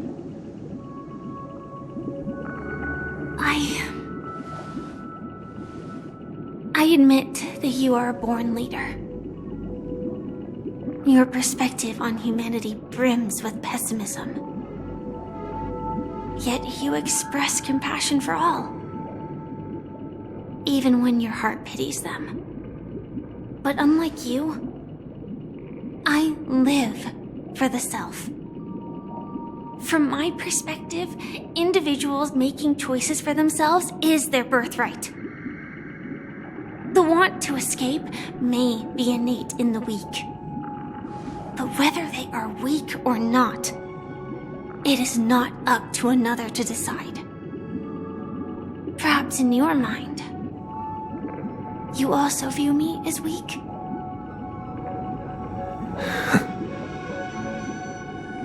Because I don't think so. Since Miss Firefly has said her piece, the Astral Express will also naturally give you our answer. We'll leave it to you. Just as Mr. McHale instructed before. Tell him our choice.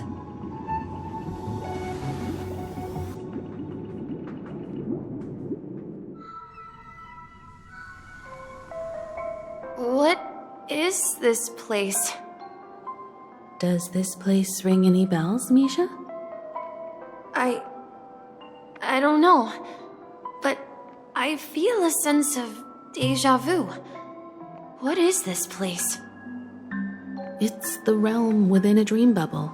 This was left to the Astral Express by a nameless, but weirdly, when we entered it, it was completely empty.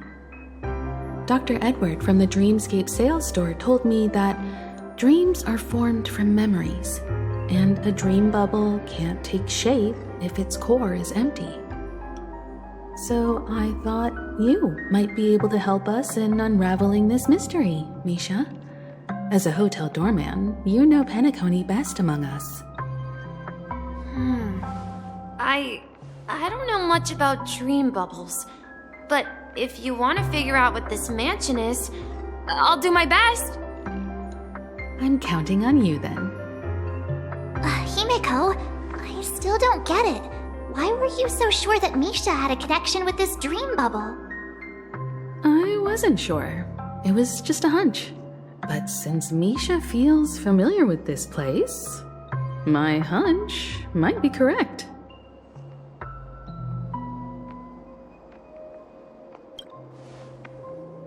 Exactly. This is where you and Firefly encountered death, which we now know as dormancy. Considering its connection to Dreamflux Reef, it's not surprising it appeared here. The question now is, who brought you here? Based on the clues we have so far, it's unlikely to be that masked fool, so identifying them is crucial to us. We're drawing closer to the truth once more. Let's give Misha some time, as I believe he'll unveil the secret of this dream bubble. All right, but there are doors all over the place. Which one should we choose? Do you have any idea, Misha? I guess... maybe this way? I'm not entirely sure, but... let's give it a try. Wait, you managed to choose the right door on your first try? Weird. This place is quite different from the hotel. But I feel like I've been here before, and even lived here for a while. If I remember correctly, there should be a fireplace down that hallway. Clocky and I used to sit by the fire, listening to the crackling of firewood. And the room on the other side was the toy room. I loved spreading out all the toys from the box on the floor and making up stories for each of them. Hold on. This doesn't make sense. Didn't I grow up in Dreamflux Reef? So, what is this place? This could be a case of amnesia. Don't worry, Misha. It's common for everyone to forget certain aspects of the past. Those memories haven't vanished. They're just lying in the depths of your mind. We can surely get them back. Since this place seems familiar to you, why don't we explore a few more rooms and see if you can recall anything more? Yeah, then let's check out the rooms I just mentioned.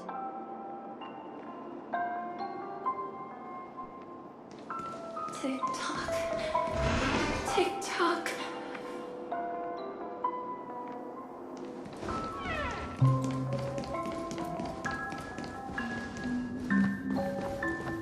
Mikhail, that's the name. Now we all know him as the Watchmaker. So, who is he talking to? Do you know anything about it, Misha? I'm sorry. I don't know much about the Watchmaker. But, Mikhail... Anything special about that name?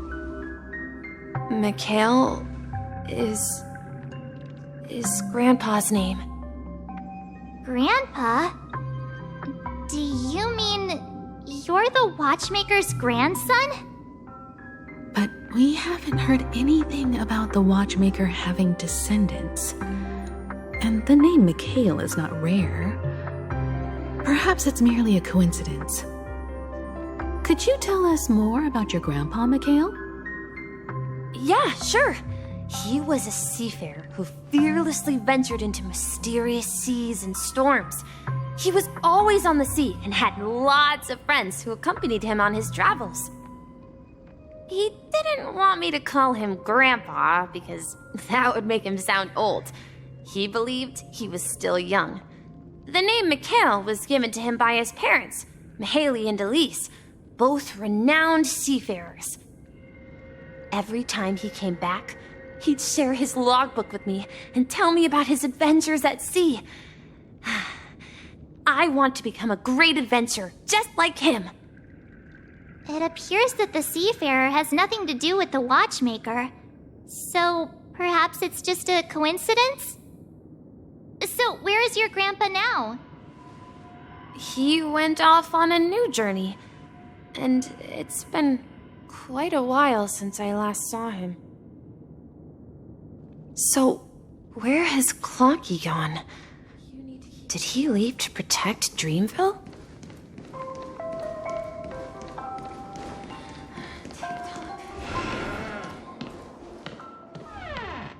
I heard some noises from the room.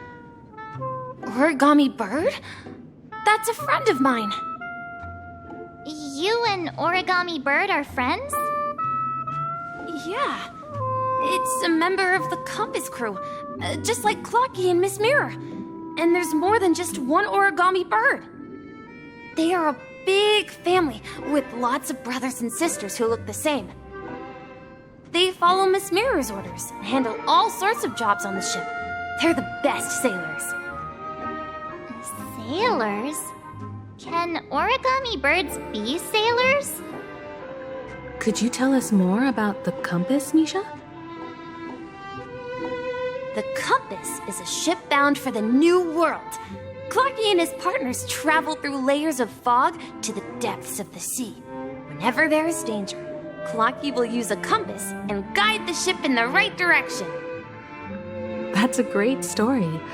But in the Penacony cartoon, Clocky and his partners have always lived in Dreamville and never ventured out, right? Huh? Oh, that does seem to be the case. Weird. I clearly remember Clocky arrived in the New World in the end. Perhaps Clocky has a hidden past. I think I hear the sound of water. You once mentioned there's a magnificent fountain up ahead.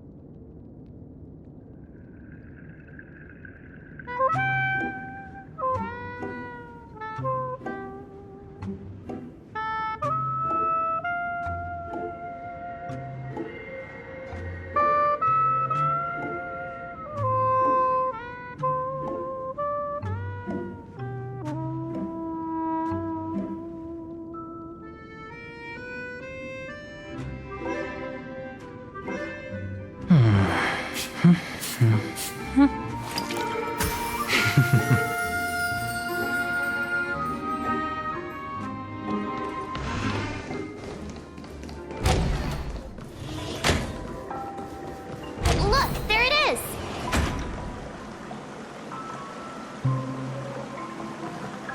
The water resembles a precious jewel embedded in the dreams of all seafarers.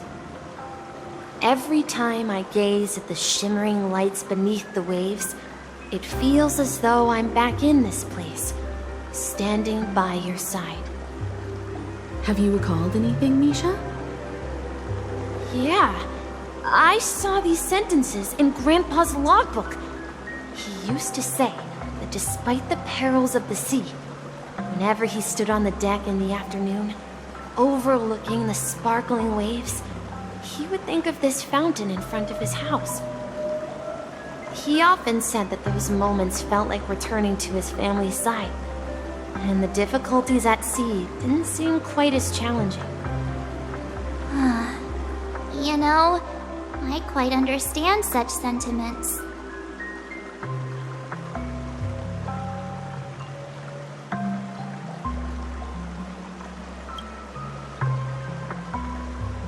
Hey, don't tease! I was just being a bit sentimental.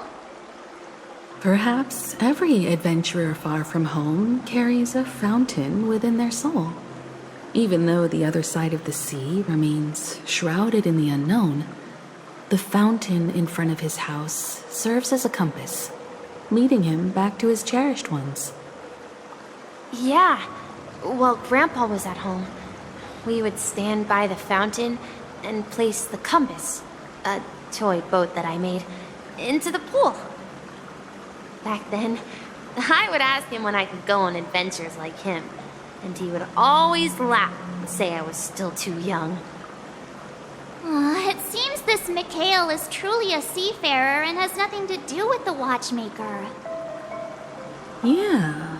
Based on Misha's recollections, the scenes in the dream bubble appear to be his childhood memories. But this raises more questions.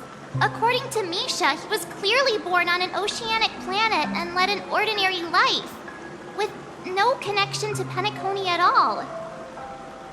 Could this be some sort of metaphor? Perhaps the sea refers to the memory zone. I'm sorry. I don't know, but my memories keep pouring out uncontrollably, like water flowing from a fountain. Perhaps I'll remember more things if we go further.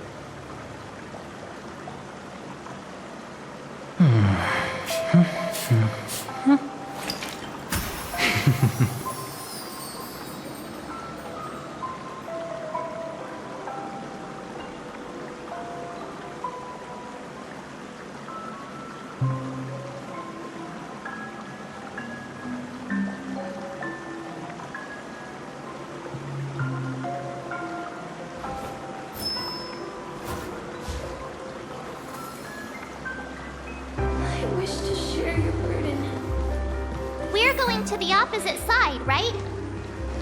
No. We should turn left here. Huh? Something feels different about this place. This is it. I remember up ahead is Grandpa's study. It was in that room that I saw him the last time.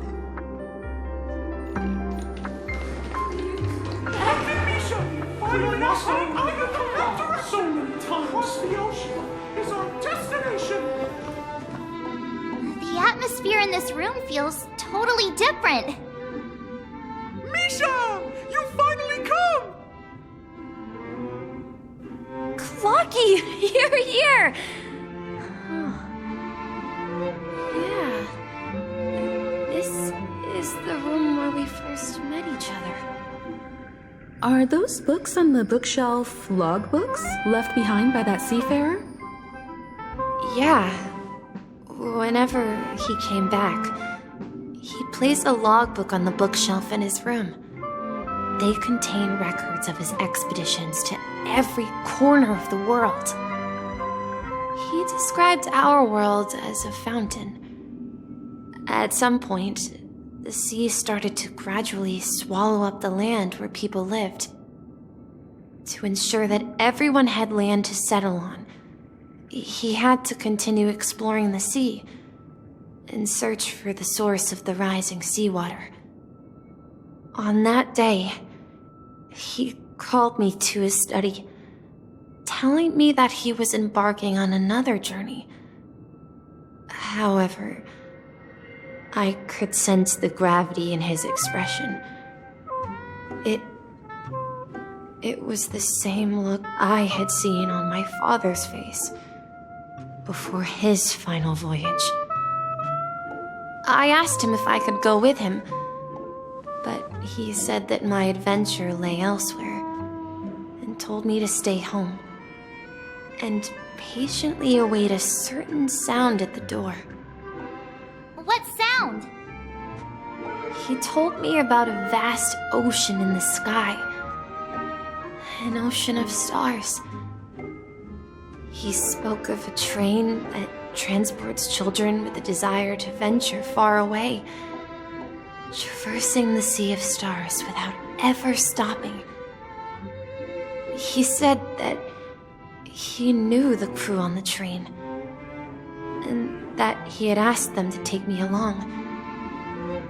He said the journey I had always dreamed of would start there. A train? Could it be? It's the Astral Express. I remember now.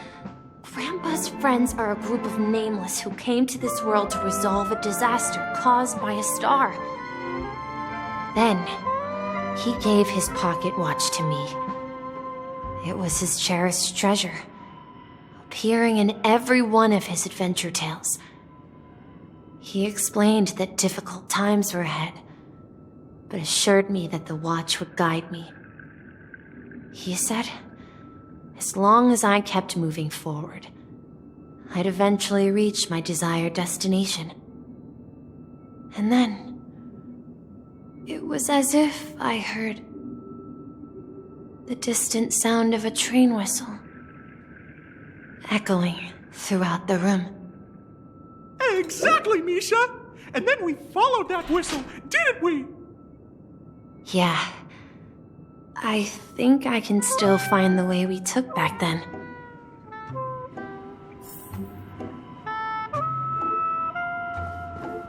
This is the dream jigsaw, right? So we're supposed to find the exit. But where can we find the last piece? Do you remember? You said you obtained a mysterious shard when you stumbled into this place. Hey, the shape seems to match. So this shard is also connected to Misha? Looks like we're just one step from revealing the truth. Let's get to the other side and investigate.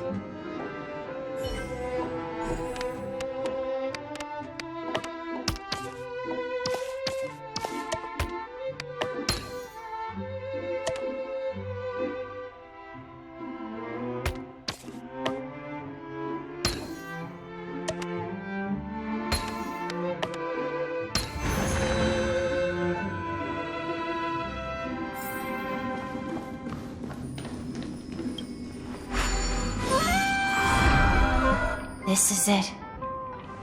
This is my room of clocks. While I spent my time waiting for Grandpa to return from his voyage, Walter gave me this workshop, and it became my secret base. Here, I learned how to repair clockwork and gears out of my fondness of precision mechanics. In my dreams, I was the captain of the compass, embarking on adventures with my companions, Clocky and Miss Mirror, in search of the new world. I was born and raised here. So, this building in the dream bubble is your childhood home? Yes, but not exactly. To be more precise, this dream bubble itself is my home. Looks like you've remembered everything now. Wait. Why does it feel like everyone else knows something I don't?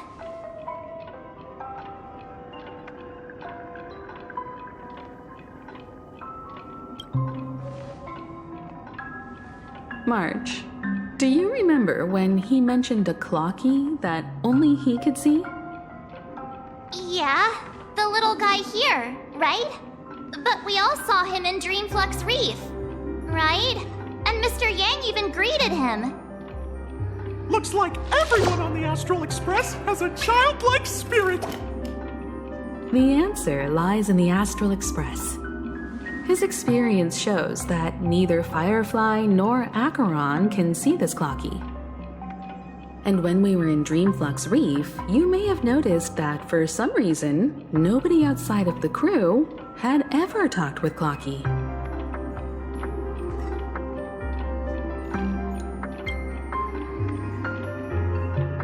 A mimetic life that can only be seen by a select few. It's just like a hidden message left by someone for the nameless. But Misha can see Clocky too, right? They even grew up together. But Misha hasn't started the way of the Trailblaze yet. That's the key to the mystery, March. Now take a moment to recall. Have you ever seen anyone outside of the crew interact with Misha? Wait. No way! That's the answer, March 7th. This dream bubble is the place where I was born.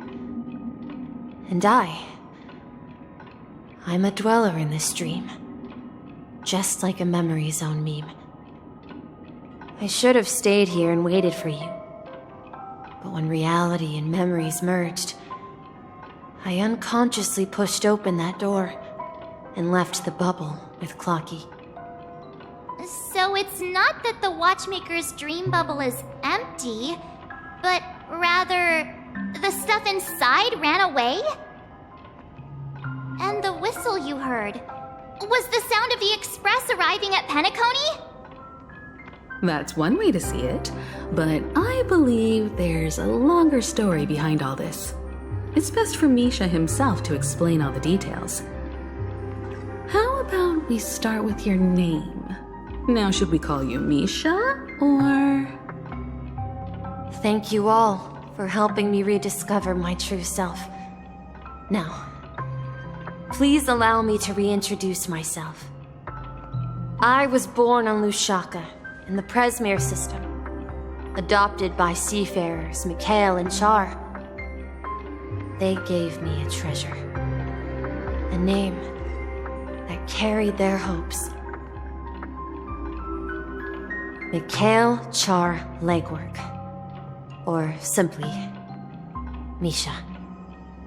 If you prefer, you can call me by a more familiar name, the Watchmaker.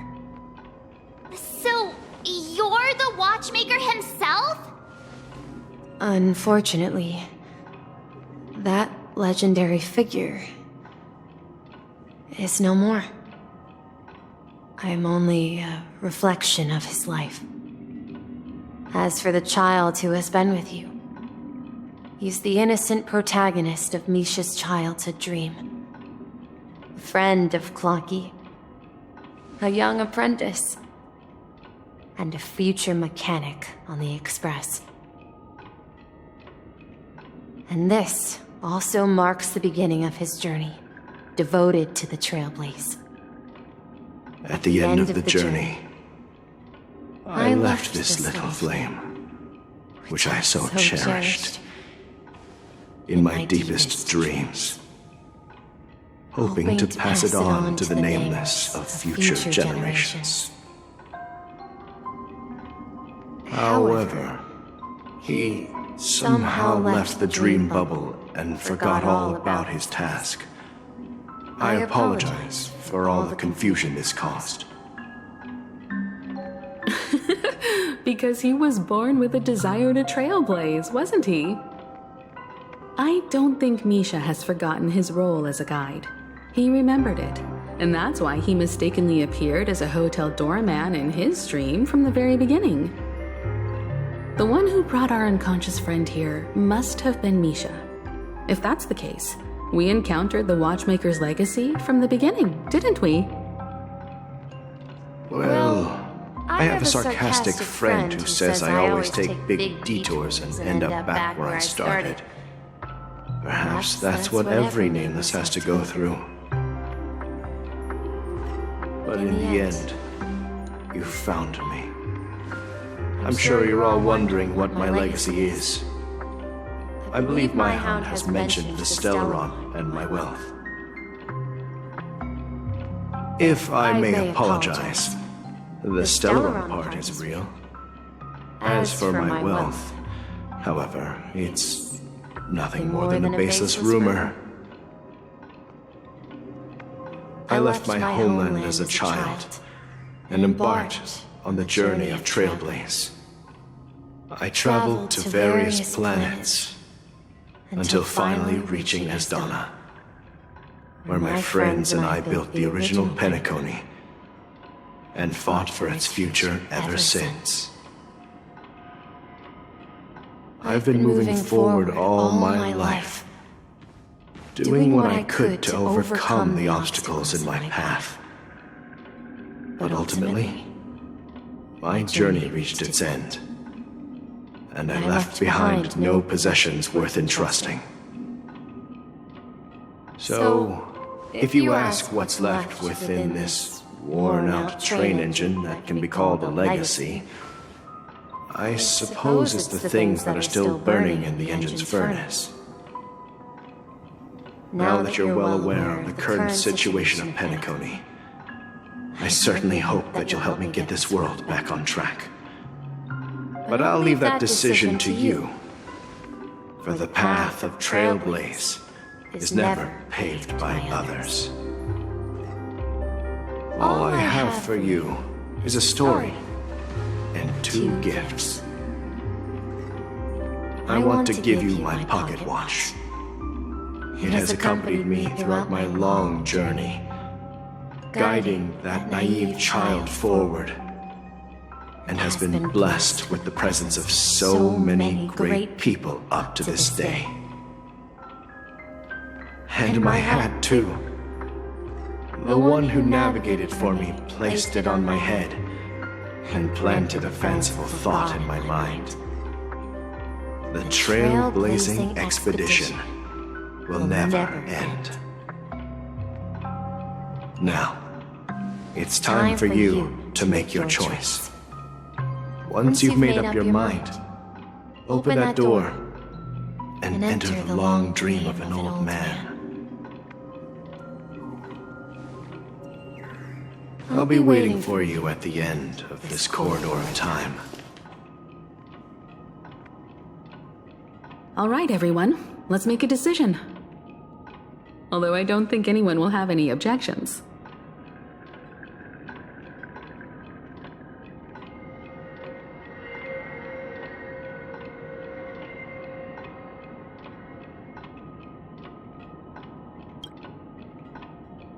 Of course. We've come this far. Surely there's no other option than moving forward. In that case, it's unanimous. Then let's proceed together to the end of this dream and tell Mikhail our decision.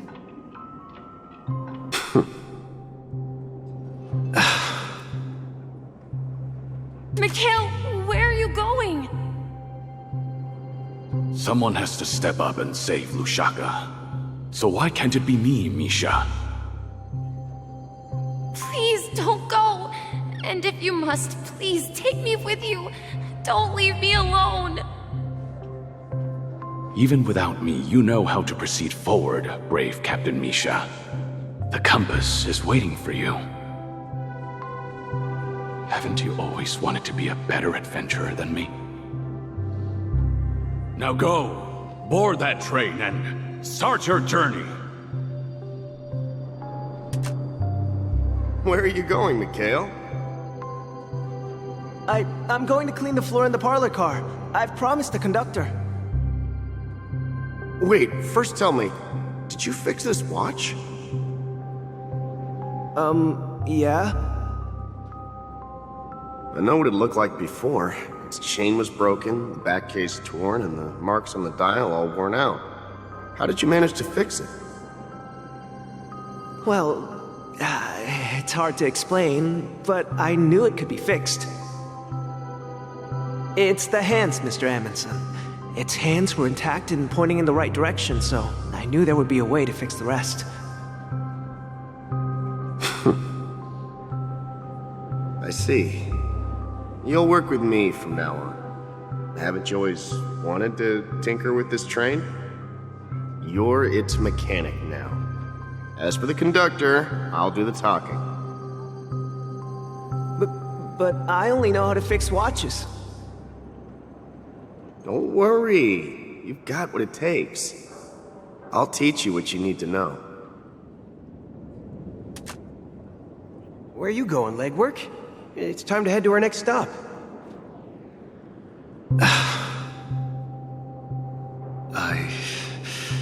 I'm staying in Astana with Rosalina and Tiernan. I see. This place reminds you of home. The people of Astana have only achieved a tiny victory and still have a long way to go towards true freedom. Hanunu needs us. Don't worry, not all journeys lead to the stars. Even if I leave the Express, our path of trailblaze will continue. Yeah. I knew you wouldn't stay on the Express forever. Leave in peace, my friend. And, take this with you. This is Mr. Amundsen's hat. But why? When he departed, he said he would leave it to his best student. Well, I suppose the time has come. Farewell, legwork. Take care of Tiernan and Rosalina. And don't forget to write to us.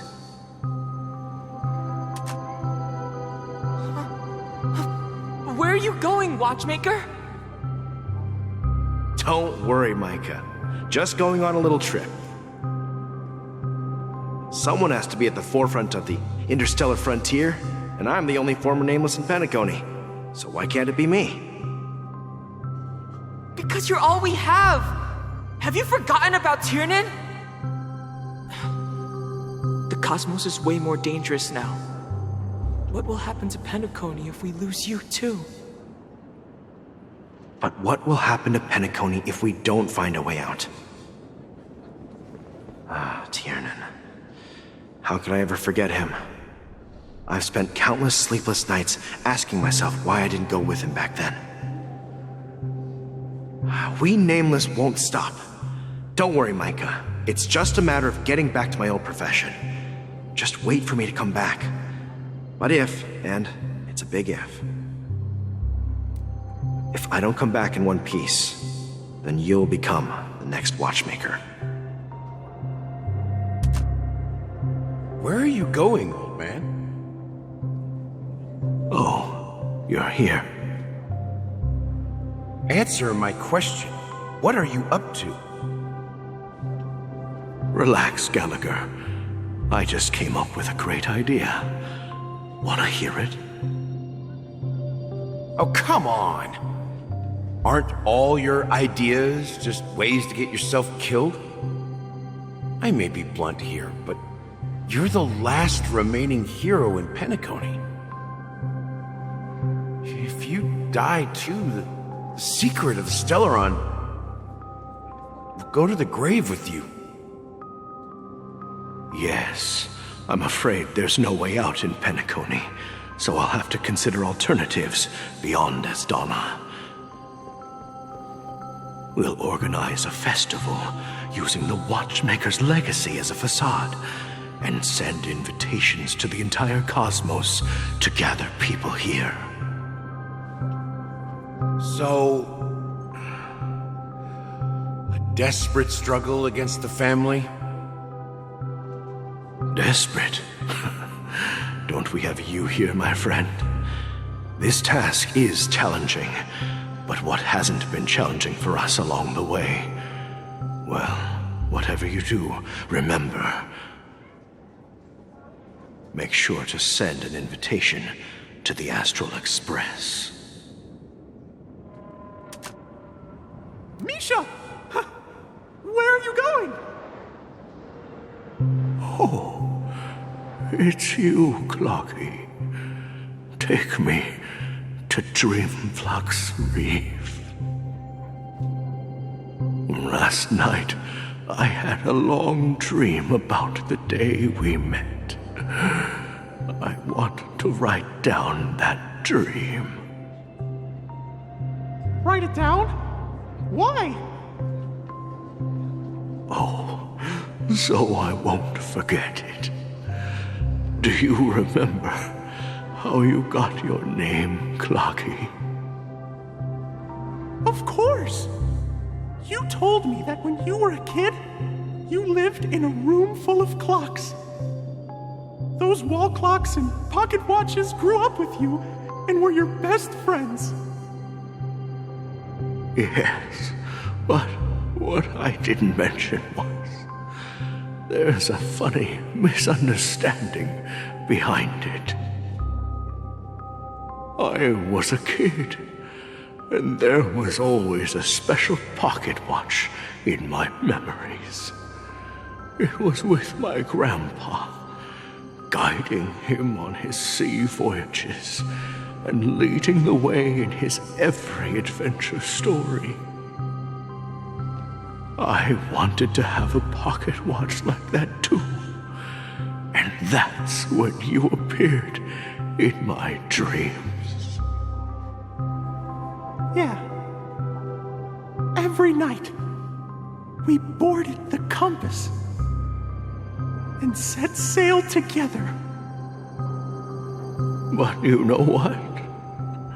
It wasn't until the day my grandpa gave it to me that I realized it wasn't a pocket watch at all. It was a compass. So, your name should have been Compassy. And the watchmaker is just a nameless.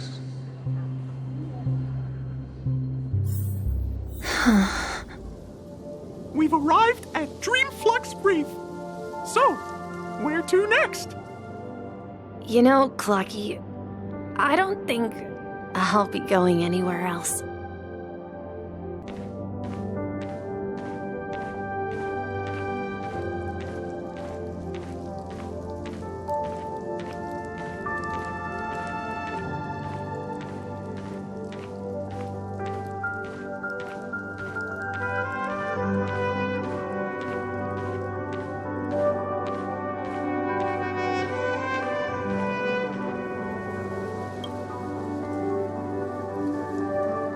I've traveled far enough, and it's time for a little break.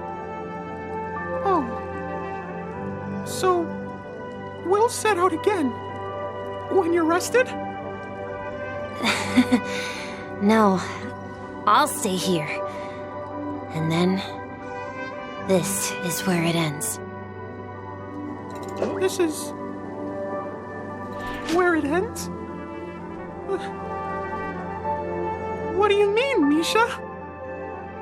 You told me that the trailblazing expedition would never end. Yeah, that's what I said. So now, it's up to you to decide your next destination. My next destination? What's that supposed to be? I've been following you. Misha? You're acting weird today. If you're feeling down, we can just do what we usually do. With the clockwork. No, I'm not feeling down. As for clockwork, yeah, it resolves all problems in this dream. So, do you know what clockwork actually is? I'm not quite sure. well, everyone gets lost at times. They may hesitate and doubt which way to go. That happens in this dreamscape and beyond. But don't worry. Everyone goes through moments of uncertainty and hesitation. Eventually, they gather the courage to make bold decisions. Whether it's calming, joyful, angry, or sad, all they need is a little nudge to take that step toward where they truly belong. I'm leaving that little nudge with you, and I hope you'll share it with others. Such is the essence of clockwork, the will of the Trailblaze.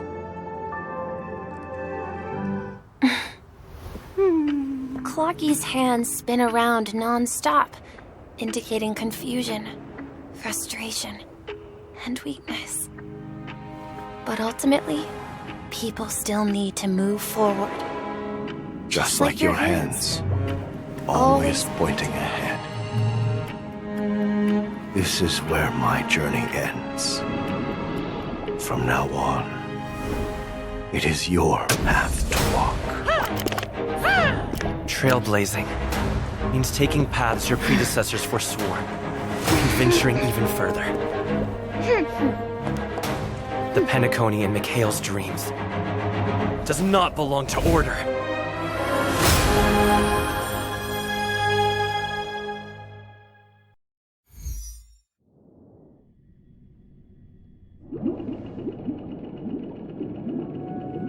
I can't believe that Eon would cast a glance at Penacony at a time like this. Is it because of the resonance from the legacy of the Trailblaze? Or perhaps the bond between you is so strong that it even impresses an Eon? Well, there might be another possibility. Perhaps they want to witness, on behalf of the fallen Eons, who will hold the future of Penacony. If that's the case, on behalf of the Dream Master of Penacony and the 107,336 members of the Oak family, I'm extending a formal invitation to all of you. I'm cordially inviting you all to the Penacony Grand Theater to participate in the upcoming Charmony Festival. And, of course, you won't be in the audience, but on center stage. Since the future of the Stellaron, Penacony, and even the entire cosmos is at stake, let's draw a conclusion there, in all fairness. If you truly believe in Akavili's path, then show me their courage and determination.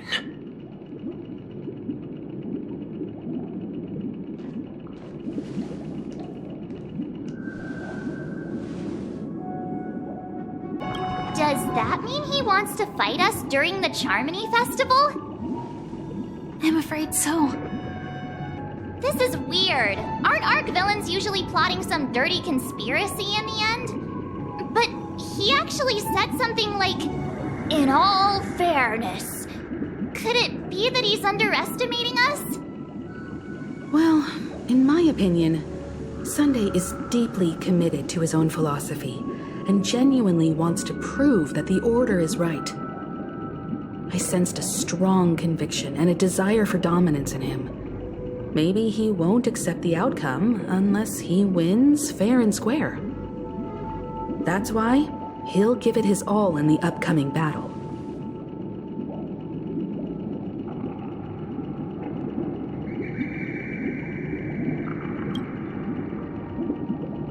Are you backing out now? We've even dealt with a Lord Ravager of the Destruction, so a follower of the Order won't be a big deal. Anyway, we can't leave the Stellaron unchecked. This is about trailblazing a bright future for Penacony and fulfilling Mikhail's and his predecessors' long-cherished wishes. Now that we've taken up the mantle, we can't afford to fail them. However, the same applies to the Order. Their plan didn't materialize overnight, and they have the profound collective consciousness of the planet of festivities behind them. a desire to dream, to slumber and escape reality. All those hidden emotions have given birth to the sweet dream of the Order. They've harnessed the will of an entire planet to create an Eon. This confrontation is far more complicated than a simple power struggle. To secure Penacony's future, fighting on the stage alone is not enough. What do you mean? Are you not coming with us? I believe Firefly is trying to say that she's heading off to another battle.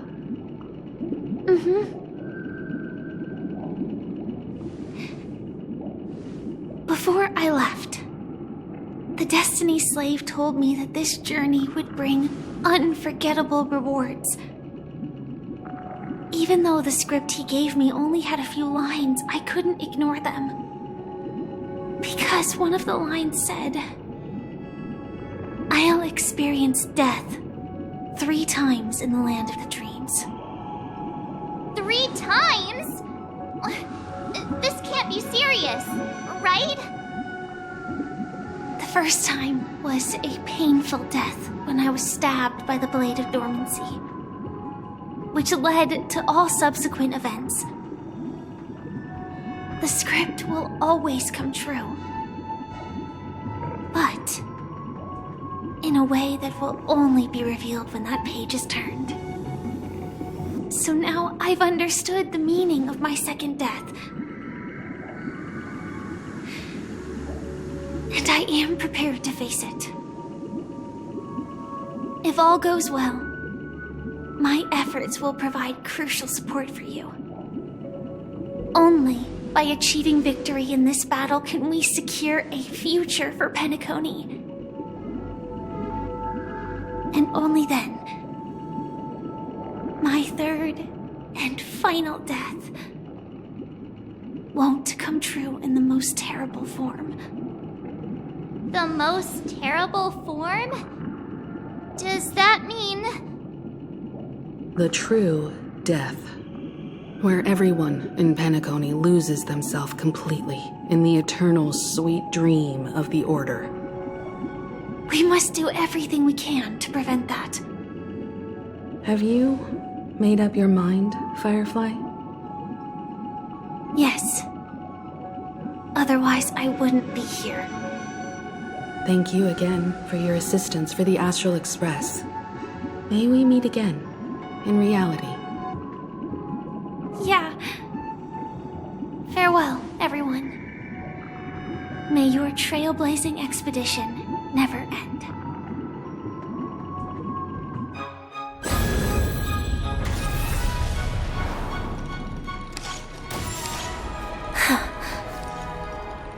I dreamed of a scorched earth. Everyone, are you ready? A new shoot sprouted from the earth. It bloomed in the morning sun and whispered to me. Like fireflies to a flame, my biggest death. May we meet again in reality.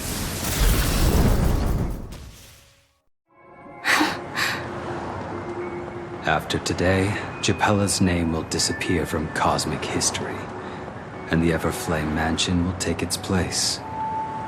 In the not-too-distant future, you'll receive an invitation. That's your next stop. Land of the Dreams. Penacony. I hope you find whatever you seek there. Be it answers or salvation. You mean my 3 deaths? Silverwolf told me about it. It's such a shame that it's not part of my script. While I want to live, I'm never afraid of death. The opposite of death is eternal life, and that's something I'll never desire. People die. and I am no exception. Death is like a script, a fate that cannot be defied. But that's exactly why we have to choose where we want to rest forever. Do you exist just to perish? Are you not the same, Blade? The end you desire is not one dictated by others. If I were to die now, I would only be a weapon. I believe I should die as a human. Though its definition escapes me, isn't this the answer that ordinary people look for their whole lives? A name that can be carved onto their tombstone. The tombstone that belongs to me once bore the inscription, Glamoth's Iron Cavalry. Then it changed to Stellaron Hunter. But one day, it will bear the name Firefly. And all the brilliance she showed at the end of her life.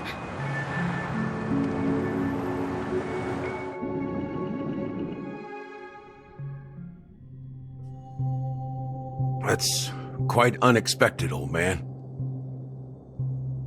Who would have thought your crazy plan would actually work? Do all you nameless fools just act on a whim? I can sense that this false sweet dream is coming to an end. The nameless may be young, but they had the ability to achieve this goal. Just like you did in your time. It's a shame you won't be able to see it firsthand. Maybe I won't either. Once something fictional is seen through, it ceases to exist. Yeah, not just those nameless. Even Mr. Wings is just like you. Stubborn, won't listen or give up, no matter what. Well, fate is unpredictable, I guess. If we weren't bound by those cursed paths, maybe we could have had some good talks. But in the end, we managed to do it. And now we can find solace. Remember how those idiots cursed us? They said, "Go to hell, you worthless traitors." Well, I don't know if they really meant it, but if longing for freedom means going to hell, then I'll be joining you soon, you fool. Let's get together and have supper again in hell. Oh, I almost forgot. There's one more thing. Here's to you. A glass of hello and goodbye, Trailblazer. To the imperfect tomorrow.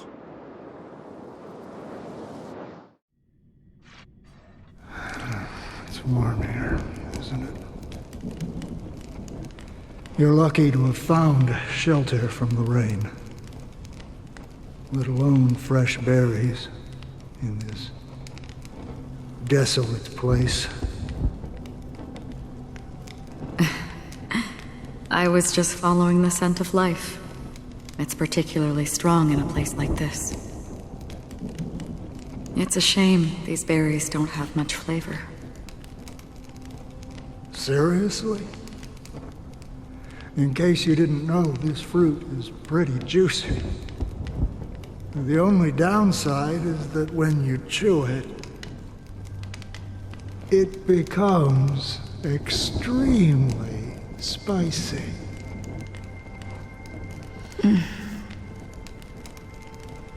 Have you lost your sense of taste? I can still taste certain things, like a faint sweetness. Before coming here, I stopped by a place called Orkron. It had barren cliffs and nights lit by bonfires. Burgundy snow would fall from the sky and when it landed on my tongue, it tasted like raspberries. The flavor wasn't exactly sweet, but it left a lasting impression. When I think back on my past, I realize that what's tying everything together isn't the big events, but rather these small yet unforgettable moments. Don't worry about it.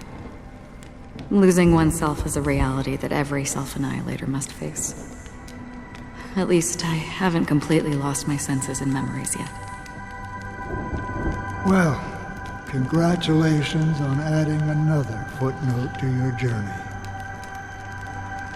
By the way, are you always alone? No, I had a companion in Orkron.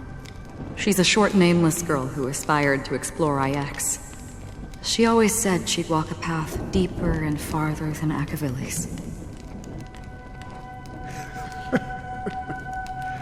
Quite an ambition for such a small girl. So, what happened? She became stagnant water. Well,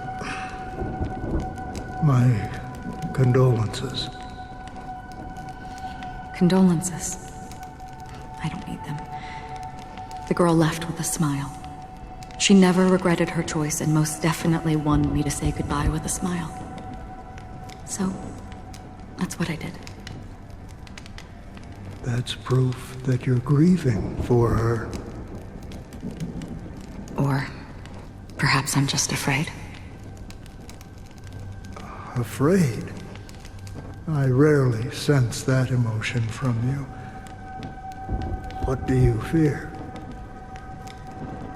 I'm afraid I'll forget the 30 days I spent with her, just like all the other days in my life. Most of them have already washed away with the rain, disappearing into an unseen realm. I fear that those vivid red memories will fade away too. There isn't much color left, and besides this faint, warm red, there's almost nothing. Hard to imagine. A ranger accustomed to bloodshed, destruction, and chaos finding warmth in the red color. Because I have experienced this warmth many times.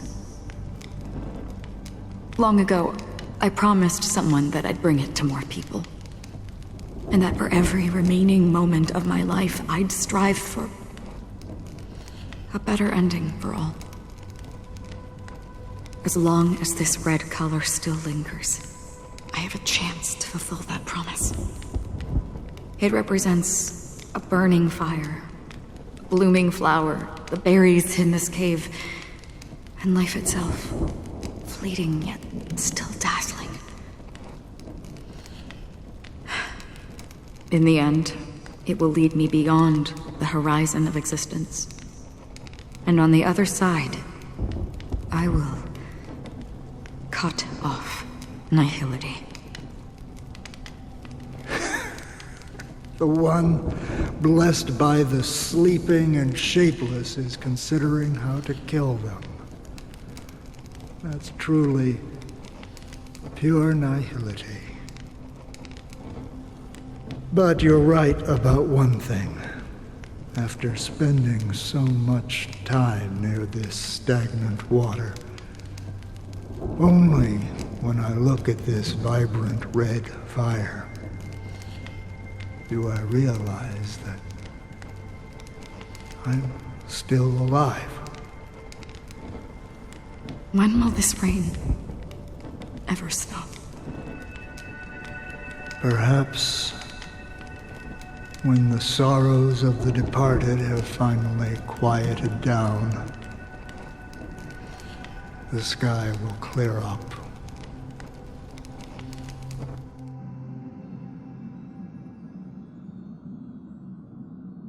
Have you heard of a planet named Biari Scamandros, Don Hung? It's one of the Paradise Kingdoms under the influence of the Harmony. a sought-after wonderland for the inhabitants of the Dardanu major and minor systems. Half an Amber Era ago, the family held an unprecedented festival there. And after that, everyone on the planet became part of the family. Do you think the same thing will happen on Penacony? Yes. Or how else can we explain it? The family deliberately used the Watchmaker's invitation to keep all the Pathstriders here, but banished the Emanator of the Nihility. Because of the Nihility, I'm rarely affected by the power of other paths, but somehow I can unconsciously infiltrate them. Maybe that's the risk they're trying to avoid. I would disagree. Bioris Commandros is not part of the credit system or connected to the Silver Rail. It's nothing more than a remote civilization sheltered by the Harmony. But Penacony is different. If the family messes with Penacony, that would be like declaring war on almost half of the factions in the cosmos. They have no reason to do that. No, they don't. If they truly serve the Harmony, that is. What do you mean? The path in Penacony is impure. The Harmony here has impurities. Do you remember the Ancient Swarm disaster?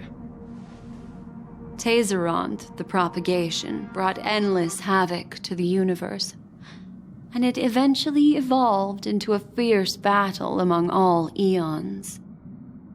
2 paths lost their eons in that war, the propagation and the order. Coincidentally, their downfall is related to a certain eon. Shipe, the Harmony. Legend has it that they participated in the crusade against the Imperator Insectorum, and devoured Anna the Order for unknown reasons. Holy Forgaroni! So you're saying that the 2 leaderless paths are working behind the scenes? But I don't see any descendants of the propagation in Penacony. Could it be that the remnants of Beyond the Sky Choir are hiding within the family, trying to resurrect a fallen eon? I can't say for sure, but they're definitely planning something for the Charmony Festival. This is getting way too complicated. Is this why you want us to leave Astana right away? Are you giving up? The Charmony Festival will start soon. There's one thing that I need to confirm no matter what. A warp jump is the best way to do so. Time is running out. I have another plan.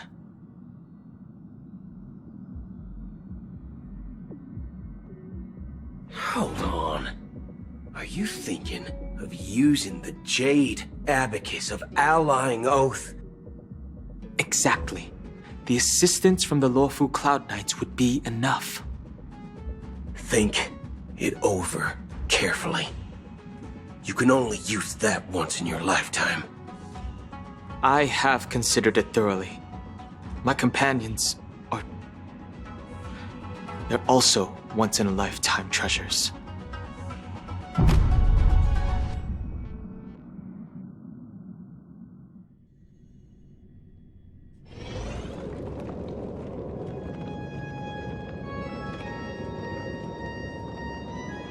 Are you the only one here, my child? The Nameless is quite the diplomat. Our secrets have spread like wildfire within the family. And IPC starships are gathering towards Astana. This is a crucial moment for us.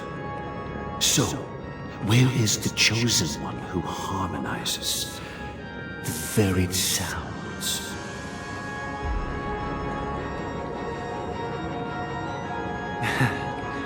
What do you mean, Master? I'm right here in front of you, aren't I? You know, she was supposed to be the star of the Charmony Festival in our plan. But the plan has changed. As her brother, I know she doesn't want to sing for the Order. So I'll take her place. You've always been wise beyond your years. I'm sure you understand the consequences of your choice.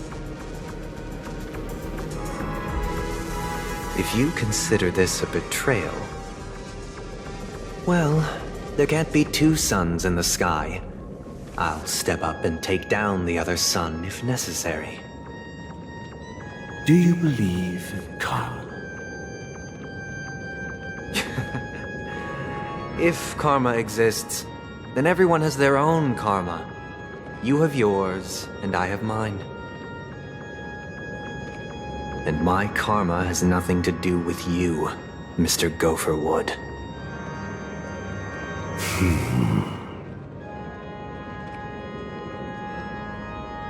All right.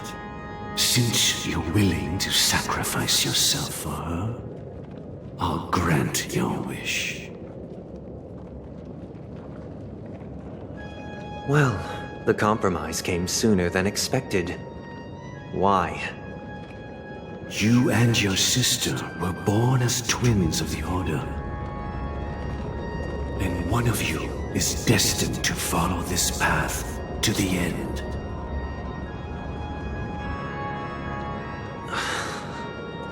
Is this part of your plan?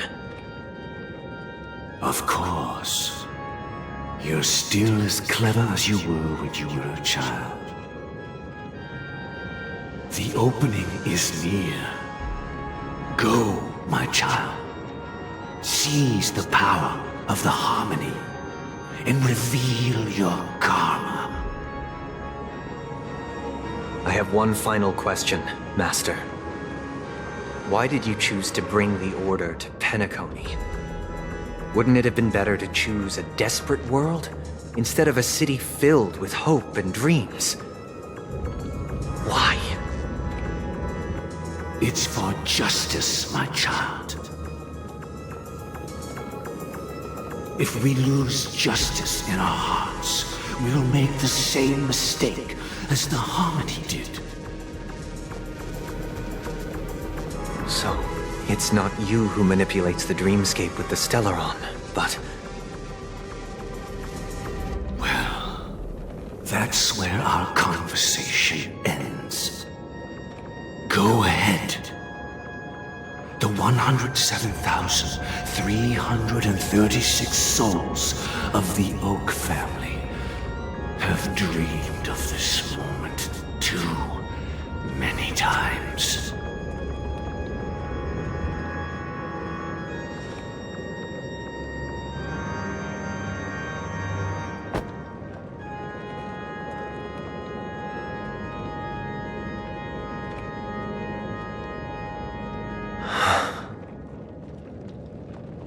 I shall ascend to the heavens, becoming the scorching sun. Bathed in my light, my people shall flourish, while all evil shall be eradicated.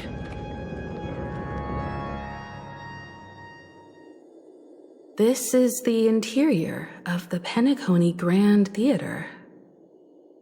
It's quite exhilarating to be flushed into the air by Soulglad. But why is the venue still closed when the Charmony Festival is about to start?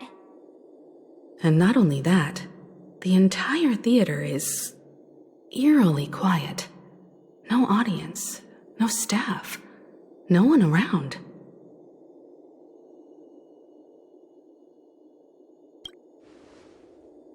Even if we're late, a grand theater like this shouldn't be completely empty. Let's explore around. Be careful, everyone.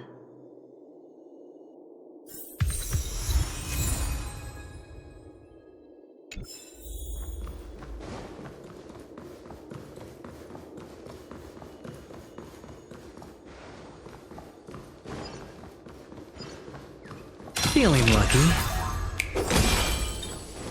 Gosh, the atmosphere here is so creepy and unsettling. Even if there's no audience yet, There should be some staff around. Why is it so silent?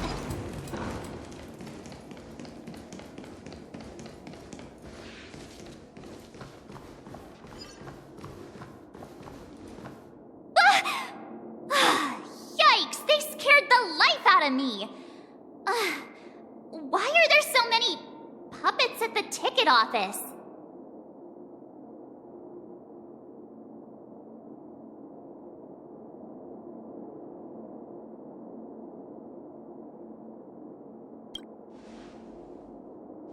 What? You're so annoying. Stop scaring me. Are these puppets part of the stage setup? Even so, it's so eerie that the entire front hall is empty.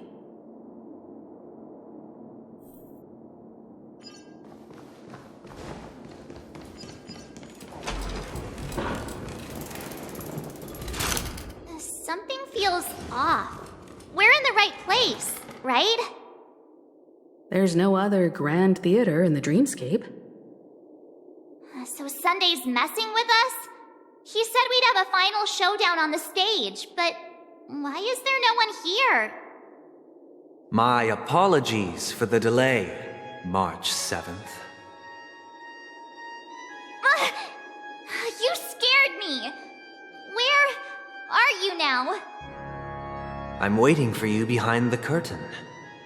Following the Asdana tradition, I invite you to enjoy a stage play in 3 acts before the festival begins.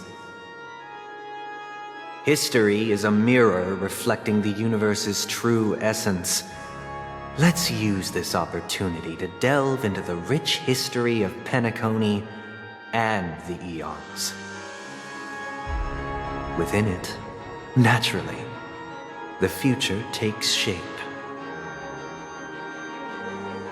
Let us commence with the dawning of the world. After the Dusk Wars, darkness veiled the sky, and chaos consumed the earth. Enna the Order emerged, destined to restore all existence. That marked the first day.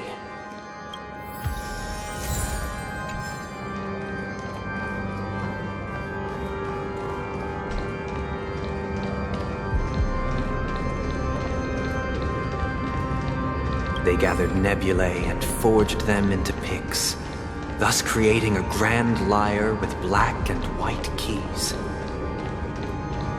Strike the white keys, and the sun rose. Strike the black keys, and the moon rose. And so, the cycle of day and night arose. That marked the second day. The puppets are gathering around the frame. Are they expecting us to enter it?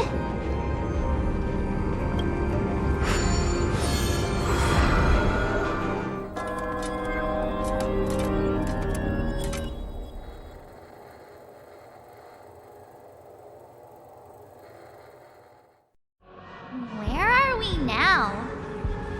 The atmosphere here looks similar to Sunday's inner world. Perhaps this so-called stage play is created with his abilities. This act is named Ode to Prisoner. Given the atmosphere here, I believe it's about Penacony's past. I thought things were finally looking up as I managed to dodge prison during my recent trailblazing expeditions. But now it looks like I'll be back behind bars again. I genuinely wish to avoid a violent clash with my esteemed guests from afar. Therefore, I've arranged 3 acts before the situation becomes irreparable. Where shall we start our narrative? Well, let's start with the time when Penacony was still a frontier prison.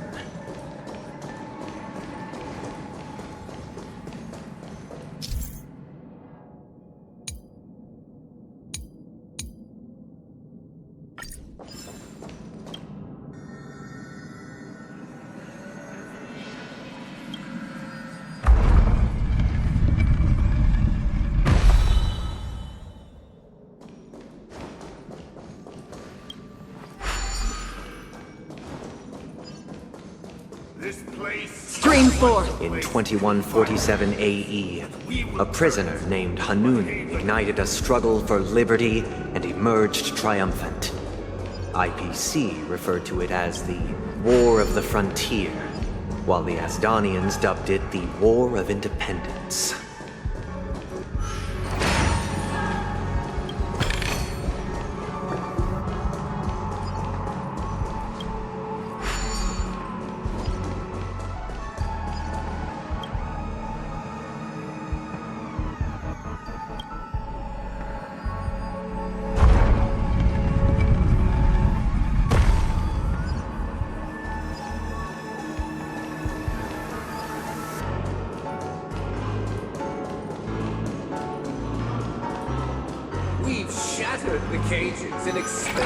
It's true that Hanunu was a legendary hero, but it must be acknowledged that while he bestowed freedom upon the prisoners, he didn't grant them true liberation.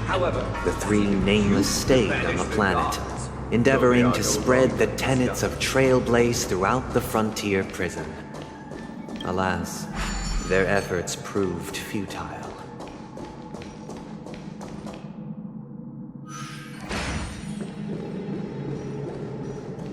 Let's build another prison. Once again, Asdana was engulfed in war.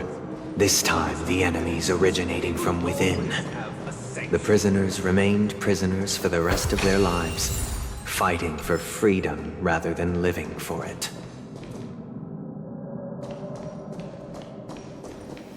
I hope you like this land of freedom on a scorched earth. As you can see, their sentences have long ended, and the IPC guards have long been expelled.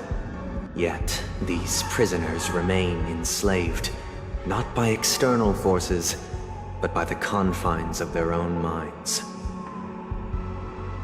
Freedom permeates every corner, except fragile souls. It gives solace only to those who believe in its existence. Prisoners, this is my order. Learn the essence of freedom and teach your fellow prisoners to fight for their lives.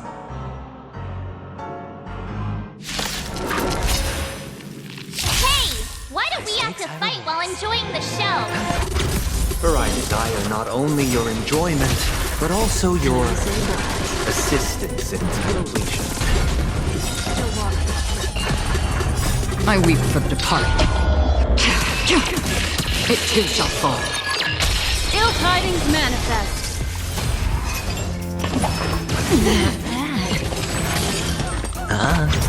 Relax. Destined for oblivion. Stand still. All in.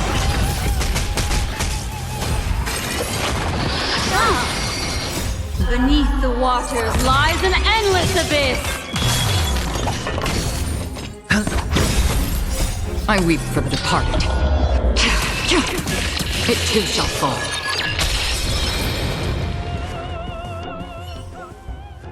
No one can restrain you anymore.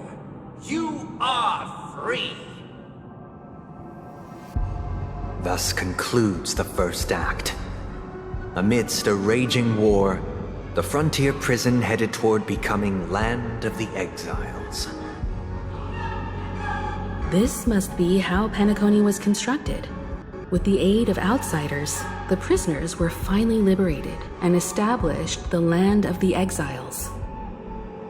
However, it appears that Sunday aims to convey the spiritual plight of the prisoners more than the physical aspects of imprisonment.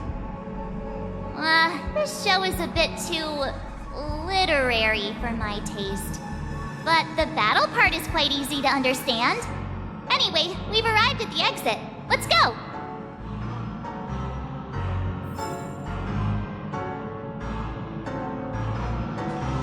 These puppets... Where are they guiding us this time?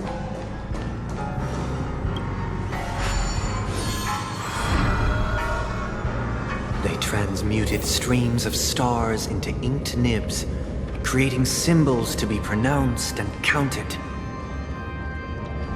They molded stardust into flowing rivers, assigning the righteous upstream and the unjust downstream. Thus, all things were marked, and the world learned to discern between good and evil. That marked the third and fourth days.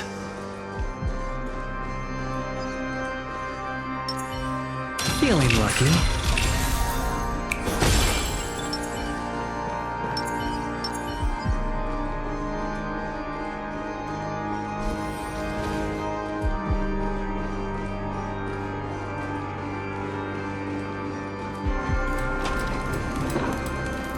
Look! Another frame!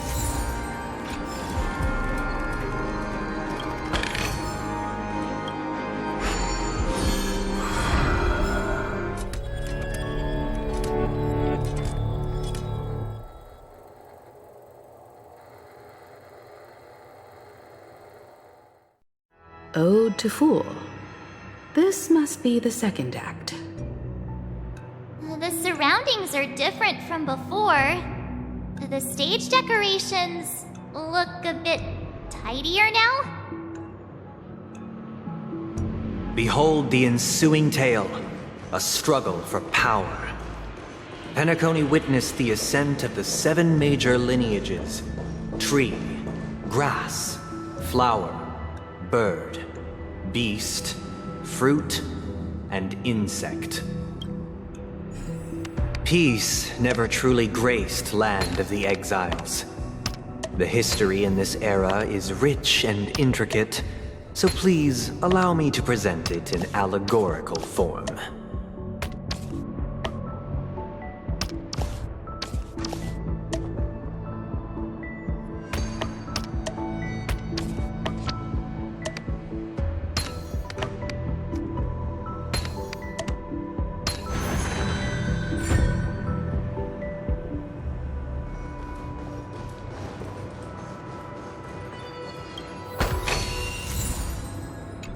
Welcome to this mansion, dear outsider. Land of the Exiles was in disarray, besieged by both internal and external perils. Though the 7 major lineages appeared united on the surface, each harbored their own ambitions, leading to ceaseless conflict.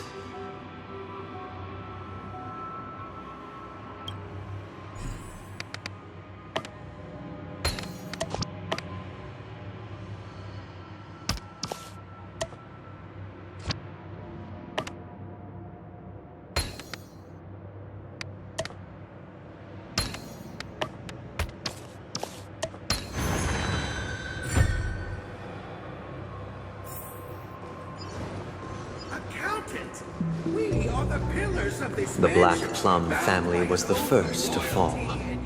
They withered away in the White Desert event, orchestrated by the Alfalfa family. Because Master shaped you from clay, my child. You did not serve the old master. The leader of the Alfalfa family sought to defect to the IPC, trading freedom for survival. However, his eldest son slew him in the name of righteousness and ascended as the new family head.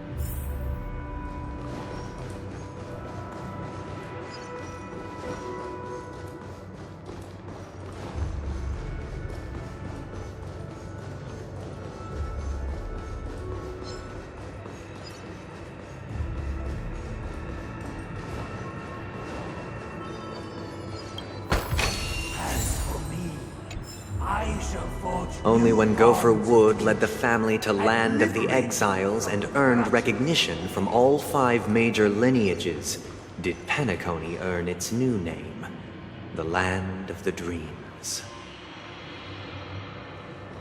Dear outsider, I beseech your aid in purging this mansion of the poison spread by the lurking instigators. You want us to help you? What do you need? I wish they could regain their reason and cast away the shackles of hypocrisy. This is the second act. Looks like it's about Penacony's journey to becoming the land of the dreams, during which the family plays a crucial role. But this new master seems like a bad guy to me, don't you think? Perhaps this is the truth Sunday is trying to express, if you read between the lines. The Harmony changed Penacony just as the guards once did. Looks like we've gotta help those guys kneeling down over there calm down a bit, right?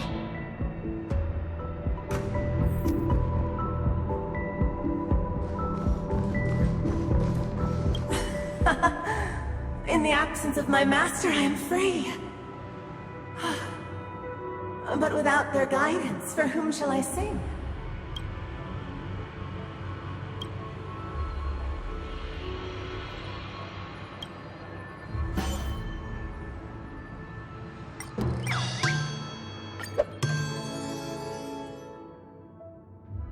I shall sing for my new master, just as their noble voice once resonated throughout the cosmos. Master! Oh, you will return in due course, and I shall stand vigilant, awaiting the reward for my loyalty.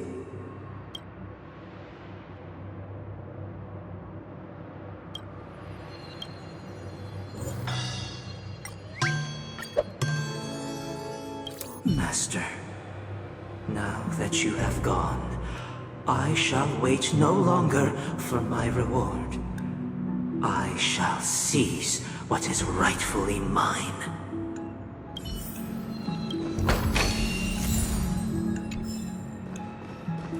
Once, I stood as the most loyal guard among all the servants. Now, with my master banished, it's my right to assume control of his dominion.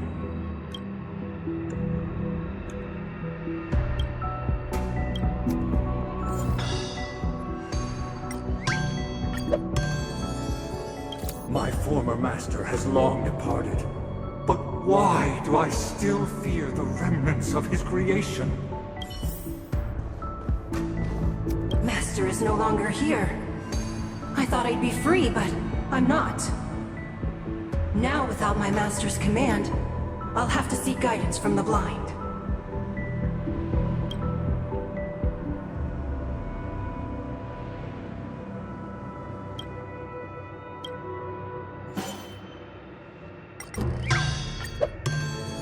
Master is no longer here. I must seek a new master and serve them faithfully. Either I shall be my own master, or I shall return to my former master. I shall not submit to a new master under any circumstances.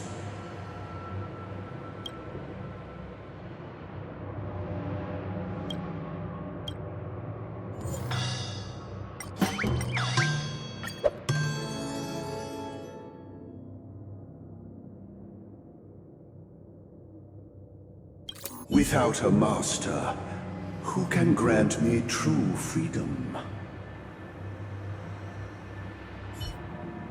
Thank you, dear outsiders. My servants have regained their sanity. Heed me, one and all. Your former master shall not return. It is through righteousness and unwavering support for one another that we shall attain true perfection. Cast aside the veils of hypocrisy and embrace one another. Get ready. Looks like another fight is about to begin.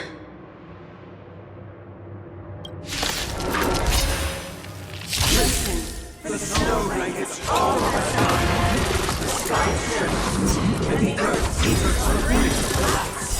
The edge of the silver universe, the robots fell in the rising sun. Time to say bye. Boom. I weep for the departed. It too shall fall. On still waters of oblivion. Ill tidings manifest. Again. Spend freely. Destined for oblivion. Stand still.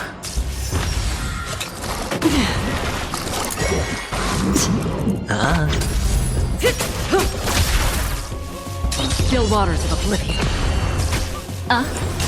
Relax. I weep for the departed. It too shall fall.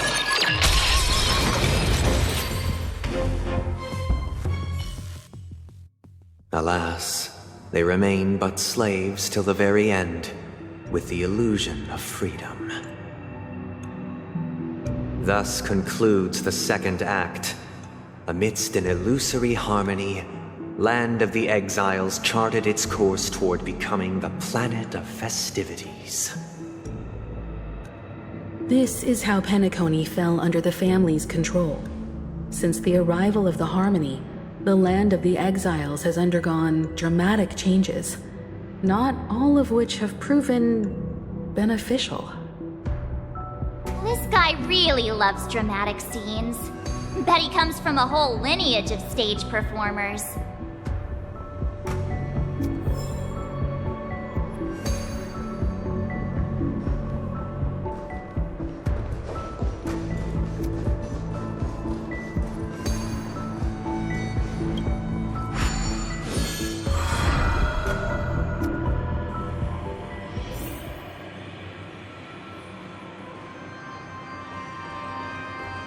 They used the planetary rings to establish the law, forging a code of conduct among the masses. A grand lyre with black and white keys served as an instrument, while symbols of articulation and numerical notation took the form of musical notes. The downward flowing river became a melody, and the canon of law dictated the form. Thus, all mortals found their unique place within this symphony. That marked the 5th and 6th days. This guy is really into these puppets.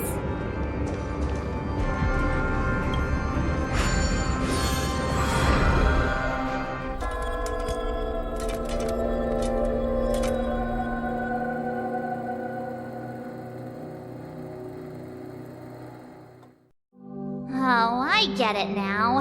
The last scene is all about singing the praises of the Order. And the atmosphere here is completely different from the previous two scenes.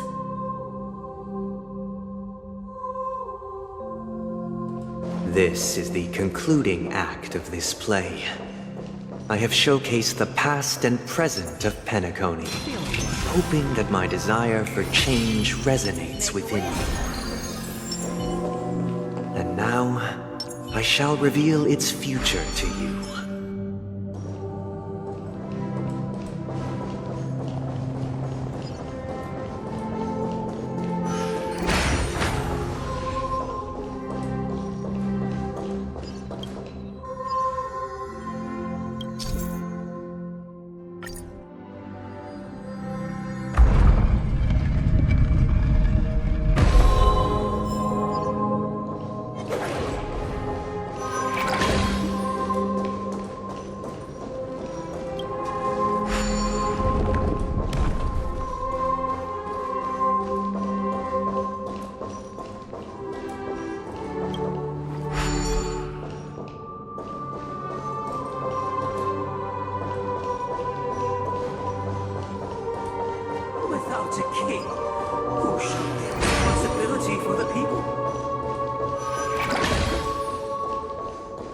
the people lack foresight, we will make choices on their behalf, and we shall support one another, protecting the weak and standing against the mighty.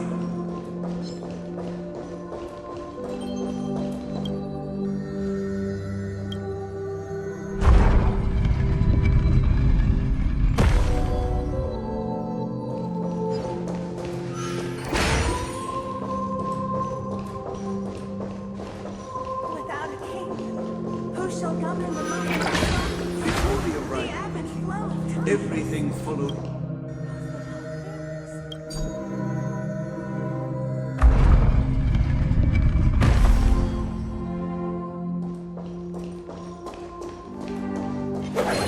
Stream forth, gleam of old blades.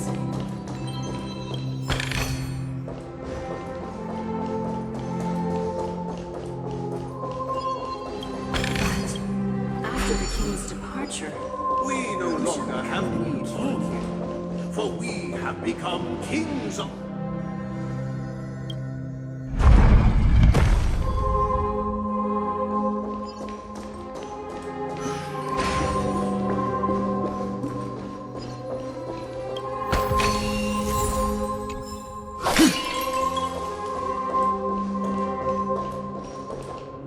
Hey, aren't we supposed to kick off a short story and have a fight here just like we did in the previous acts? Why aren't any of these puppets saying anything? Perhaps we'll need to complete the story ourselves, just like we did before. So, do you think their mind needs tinkering or something?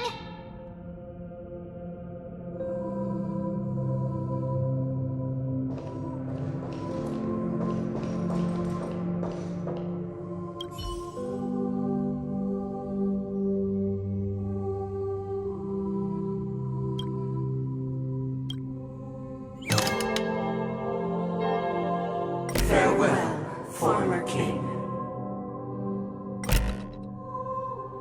We no longer have need for a king, for we have become kings of all things. How did it go? You can't change them? What does that mean? My apologies for my negligence. I forgot to inform you that the final part was scripted long ago. Let our previous king recount it to you. Now it is time for the final rite. Prepare for battle. Looks like we'll have to fight again. Descending from the infinite spiral staircase, I immerse towards the future with measured steps. No need to remember. Time to say goodbye. For the contours of my mind shall intersect with mine. I weep for your heart.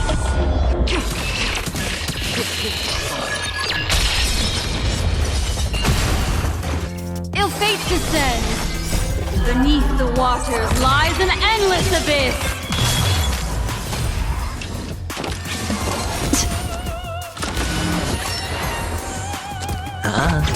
Relax. Destined for oblivion. Stand still. I weep for the departed. It too shall fall.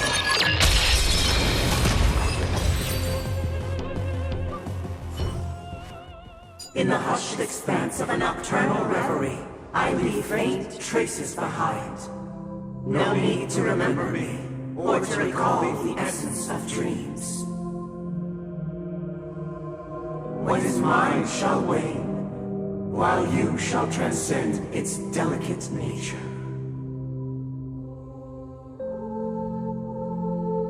This is the final scene. It's much more straightforward.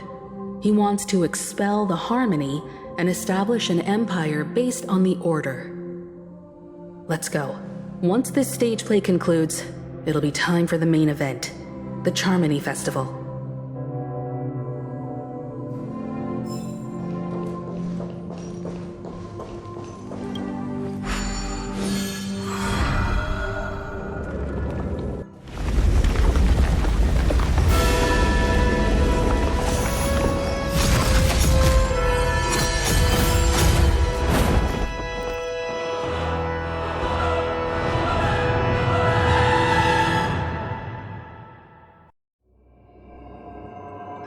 They imbued the world with meaning, perfecting all things in the heavens and on earth. Then, they rested from the labors of creation. Yet, all beings cried out to Enna. Under the banner of the Order, you have defined all things in the cosmos. But this made us realize that we are but puppets in your hands. Thus, on that day, all beings united and cast the Eon into the abyss of oblivion. This Grand Theater looks totally different. Is this the power of the Order? Everyone, get ready.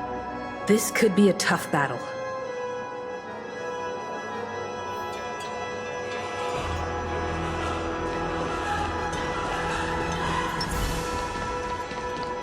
Feeling lucky.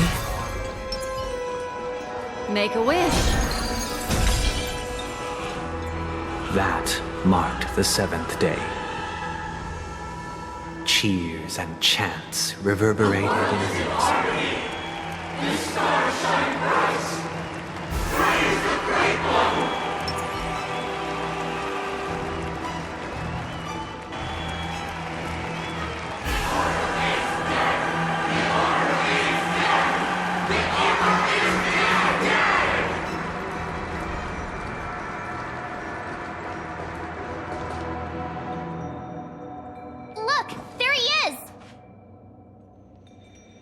That concludes everything related to the Order.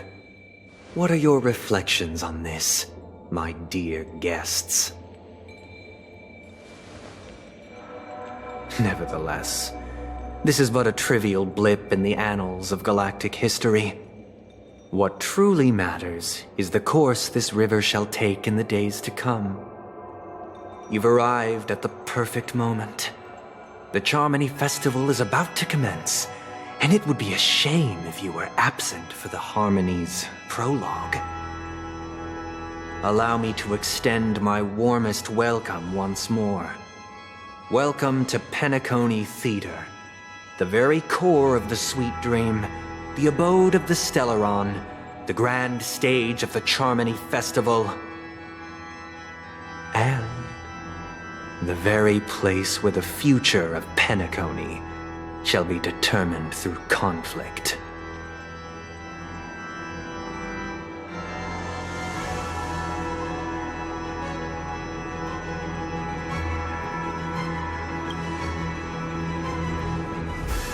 Because our shared goals give equal weight to the beliefs we strive for. True goodness can only be achieved through faith. Allow me to point out that falling into a permanent slumber is not happiness, especially when those people are driven by someone else's will in their sleep. Do you still believe that the Order only seeks to control the universe as their puppet, Himiko? No matter how perfect your vision of paradise may be, a cage remains a cage. People will never achieve true happiness in a world like that. They would just be toys for the Eon. It seems you have misunderstood my intentions. Allow me to clarify. My desire is not to resurrect a fallen Eon, or become one myself. My sole objective is to create a paradise free from Eons, where the Order ensures the dignity and happiness of all humanity.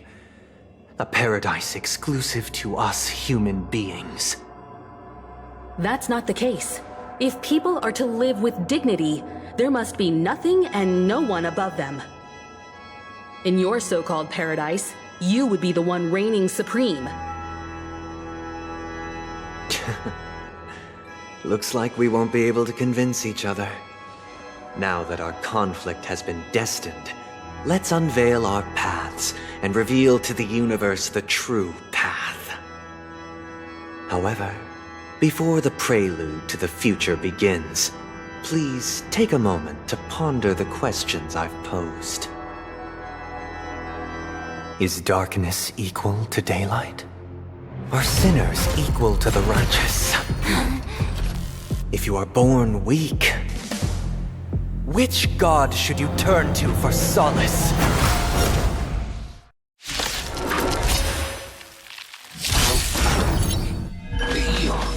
Great light, under the banner of the Order, you have all things in the cosmos.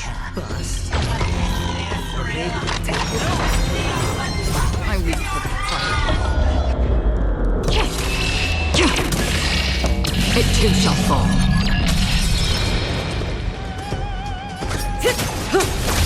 That's half the work. Still waters of oblivion. No dirty tricks, old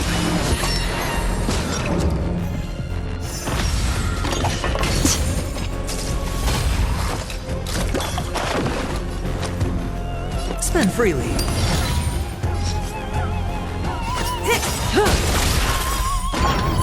Good times never last. Time to say bye. Boom. That's half the work. Stand still. Mind your manners. Sure, I'll play along.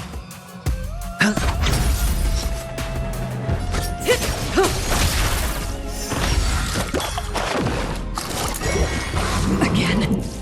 Free will, or was it destined for oblivion? Relax. Watch your head. I weep for the departed. It too shall fall.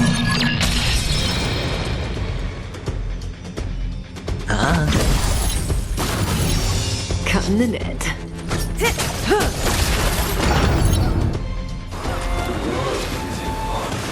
The stars shine.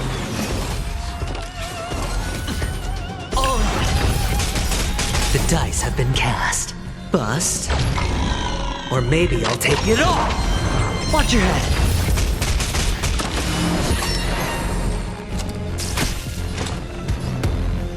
Still waters of oblivion. I weep for the departed. It too shall fall. Destiny is apparent. Stand still.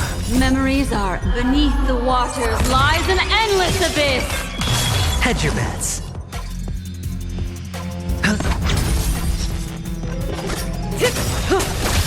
Good times never. Time to say bye. Boom. That's half the work. Destined for oblivion. Sure, I'll play along. Relax. I weep for the departed.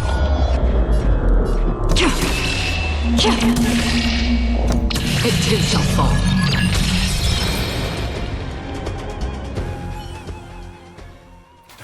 I already know your decision.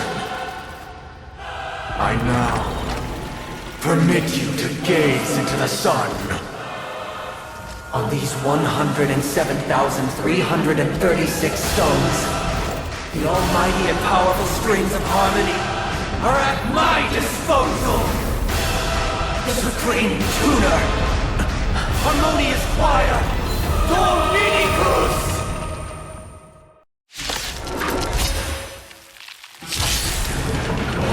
Lost souls, come and meet your master!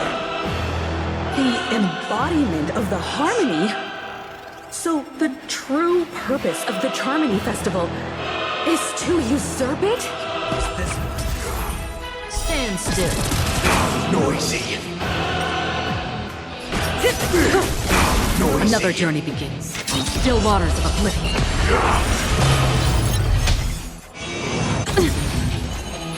Ill tidings manifest. Mind your manners. I weep for the departed. It too shall fall. Noisy. Why is it receptive as you are? Answer me this. Why could the harmony and the order merge into one? Good times Never time to say bye. Boom. I'm feeling like there's another world in front of my eyes. It's the power of tuning. Don't let the song distract you. Noise is fading. No dirt. All in. Now noisy. Relax. Watch your head. The dice have been cast. Bust. Or maybe I'll take it all. Disorderly noise. I reach for the departed. It too shall fall.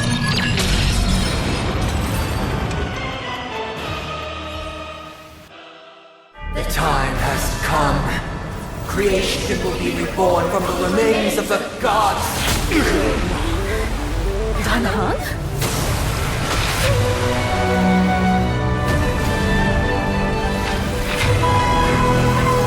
Radiant spirits, heed my word. Show no mercy!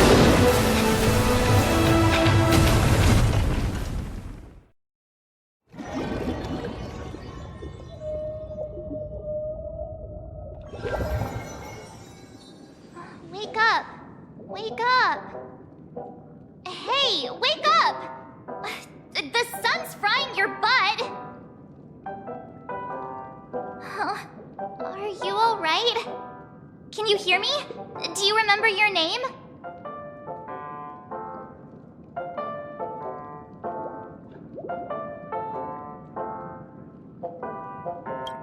It does? Well, doesn't ring any bells to me. Looks like your mind's still in one piece. If you're able to remember such details. Well, that's reassuring.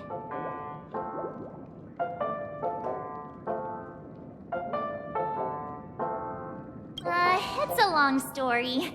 Simply put, Don Hung used the Jade Abacus of Allying Oath when we were in the middle of a fierce battle and summoned the general to help us just in time. And then we returned to reality. Look, this is your room. Everyone else has also returned from the dreamscape. Himeko and the rest are at the lobby discussing matters with the general. And now that you're awake, we should tell the crew that you're all right. Come with me. Hey, we meet again, sleepyhead. What's Miss Black Swan doing here? Nothing, Miss March. I noticed he was awake and wanted to check to see how he was doing. Though the strike from the general was timely, its destruction was also immense. When emanators collide, ordinary people inevitably suffer. But, luckily for them, the dreamscape is my home turf. Thankfully, I managed to get everyone out before the harmonious choir collapsed. Oh, so that's what happened! Thank you, Miss Black Swan! Don't mention it. After all, I wouldn't want to see such precious memories vanish. You're heading to see your friends, aren't you? Would it bother you if I walked with you for a short while? Of course not. But you're not planning on doing something like last time, are you? Why would you think that? I've never harbored any ill intentions. Well, not when you were around, anyway. You're awake. How do you feel? Well, fork me. You must be that Stellaron they were talking about.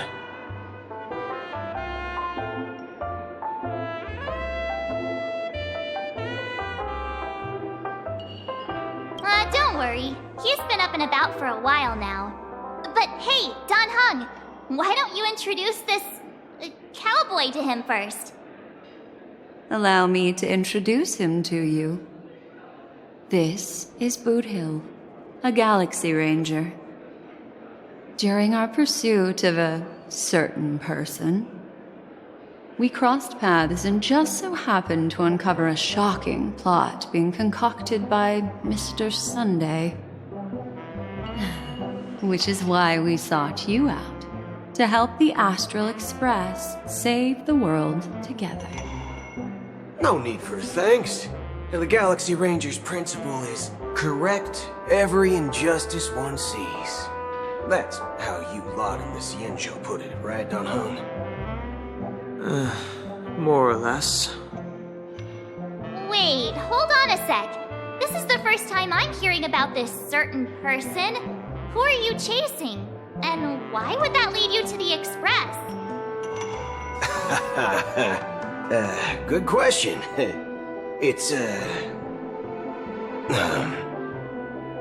was it again? Don Hung. Do you remember?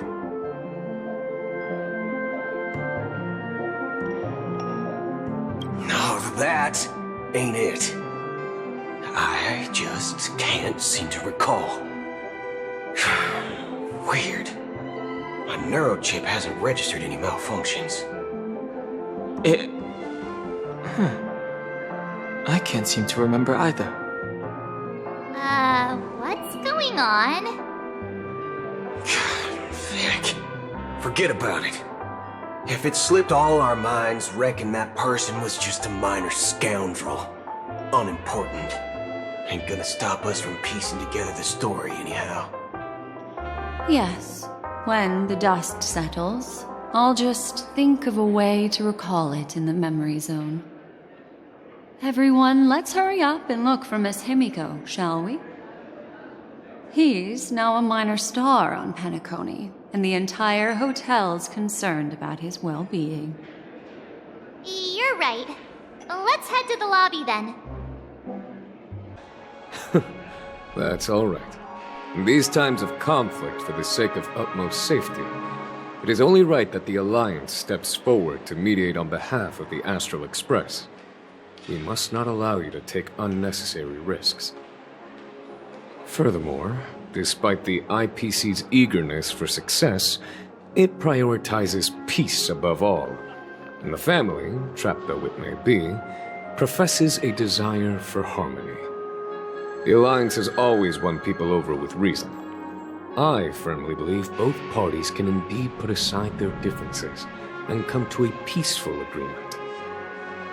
The General possesses a deep understanding of the greater good. With the Cienjo Alliance mediating, peace for Penacony is within reach. You flatter me, but ultimately it's been all down to the Express. Without your efforts, this sweet dream paradise would have been claimed by the last remnants of order before there was even a shot at peace. Well, would you look at that? Here comes the big hero.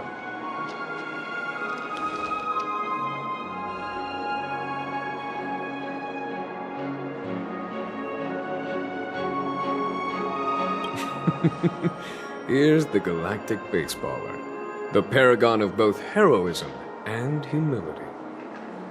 Are you okay? I heard you couldn't wake up. Are you feeling unwell?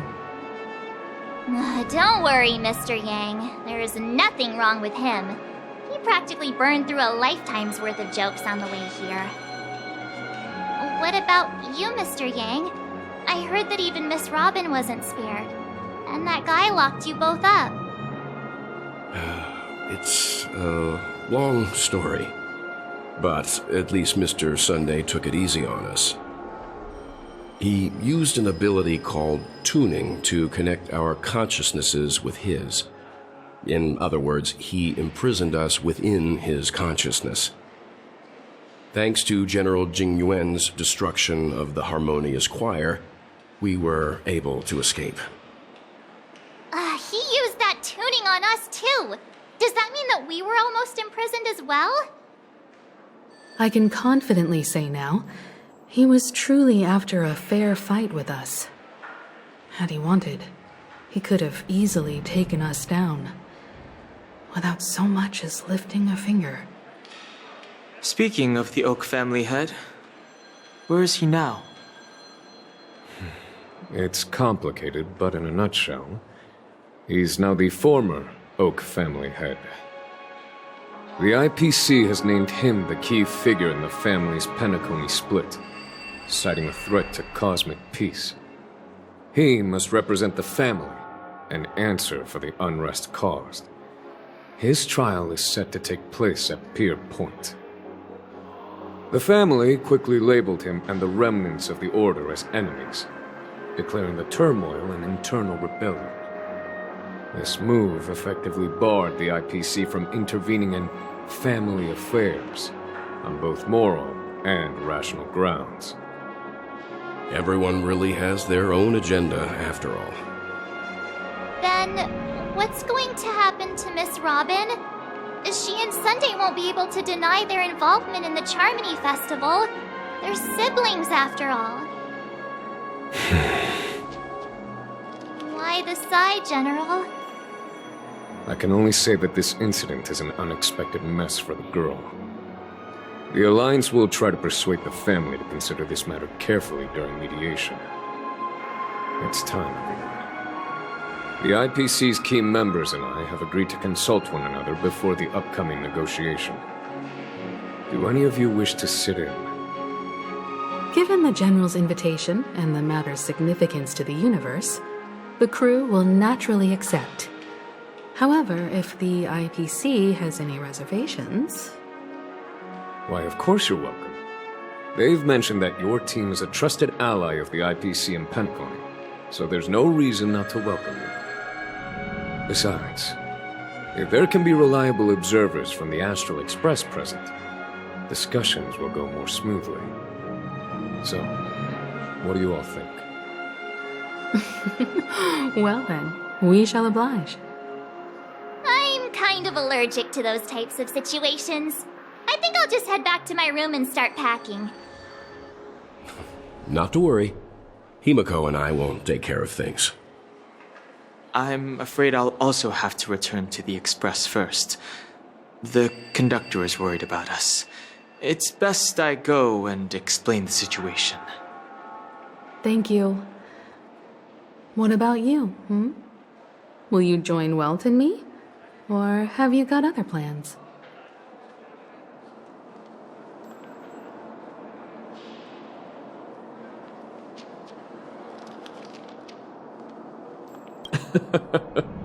Good guess. Although I'm not too sure of the reason. The representatives from the IPC have insisted on his presence. Allow me to lead the way. Follow me, please.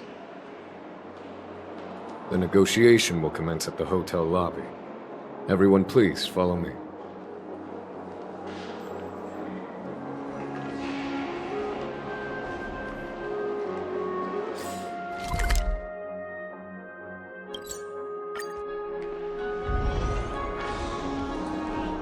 Mr. Aventurine and Miss Topaz are here too. Oh, and who is that over there? The Intelligentsia Guild's Dr. Ratio. This assembly is quite something. It's been a while, my Astral Express friends. I would also extend my sincere thanks to you, General of the Lawfu. The presence of everyone here assures that the talks will likely reach a conclusion that satisfies all sides. Oh. Looks like everyone has come with expectations. Care to share? Of course. Topaz, if you please. Sure, leave it to me. In summary, it's good news. After much deliberation from the Strategic Investment Department's Council, the absolute majority of members have agreed to the following resolutions. In light of long-term considerations for interastral peace, and by authority of Pierpoint HQ, the Strategic Investment Department, on behalf of the Interastral Peace Corporation, will permanently relinquish its claim on Penacony sovereignty and offer unconditional support of the family's rebuilding efforts on Penacony. Now that's something.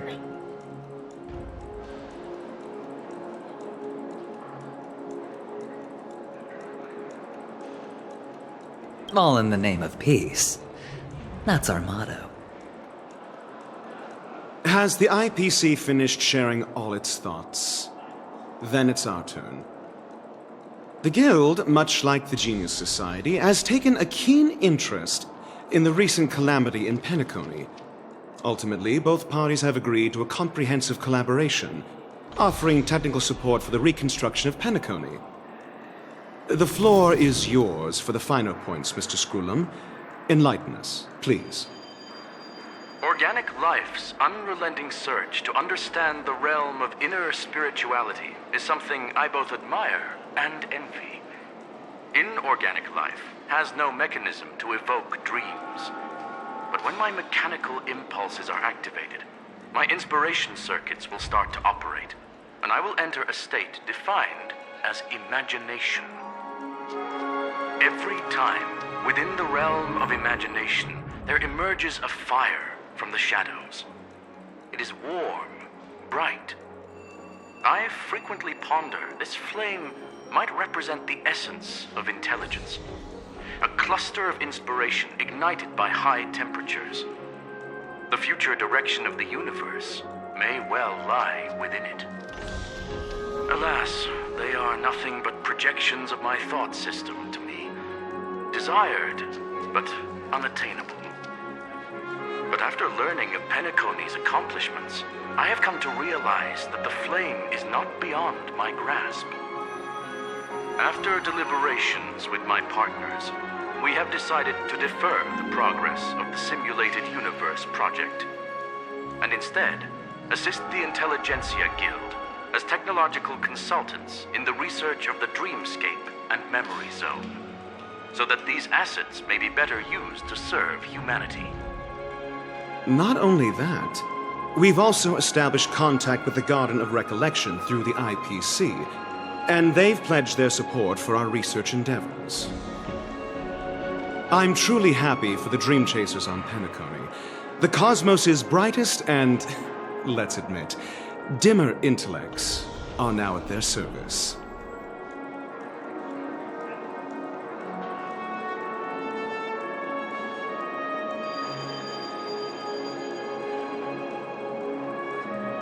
Agreed. It's hard to imagine members of the Genius Society taking an interest in such mundane research.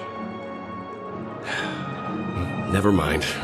At the end of the day, this is a positive outcome.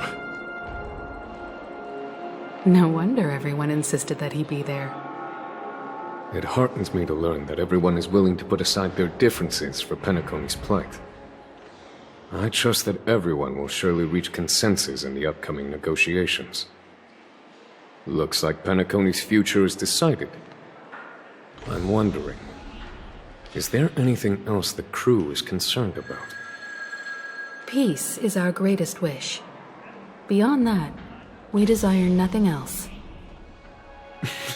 Well, that's good. Now that everyone's minds are at ease, I shall take my leave. You may now depart with peace of mind. The Alliance will deal with all subsequent procedures. If that's the case, it appears that we have nothing else to worry about on Penacony. Looks like it's time for us to embark on a new voyage. Sounds good to me. You two head back to the Express first. I'll pick up March and deal with the checkout procedure. Oh, also, Miss Black Swan, you have a matter to discuss with me, yes? Nothing escapes your attention, Miss Navigator. You've been with us this whole time, huh? In any case, he and I will be waiting for you and March on the Express. Let's go.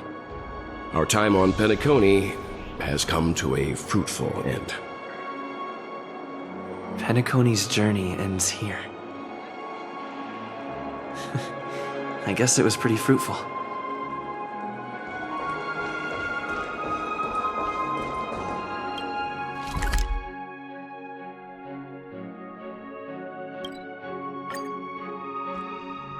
The navigation meeting is about to start. We're all waiting for you. When did the Express become so lively? Ahem. Looks like everyone's present. Let the navigation meeting commence then. This a meeting to decide our next stop? How we doing this? By show of hands. Hold your horses, cowboy. It's for those to decide.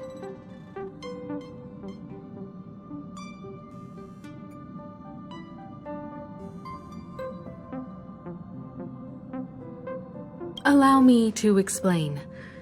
Mr. Boothill and Miss Black Swan submitted a request to temporarily travel with the Express for their own personal reasons. As you all may know, the Astral Express never declines any passenger whose heart yearns for the distant stars. Therefore, they will be traveling with us for a while until they reach their destinations. Whoa, the Express is going to be much livelier now. But, Miss Black Swan, you better not use your Memo Keeper abilities to pull any pranks. Understood, Miss March. I promise you, you'll never see me in your room while you're taking a break. Don't! You're freaking me out. All right. Now that everyone's met everyone, we can continue our navigation meeting. Firstly, Pom-Pom wishes to thank everyone. If it weren't for you all unearthing the truth about Penacony, Pom-Pom would have never known where Mikhail and the rest had gone. What they had to go through was regrettable, but I reckon they all fulfilled their wishes. And it was thanks to all of you. Thank you, everyone. Now then, we come to the crux of this navigation meeting.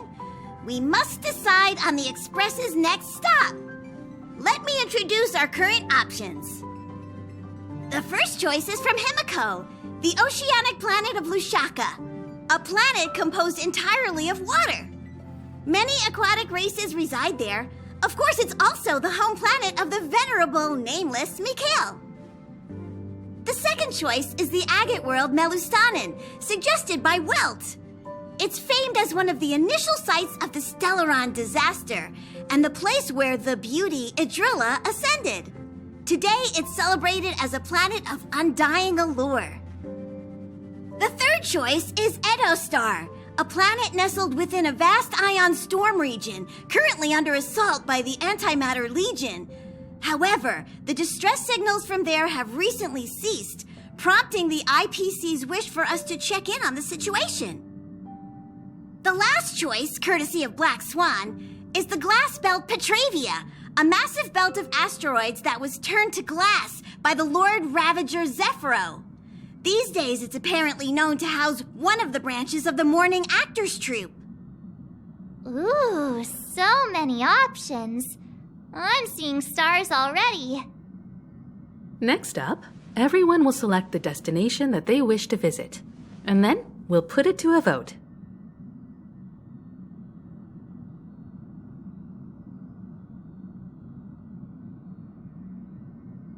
This trip to Penacony has allowed me to see another side of the Stellaron disaster. In terms of symbolism, the state of the dreamscape bears a striking resemblance to the agate world. Visiting it might deepen our understanding of the Stellaron. That makes sense. If that's the case, I vote for the agate world too. I personally think the situation on Edostar might be more urgent. As Nameless, should we not extend a helping hand? March is right. Though the fact that the distress signals have ceased means we're probably too late. But I still think we should investigate the situation there. 3 votes for the agate world, 2 for Edostar. Looks like we have a winner! Next stop, the agate world, Melustanen! Then this navigation meeting is adjourned. I'll go check the warp jump coordinates. Everyone can catch up on some rest in the meantime. When it's time to make the jump, Pom-Pom will make an announcement. There's still some time before the jump. What should I do?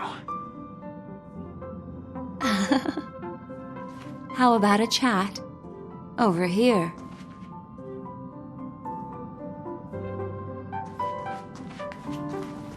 Please let this trip be uneventful. Please let this trip be uneventful. Please let this trip be uneventful.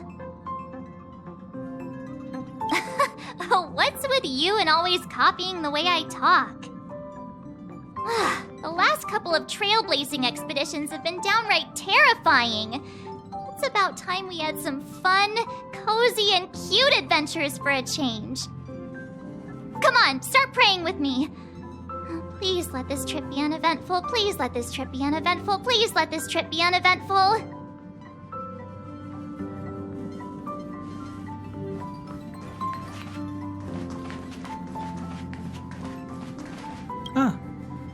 For some reason, I'm suddenly stricken by the feeling that we haven't crossed paths in quite some time. Perhaps the joy of reuniting after a long time can also be considered just another part of the trailblaze.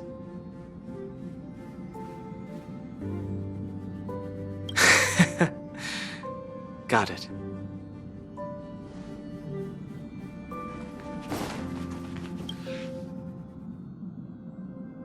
Oh, you're here. Seeing your reflection among the stars in the porthole really does seem somewhat surreal. How about it? This journey of beautiful dreams. Was it to your liking?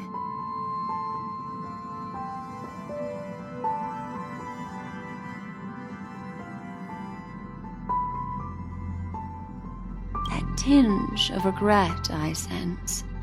Oh, these are the kinds of lasting memories I cherish.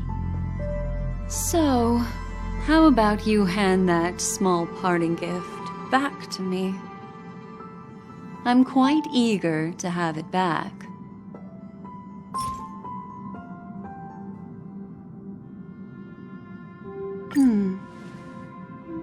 Oh?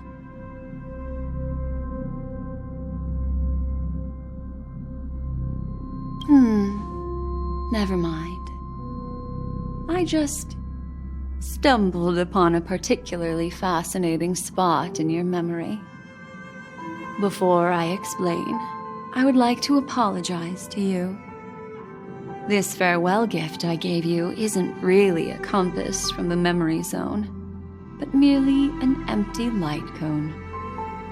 Remember when we entered the hotel in the dreamscape for the first time, and I procured a few trinkets from your companions? Their functions are similar. This way, I can always be attuned to your location, ready to assist immediately if you encounter any threats. But this is not its most intrinsic function. Light cones are slices of light used to encapsulate solidified phenomena. This empty light cone is the same. It can etch your memories in their most vivid form, and then allow me to admire and manipulate them, turning them into unique mementos. All the world is born from the power of mind and soul, and that power is memory. To prevent ourselves from being forgotten by the world, we must make the world remember us, or use our memories to recreate it. Life, seemingly vast, offers but a scant collection of impactful memories. Some joyful, some sorrowful, some light, some heavy. But you are different. Memory is a reflection of the future. Within that reflection, I see your unparalleled worth. You have the power to craft memories that can captivate the world. Your memory can illuminate the universe's future path. And that memory will be as scintillating as the star clusters you see in this porthole.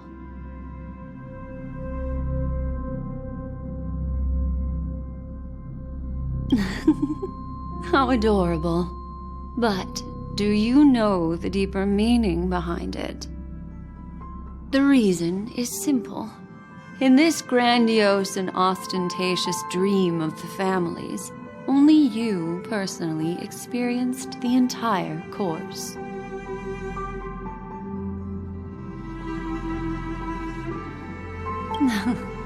patience, my friend.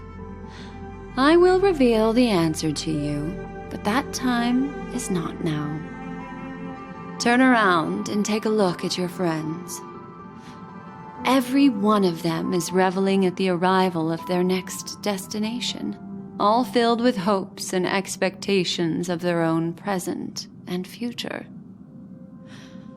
Revealing everything at this moment would be a bit of a buzzkill, wouldn't it? I'm looking for an opportune time, a time when you're totally at ease. Perhaps when the night grows hazy and you're about to drift off would be the most opportune. How about one fine night? I will prepare the candles, aromatics, and even a cushy couch to create a cozy dreamland for you. And then I will tell you the answer in the form of a little bedtime story to lull you to sleep. Ahem. Hi. Hello. Attention all passengers. The express is about to make the jump. Please be seated and hold on. It looks like we're finally about to set off. There are countless gleaming memories out there waiting for us. Why don't we just leave it at that for now? That's right. As a small token of compensation for playing that little trick on you with the empty light cone, I will gift you with some words. They hold great significance to me. Life is akin to a winding labyrinth where memories serve as our sole companions. You'll remember these words dearly, won't you? In the year 2158 of the Amber Era, the first year of the new epoch, the universe resumed its intended trajectory. The kindling of conspiracy smoldered in Penacony, the land of the dreams. Failing to erupt into a blaze, it instead flickered briefly on Klapoth's anvil, before vanishing in the blink of an eye. The dead, and those fated to die, remain in their eternal slumber, while the living find solace in deep sleep. All clamored in a cacophony of silence, and then went about their own ways. The cosmos emanated a vitality characteristic of a new era, all for the modest price of a brother and sister's mild grief. Babies are born as stars extinguish. The silver rail unfolds. The story of the Astral Express comes to a close, yet it also embarks anew. Time marches forward, heralding the arrival of a new chapter in the history of trailblazing expeditions.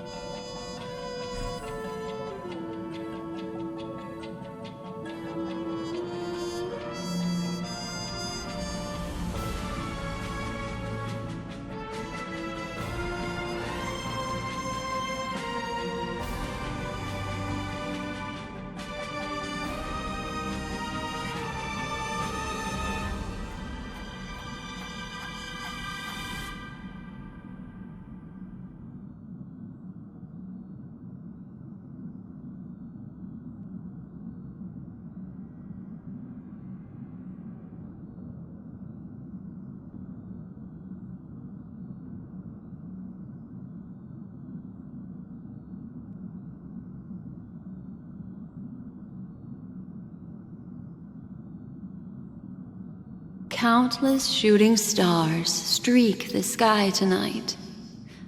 If you can pick the right one, it will carry your wish to thousands of distant worlds. You're feeling very relaxed now, aren't you? So, then, it's time to tell you a little bedtime story. Well, let's start with a conclusion. The crew was defeated in the battle against Sunday. Everyone in Penacony failed, and no one survived. But don't panic. The truth, as horrifying as it may be, is not yet irreversible. There's still a glimmer of hope, and that's why I'm here. Next, I'll use this empty light cone that carries all your memories to relive everything that happened before. And when this story reaches its end, I'm sure someone as clever as you will notice that.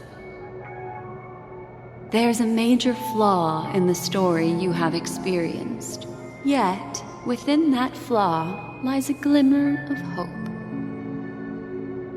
Are you ready for it? Do you remember everything? When the clock turned back, the Express started a warp jump, sending you to a strange dream.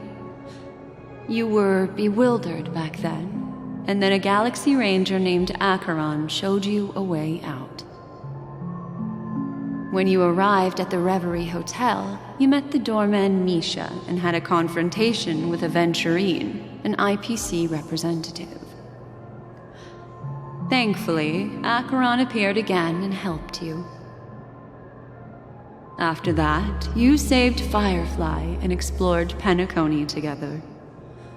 During the tour, you ran into Sparkle disguised as Sampo and accidentally entered a child's dream.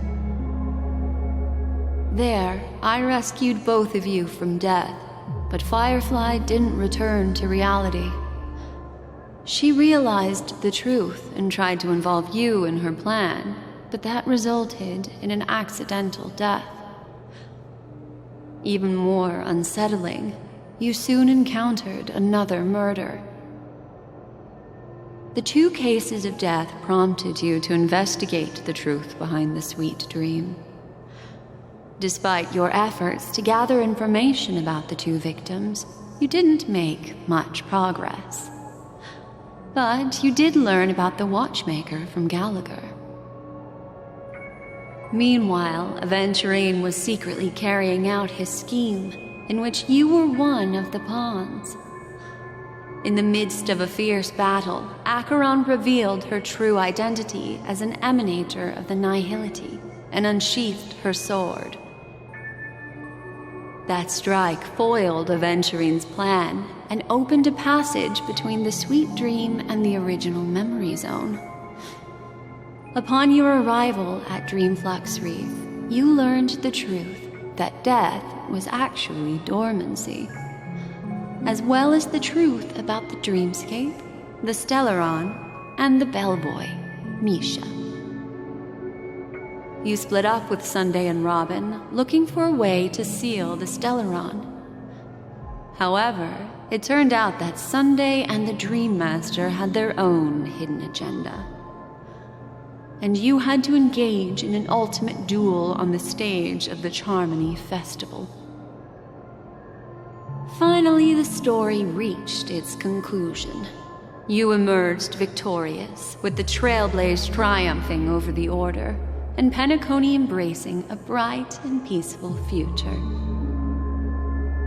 This marks the end of the thrilling journey in Penacony. I'm sure you've already noticed something unusual, haven't you? The major flaw, which contradicts all the known information, hides in this story.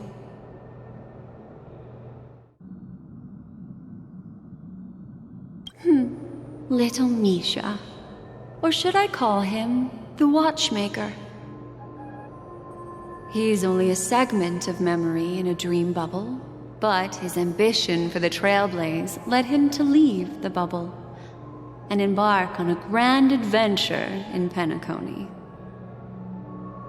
While Misha is a rather special memory zone meme, and he was granted power by the Trailblaze, there's still one thing that he shouldn't be able to do. A life born in the memory zone could never manifest in reality, So, why did he appear in the Reverie Hotel in reality? The answer is simple. He is the one fatal variable that contradicts all our known information. This means that you, who wholeheartedly believe in this memory, are still trapped in the dreamscape at this very moment. Wake up, sleepyhead. Break free from this eternal dream and return to the real world. We'll find our answers there. The train is about to make the jump. 5, 4, 3, 2.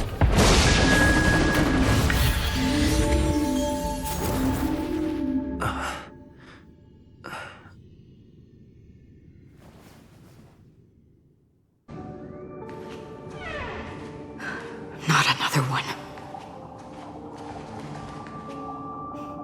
Thank you so much, Black Swan.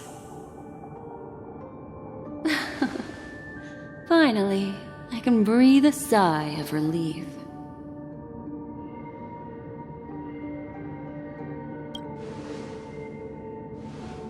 I understand you must be confused, and will do our best to shed light on the situation. However, before that, it's essential to know that this place is the rift between dream and reality.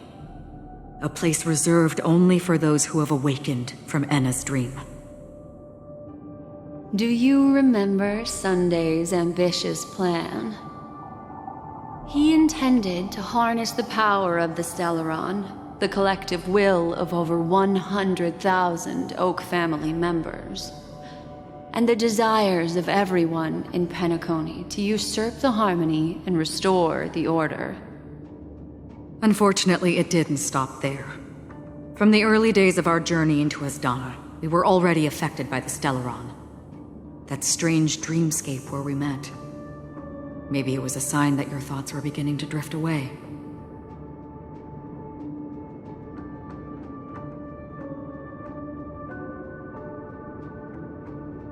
I don't think the goal of the Order was to put everyone into a deep sleep.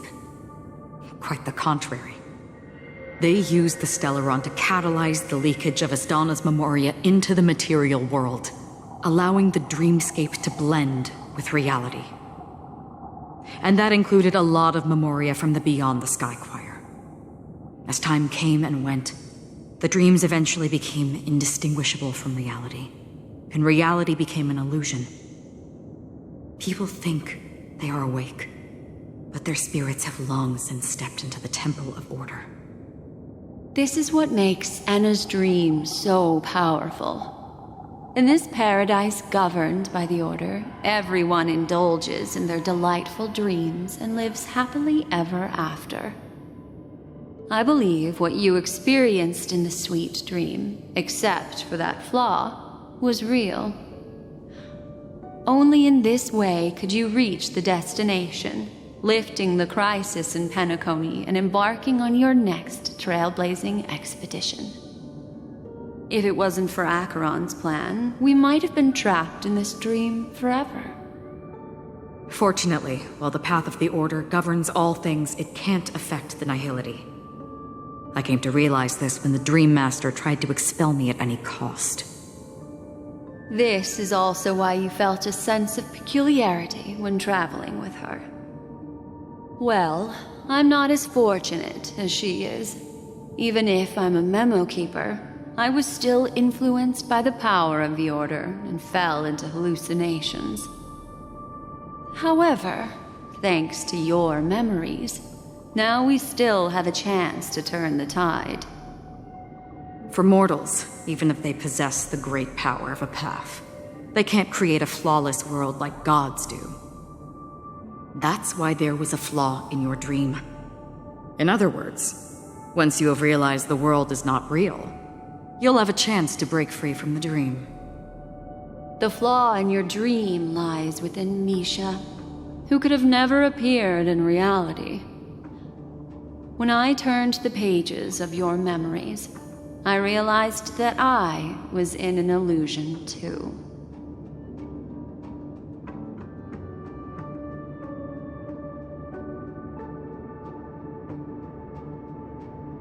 Now Sunday has usurped the power of the harmonious choir through the Charmony Festival. Asdana has thus fallen into Enna's dream, transforming everyone equally into the notes of the Aeon. Failure doesn't mean weakness. Only the strong can gather the will to resist the order and try to break free. We still have a chance, though. To make it happen, please, Black Swan, guide us to those with a strong will.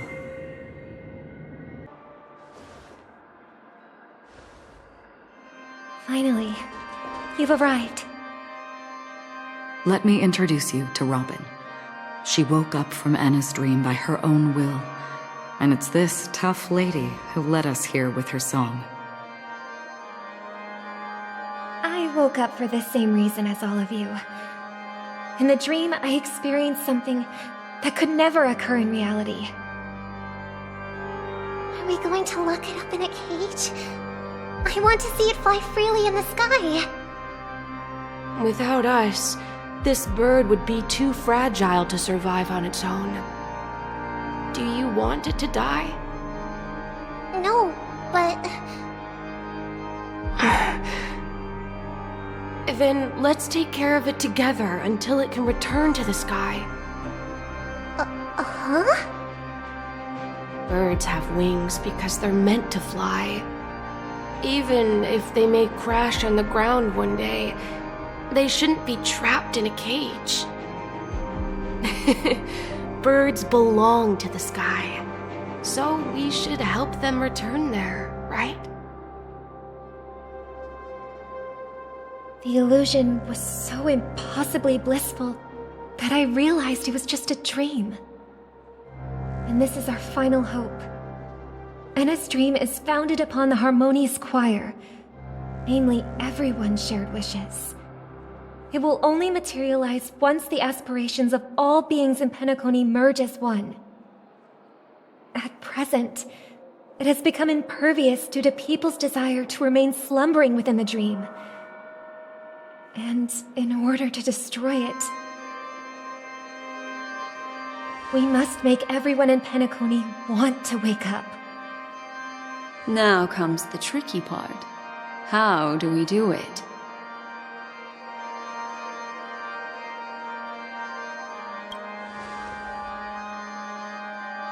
Humans' yearning for sweet illusions borders on obsession, leading them to subconsciously resist the harsh reality. Therefore, I carefully selected a moment where he was completely unguarded, guiding him to uncover the truth himself to make him regain his consciousness. However, to wake up everyone in Penacony and get them to share the same determination, that would be nearly impossible. Indeed. I'm afraid it's almost as difficult as resurrecting an Aeon. But we can't just stay here and do nothing. This is a critical moment for the whole universe. Who cares about some dumb number?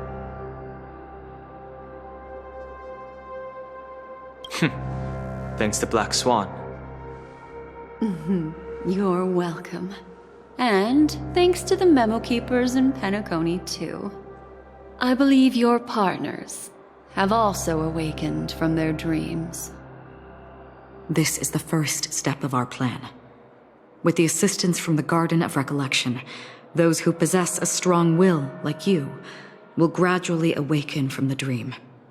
These free wills are the discord that will sway Anna's dream. However, awakening a mere handful of individuals is insignificant compared to the vast number of people immersed in the dream. We must find other ways to awaken the free will of millions of people within a short period of time. If breaking through from the inside proves challenging, we can seek assistance from the outside. we've long been aware of a potential solution. Asdana is a galaxy known for its abundant memoria and the remarkable phenomenon known as synesthesia dreamscape. When people first enter this place, they often find themselves and others sharing a collective dream. At this very moment, there is only one dream encompassing the entire Asdana system. So, you mean, if we can attract a large number of outsiders to this system, their free will would intertwine with this dream and shake it to its core. However, those outsiders might also succumb to the dream and become the foundation of the Order instead. The real challenge is, how can we gather a huge number of people as determined as you within a short period of time? Looks like the Jade Abacus of Allying Oath will be the only solution. No. No need for that. Keep your once-in-a-lifetime treasure. We don't need to bother the Cienjo Alliance for such a tiny request. You want thousands of people with unwavering free will? That's easy. Just leave it to us Galaxy Rangers. You can gather Galaxy Rangers? Outsiders may see Galaxy Rangers as elusive and disconnected individuals, and actually, they're right. And that's why we have a tacit understanding among us. Do you know what it is, Acheron? It's the relic I returned to you. Exactly. Its owner must have told you that it's meaningless to anyone other than a Galaxy Ranger, and that it can only fulfill its purpose when returned to its rightful owner. Because it's a burial artifact, worthy only of a hero who has served the Galaxy Rangers with honor. When its light illuminates the universe, it means the fall of a hero, and in the direction it falls, countless meteors will streak across the sky. Those meteors are Galaxy Rangers, coming from all corners of the cosmos, driven by a shared purpose, without questioning the cause or counting the cost, because we abide by a common principle. The shooting stars of the hunt only descend on the longest night, and with them comes the dawn. We've stayed silent for far too long. Now, it's time to remind all the cowards, oppressors and villains of the universe of our presence. I'll be the one to ignite the first spark. Once the dreamscape is swayed, I'll complete the second step. I'll fine-tune the slumbering souls with the Song of the Harmony, interrupting them with the discord of Trailblaze, and guiding them towards reality. It's true that some people are born strong, and others are born weak. If the Trailblaze is the target of heroes, then the Harmony will guarantee that the strong help the weak. Only the people of Penacony themselves can be the saviors of their homeland. Their path of happiness should be forged by themselves.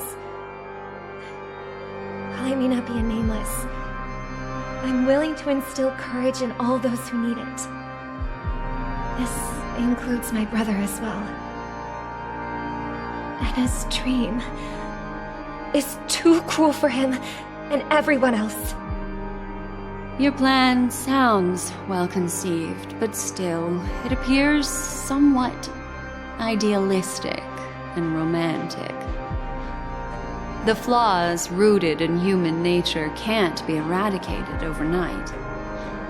Do you believe these efforts alone are enough to convince everyone to choose the right path?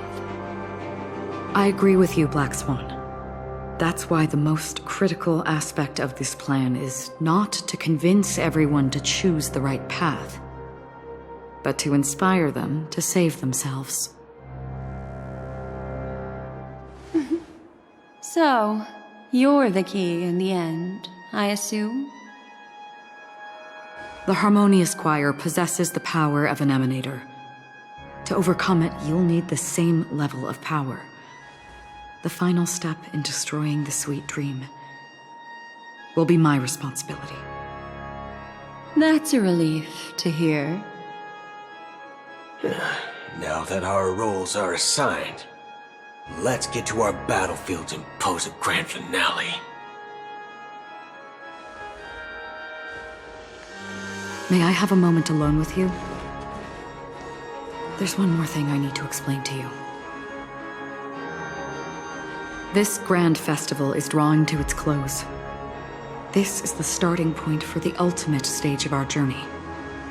Just as it marked the beginning of all the stories in Penacony.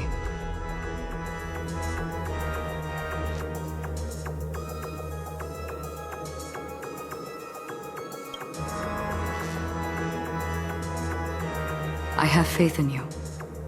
However, before we depart, there is one more thing I must tell you. There's something you should know. We were able to locate you within this boundless dream and find the key to breaking free from the dream. All because of one person's unwavering dedication. Firefly. She awakened from the dream ahead of others, discovered the Express amidst the stars, and brought us valuable information about the remnants of the Order. She may have been aided by the script, and it came at a cost. As you know, Firefly is a stowaway who entered the dreamscape in a different way from ours. Without the dream pool in the hotel or assistance from the family, she can only awaken from this dream in one way. A real death. We mustn't fail her determination. I'm not implying that we must win this fight no matter what, but our resolve should match that of that courageous lady. Are you ready?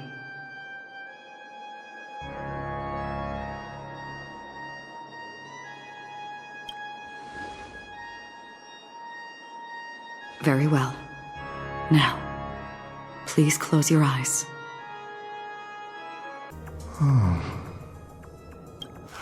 long has this reign been ongoing? If I remember correctly, it has lasted for decades, or even centuries.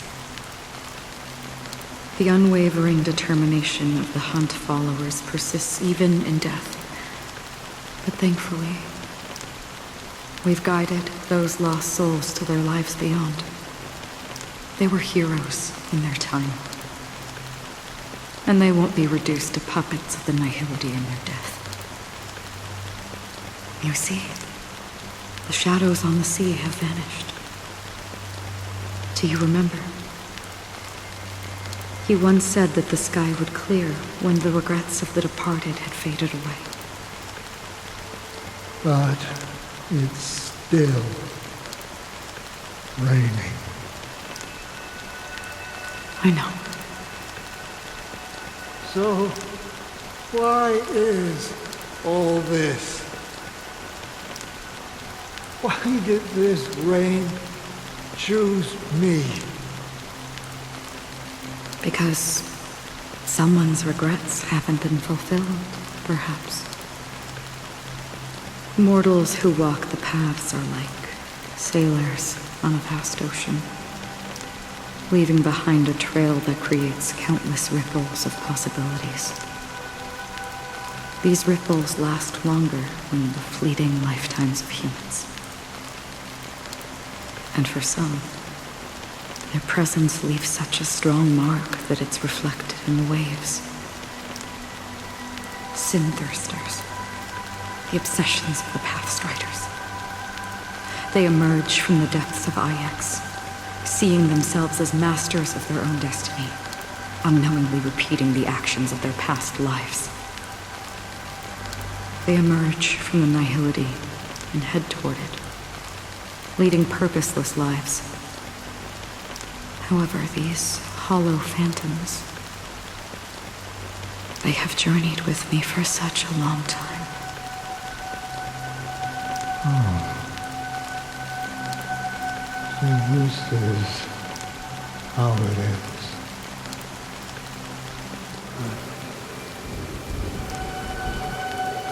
I'm already dead. Yes. Are you watching over me? This is my duty as Acheron the Watcher. I'm guarding the path to the abyss of the Nihility, guiding every soul reluctant to become one with it. Back to this side. But if this is what the departed ones expected, should you try to change it? I don't know. But someone once told me that when the inevitable moment came, he hoped that someone would stand at his grave and place a bouquet of flowers. Even if it doesn't make sense at all. Some tasks have to be done, even if they are pointless.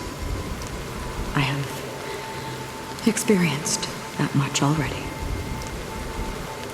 Please extend your hand and then close your eyes. I'll carry your wish with me and fulfill it. Only then will I be able to put an end to the final regret by the Dead Sea. Will I ever see them again? Yes, that is certain. Because it was you who told me about the Express, your two former companions. The expedition cut short by the swarm, your narrow escape from death, and your encounter with the Galaxy Rangers. And Penacony, the hometown to which you could never return. Yeah, for countless times I got rejected by the family and had to pass it by. But I knew that my companion was still there. Oh. Mikhail, are you still there? Take my hand and come with me. We'll leave this place. You'll embark on a long, long journey, shrouded in darkness. But fear not, as a touch of red will be awaiting you at the end of the path. That's the color of existence. Follow it, and it'll guide you and illuminate the way out. By doing so, you'll eventually reunite in the warmth of the sunlight. Thank you. May death be the end of your boundless dream, guiding you back to the waking world. Welcome to the horizon of existence. This place is one of the thousands of manifestations belonging to the sleeping and shapeless. And it's also an exit out of the nihility for the awake ones. Let's bid our final farewells here.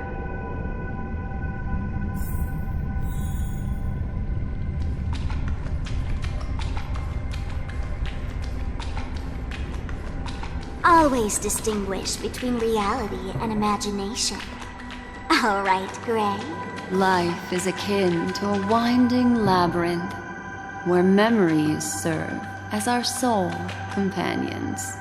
May your schemes be forever concealed. Anna's dream is too cruel for him and everyone else. To the imperfect tomorrow. I still remember the question on the invitation letter. Why does life slumber? Why does life slumber? We don't know the answer yet, but we're about to awaken from this dream. Or perhaps such is the answer itself. Leave this place, return to where you belong, and awaken Penacony from this dream.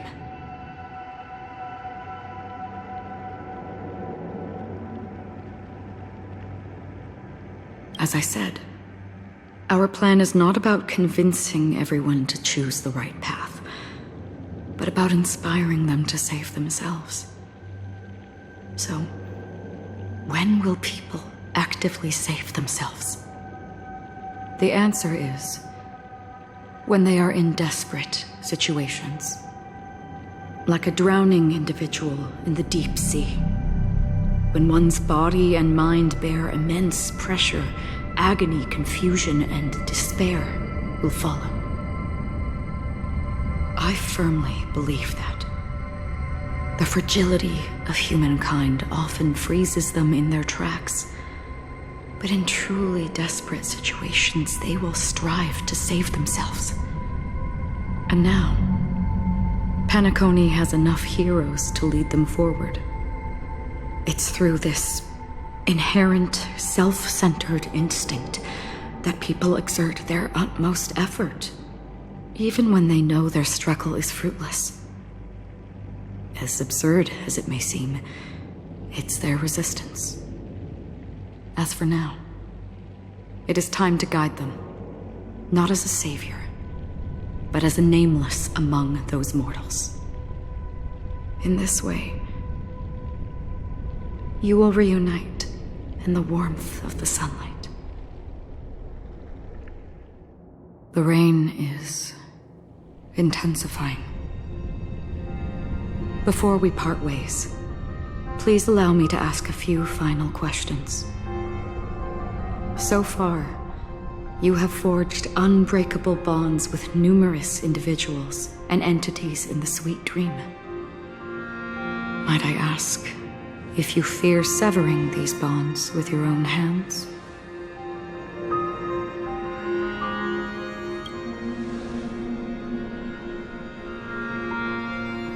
If there is a vast, lifelike dreamland that is virtually indistinguishable from reality, a realm without death, where everyone can attain the happiness and fulfillment they deserve, living blissfully ever after, I would ask, would you wish to stay?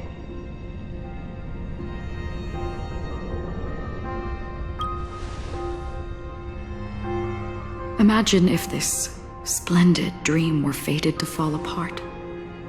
Friends, family, strangers, followed by the gentle breeze, soaring birds, the stars, and ultimately yourself. Everyone and every face they remember, the joy and the heartaches, the vows sealed and those left hanging, all will inevitably march towards a predetermined ending.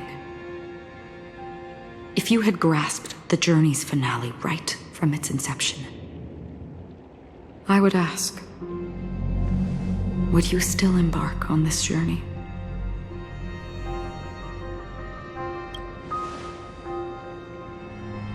I'm glad. The answer itself doesn't matter. What matters is that you've made a decision. Listen, touch, and ponder. And therein lies the sensation. Cherish it, because that's what makes us exist. Such is the only answer humans can offer when facing the nihility. If the nihility represents the primal fear of life, rendering any lofty convictions insignificant under their imposing shadow, then behind this shadow, there must exist the most fervent source of light in the world.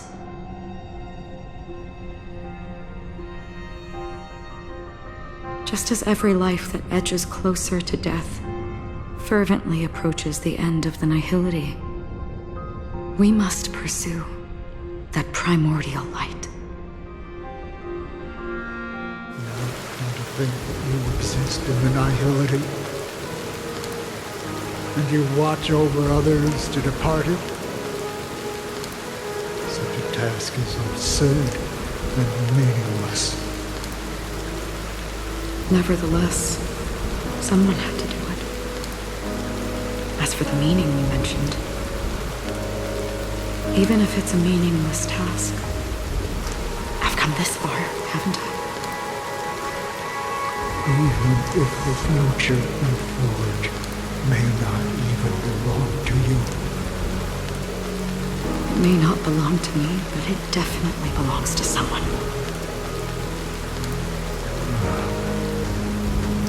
What hardships you must have experienced. In that case, allow me to do something meaningless too. Please, tell me your name.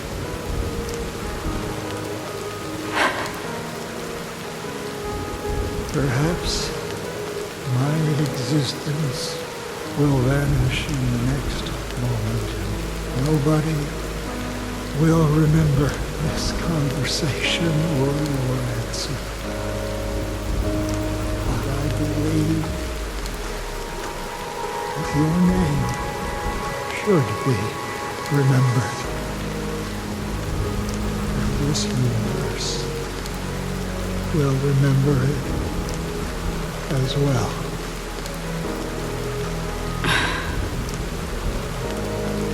For me, some things are difficult to recall, yet there are others that I find challenging to forget. Such is memory, a creation of the past that blossoms into significance in the distant future.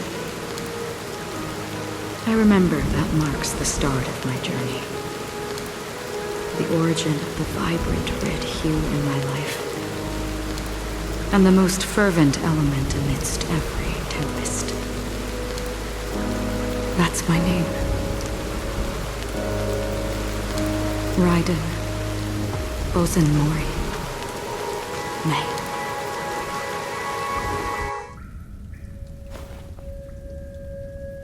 The Golden Dream is getting restless. In the coming long nights, I'm afraid you will face many setbacks and witness many tragedies. And in the end, you will only see in black and white. But please believe me, that in that monochrome world, there will be a glimpse of fleeting red. And when you make a choice, it will appear once more.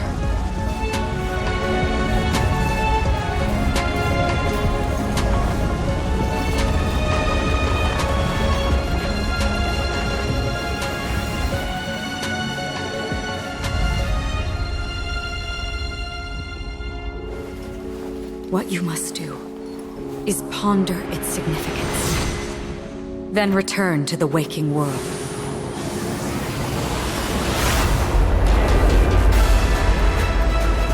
That's where we all find our answers.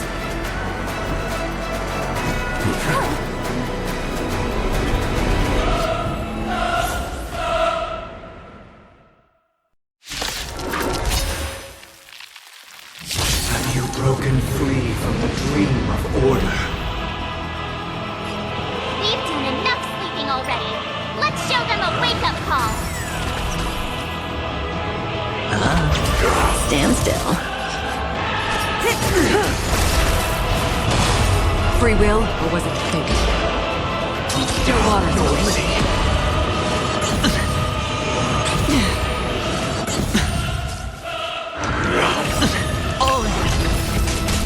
The dice have been cast. Bust. Or maybe I'll take it off. I weep for the departed.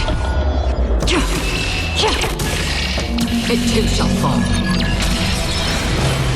Without order, How can the weak be righteous? Listen up! Say bye to breathing. Sure, I'll play along. Relax. That's half the work. Destiny for oblivion. I'll take the lead. Wake up! Again? Let's play our own. Let the show begin!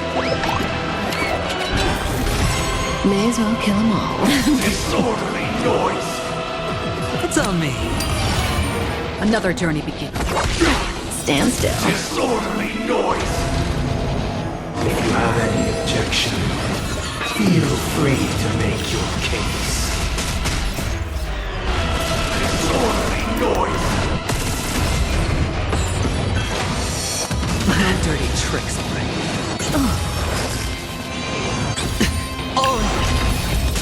Disorderly noise! Listen up!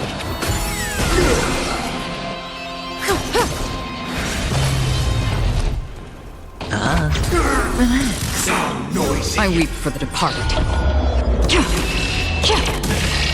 It too shall fall. Sink into a dream. The dice have been cast. Bust. Or maybe I'll take it all! Watch your head! Free will, or was it fate? Still waters Noisy! Wake up!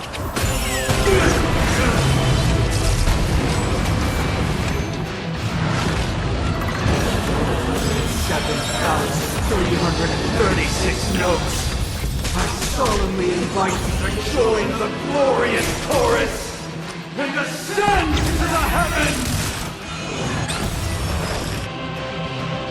Destined for oblivion. Keep up with me. Let's play our own. Let the show begin!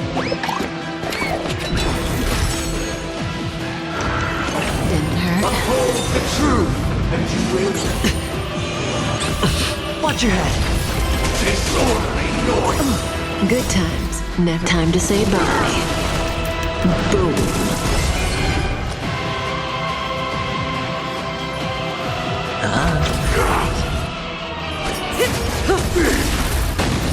All things are part of the melody. The dreamscape is indistinguishable from reality. Can it still be called an illusion? I weep for the departed. It too shall fall. Listen up! Hedge your bets. Relax. All in. The dice have been cast. Bust. Or maybe I'll take it all! Noisy. With this perfect melody I command, recreate paradise anew!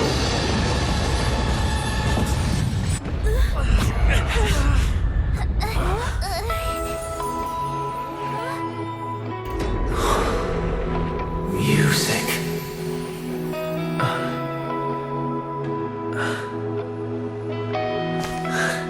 There seems to be another kind of sound coming into the Order's symphony.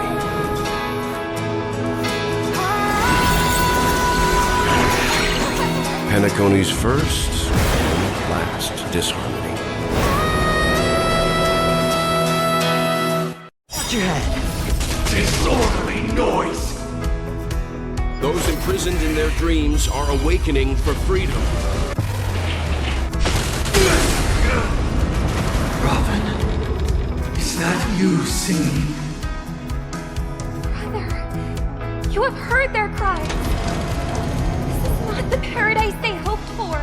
Even so, they don't know where they should be heading. That's why I had to become the lone star in the sky to guide them. Even if that star must hang in a perpetual night of solitude. Let's play our own melody. Let the show begin! Good times never last. Time to say bye. Boom. The dice have been cast. Bust. Or maybe I'll take it all! I weep for the departed. It too shall fall. If we had never experienced solitude, how could we have embarked on different paths? Now, our final talk has concluded. All the work of creation has been completed.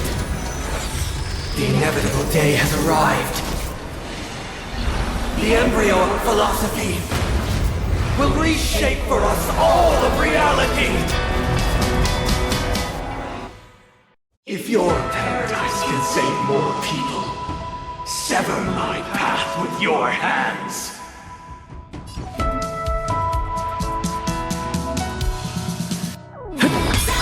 Stand still.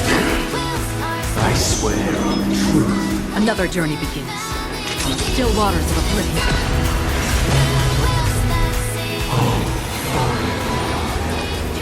May I honor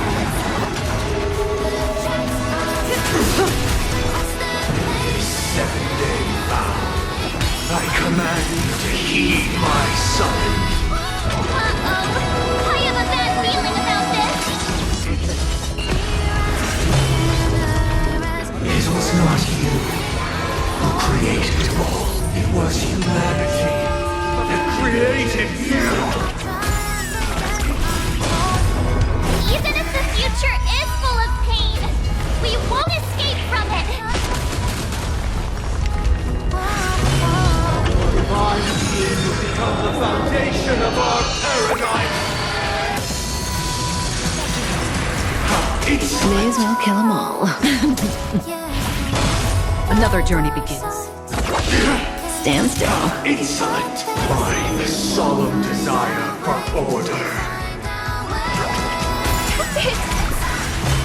You want to achieve absurdity become. But the order is not the only choice. Waiting up night, lie and defying the nihilist. Not like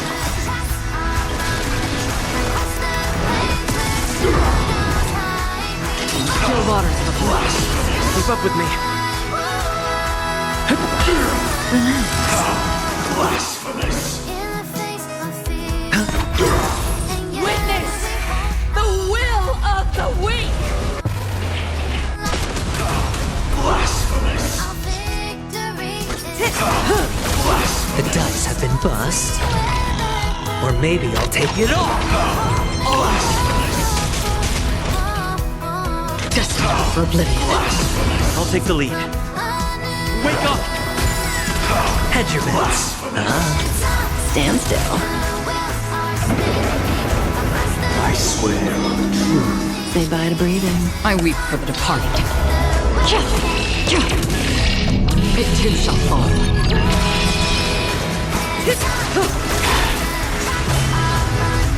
I swear on the calendar. Still waters of oblivion.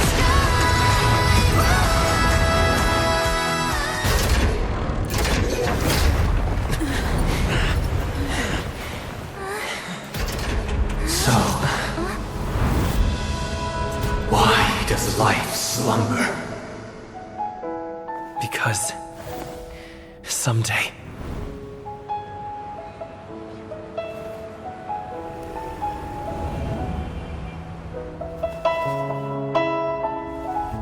we will wake from our dreams.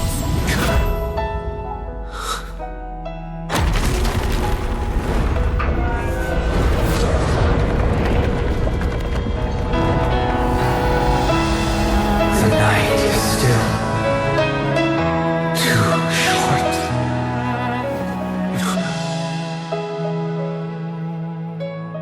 brother. The dream is over.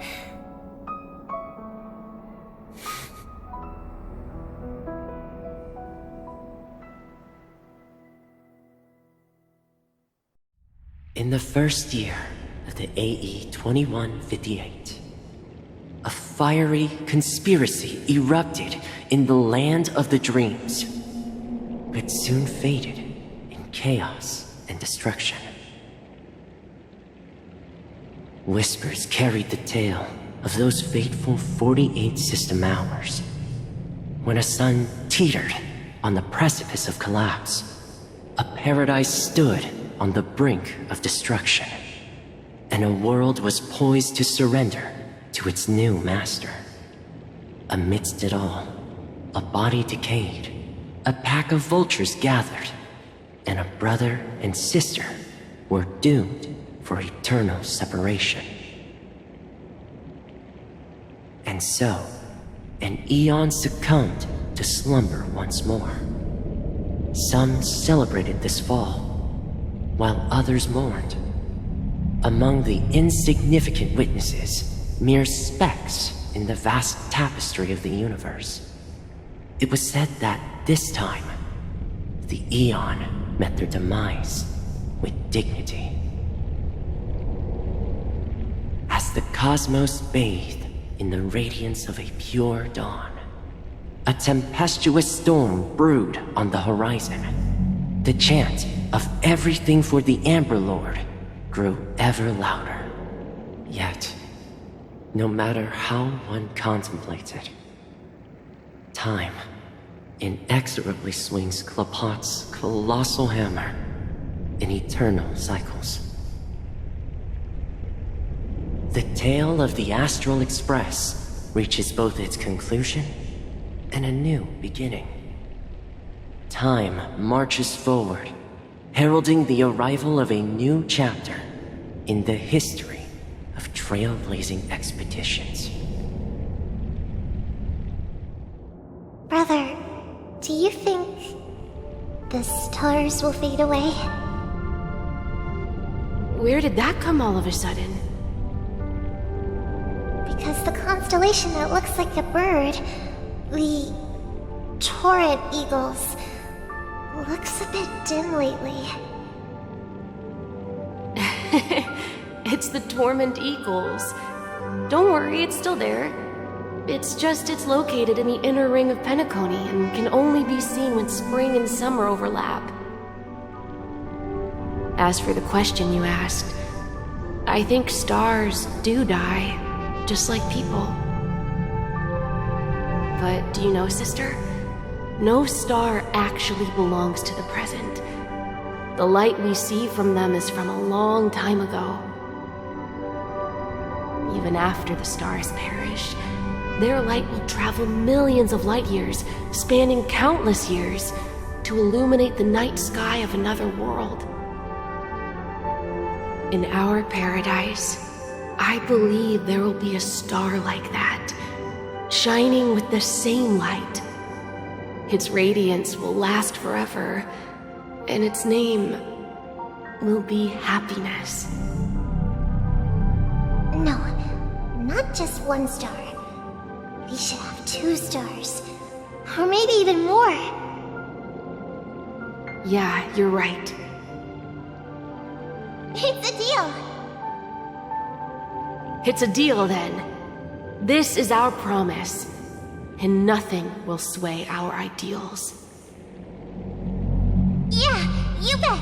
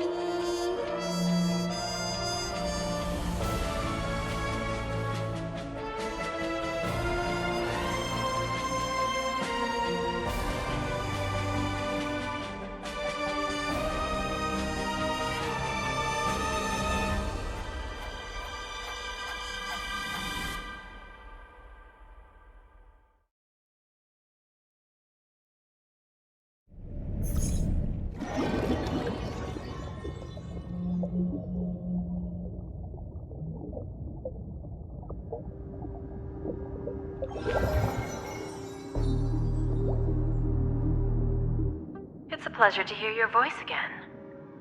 Congratulations. You've become the biggest winner of this festival. Are you calling just to poke fun at me? No. I'm just impressed. Not only did you venture alone into Penacony and discover the truth of Dreamflux Reef, but you also managed to escape with the help of that Knight of Beauty. Remember the recording you received from your Trailblaze friend? It's now the most valuable chip in this game. However, this came at a high cost.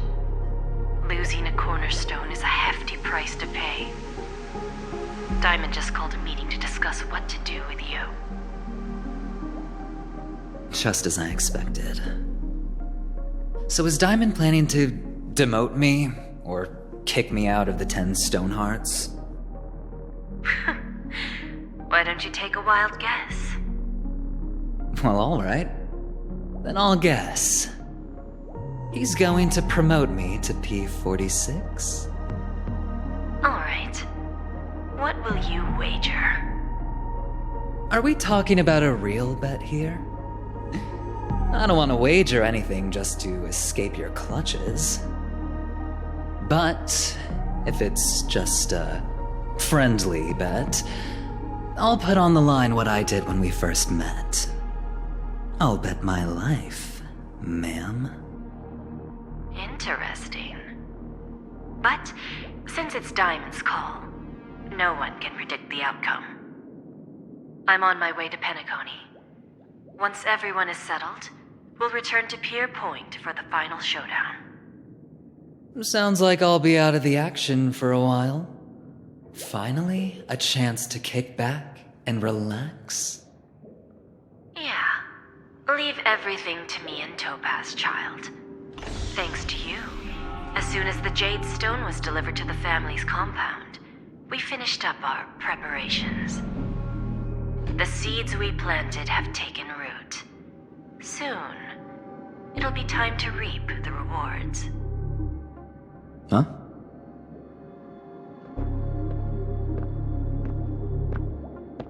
Let's wrap it up for now. Looks like I've got a visitor here.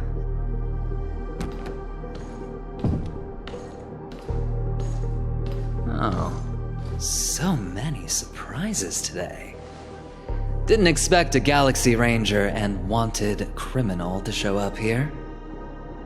One who managed to take out 2 IPC members under the noses of our fleet. Do you understand what that means? Screw Wubba Boo, I just put him to sleep. Don't try to intimidate me with that nonsense. Besides, I've taken down more IPC lackeys than the residual value you squeezed. And I don't mind adding a few more zeros to my wanted poster. I have a question for you. Be honest, or I don't mind putting a bullet into your head.